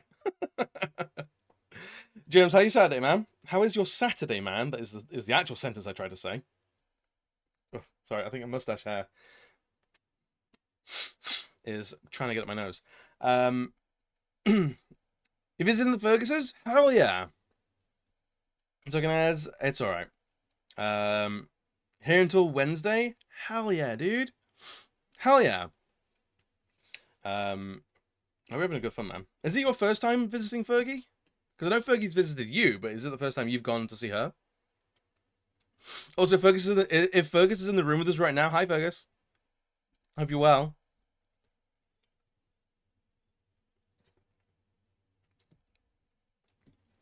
Oh, you drove it? Oh, hell yeah. Hell yeah, I didn't know it was that regular. That's good, though. We can do a little bit more. See what weird people we have to fight in this fight. Come here. It's nice. It seems like things don't respawn too quickly.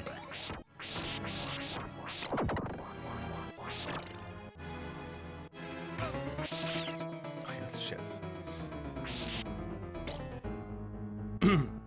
Okay, that annoyed me. I tried to say hi to her, but she hates us. Wow. Isn't it crazy how people go off us like that? I'm shocked and appalled.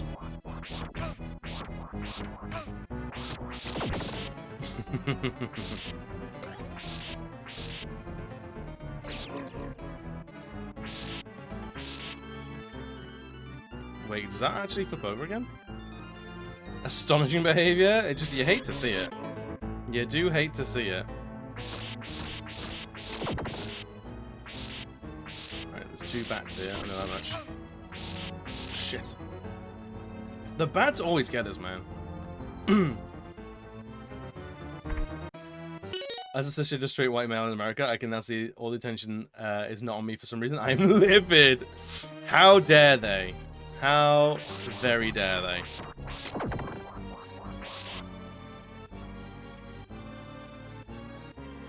Okay, we're moving. We're moving. People back from ads. Welcome back. You haven't missed anything. But yeah, I think video game releases are gonna go the way of like music with like vinyl special editions and things like that. So when I'm quiet, nah, not at all. No, we're actually on New Game Plus now. I don't want to throw too much shade, but yeah, we're on New Game Plus.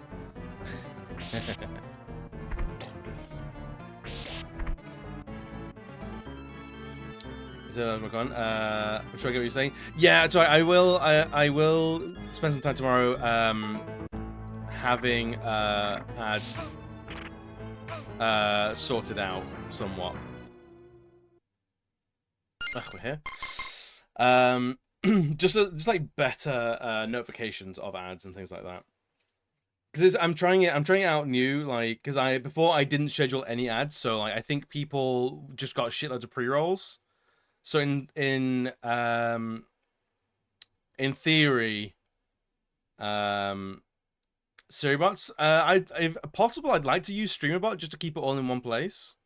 But just like some sort of notification where it's like ads are gonna happen, man. I'm trying to figure EB already knows about the ads. Yeah. There should be more of a notification for me to say like ads are coming in a minute. But I'm not seeing it. You just asked it to join from the channel. Oh, okay, interesting. Yeah, I've seen SentryBot a bunch before as well, yeah. Actually, what are we doing?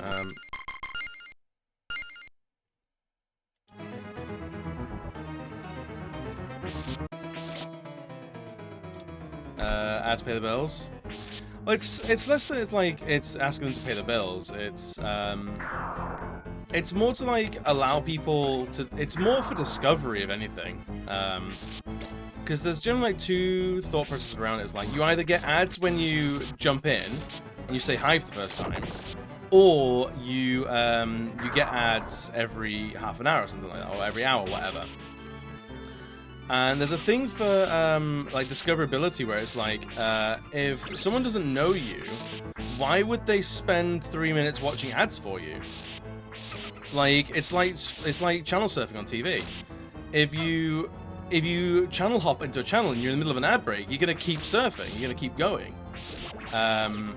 rather than if you jump straight into whatever the programming is.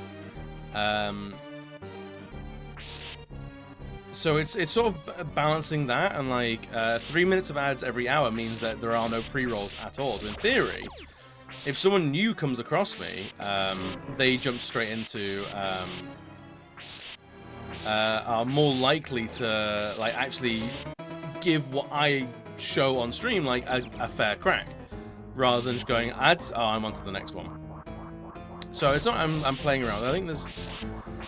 I never liked, once someone was in the stream, I don't like them having any ads. But is that more of a me thing and less for like, are viewers worried about that less? I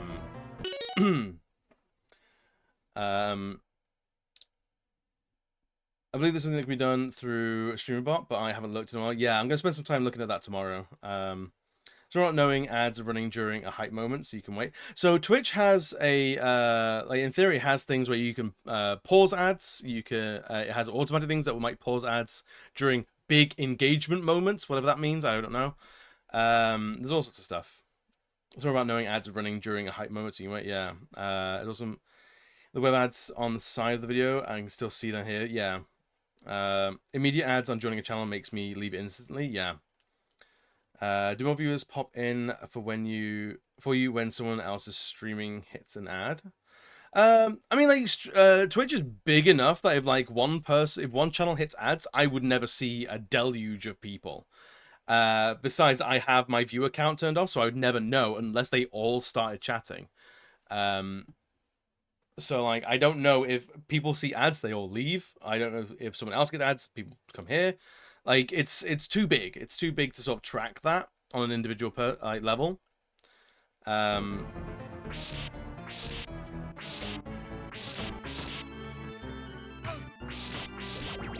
I gonna take 20 hours? No, it's not. It's not a you thing. That's just a streaming thing, honestly. Streaming, like, unless you are a speed runner, streaming will make games take longer. And also, like, the games are an excuse to just chat to people, to be honest. At the end of the day, it's just... I stream to chat to people. The fact that I can play games as well is just a bonus. Yeah, because of the interaction, yeah, because, like, I will make more mistakes on stream than I will just playing by myself. And also, like, I will pause the game to chat to you guys. Like, I'll spend time reading what you're saying as well. So there's a whole bunch of reasons why games on stream takes longer. Because also, like, when you're streaming, you're splitting your attention between about a dozen different things. So there's things on screen that I'm gonna miss, that I wouldn't necessarily miss if I was streaming, or if I was playing games by myself. You know? It's why whenever I die in a game, like, I don't take it very hard, because, like... there's a million factors that mean that I didn't see what happened. Or was it? Yeah. And even then, like, whenever someone like, it's a big like test moment for a viewer or a chatter, when if someone's like, oh my god, how did you not see that? It's like, well, you clearly don't know what I'm dealing with on this side of the screen to what you're seeing on your side of the screen.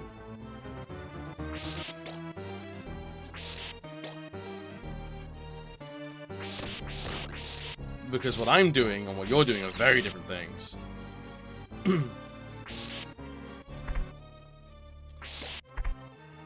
And that's fine, but when someone either doesn't care to hear that on things like that... Oh god, what is this now?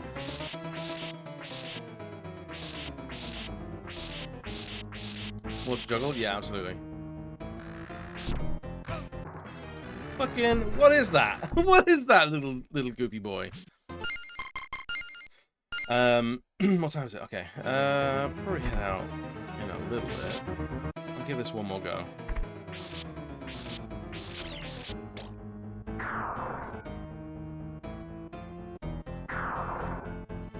Because it's getting about time where I need some food.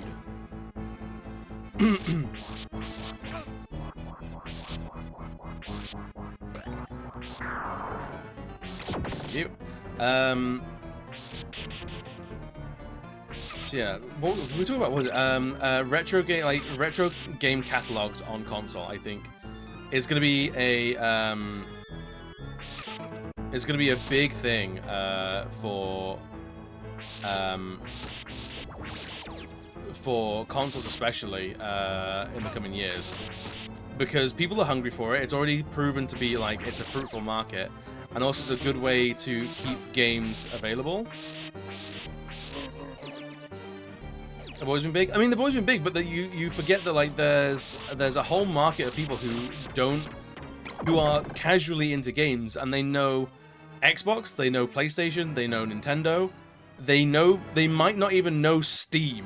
Like, as big as Steam is, it exists in a space that not everyone is aware of. So good old games and things like that, like they have so much smaller market share that I think people are generally aware of, because you get people who they play a game but they're not into gaming. They're like, the people exist where it's like, oh, have you they play Sims 3. Oh, have you bought Sims? Have you heard about Sims 4? It's like, why do I need a new Sims game? I already have Sims. Casuals, yeah, exactly. Casuals becomes like a dirty word in gaming circles, but it shouldn't be. It fucking shouldn't be, because there's so many people who would be classified as casual that they literally are funding the video game industry. Like, without casuals, the game industry doesn't exist. Like, straight up, does not exist. Bringing the money, yeah, they are by far the biggest, and you see that a lot in fighting games, especially. Without casuals, fighting games don't exist. People who think they're elite are actually casual anyway. This is also true. This is also very, very true. Oh my god, who's that motherfucker? Right, we've saved it here. I think I'm gonna have to get out of here. It's about time for dinner. Yeah, it's 4 o'clock for us, but I've had no lunch, so I'm gonna pre-game my dinner with some snacks. I'm gonna leave this on because I'm gonna be using this. Actually, no, I'm gonna bring it to the living room. I will chop and change. I'm gonna turn you off for now. Turn some tunes back on. I'm gonna here. I'm gonna find someone to pass you on to. I only raid streamers of quality, so you will be in good hands. Worry ye not.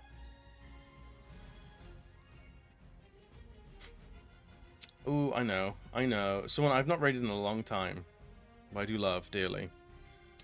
They're on BRB, that's fine. We can vibe. But yeah, I think retro collections are going to be much more prevalent in the next coming years, because companies have figured out that it makes money, and also it's good. It's an easy way to pepper the market between big releases.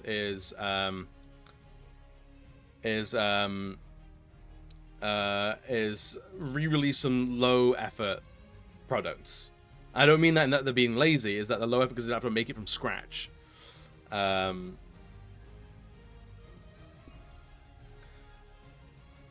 and pubs seem to be releasing them forever here on Steam. Yeah. Finally got my Capcom fixed. I requested a fix last year. They just got to see this week, so I missed a whole year of Resident Evil rewards. I couldn't play Supreme on day one. Oh, really? That's a long time. Holy shit. So glad Good Old Games brought back RE1 from the dead. RE2 and 3 coming to go. Hell yeah. I think we'll see a Resident Evil collection from Capcom on modern consoles very soon. They're really into it at the moment.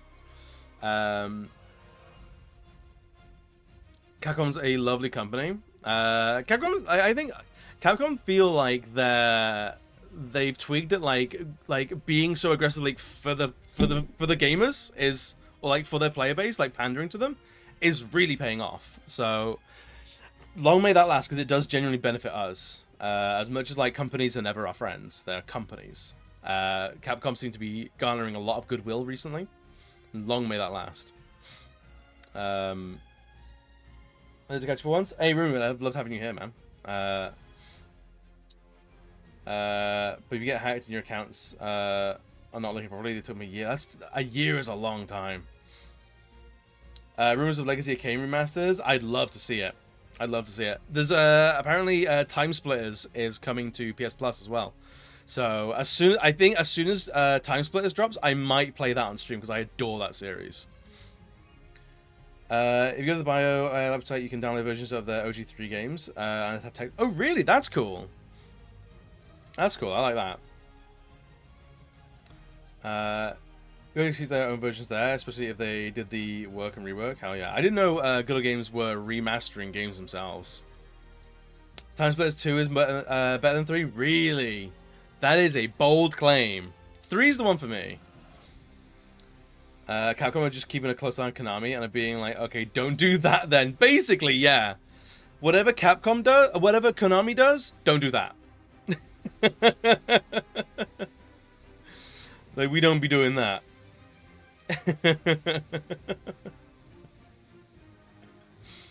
Yeah, I think honestly, because Capcom have had like the arcade collections do really well. They've had their fighting game collections do really well.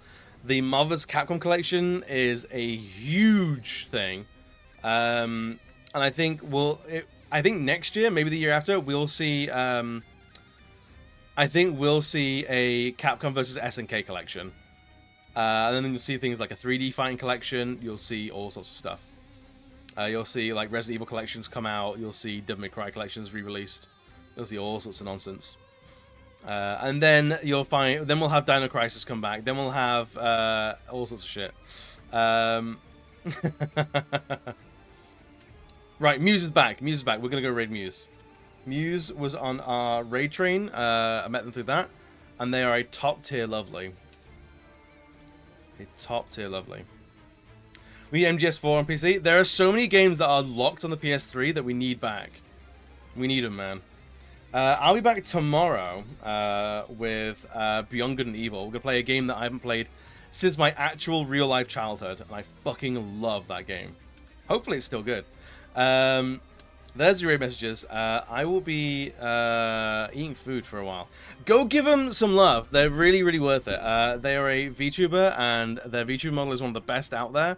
They're playing some Paper Mario '1000 Year Door. They're an absolute vibe. I love them dearly. Guys, thank you so much for coming and hanging out. It's been an absolute pleasure. You guys are absolute chief lovelies. Go out, be good. Be nice to each other. I'll see you all soon. Bye! I also like what you did with your hair today.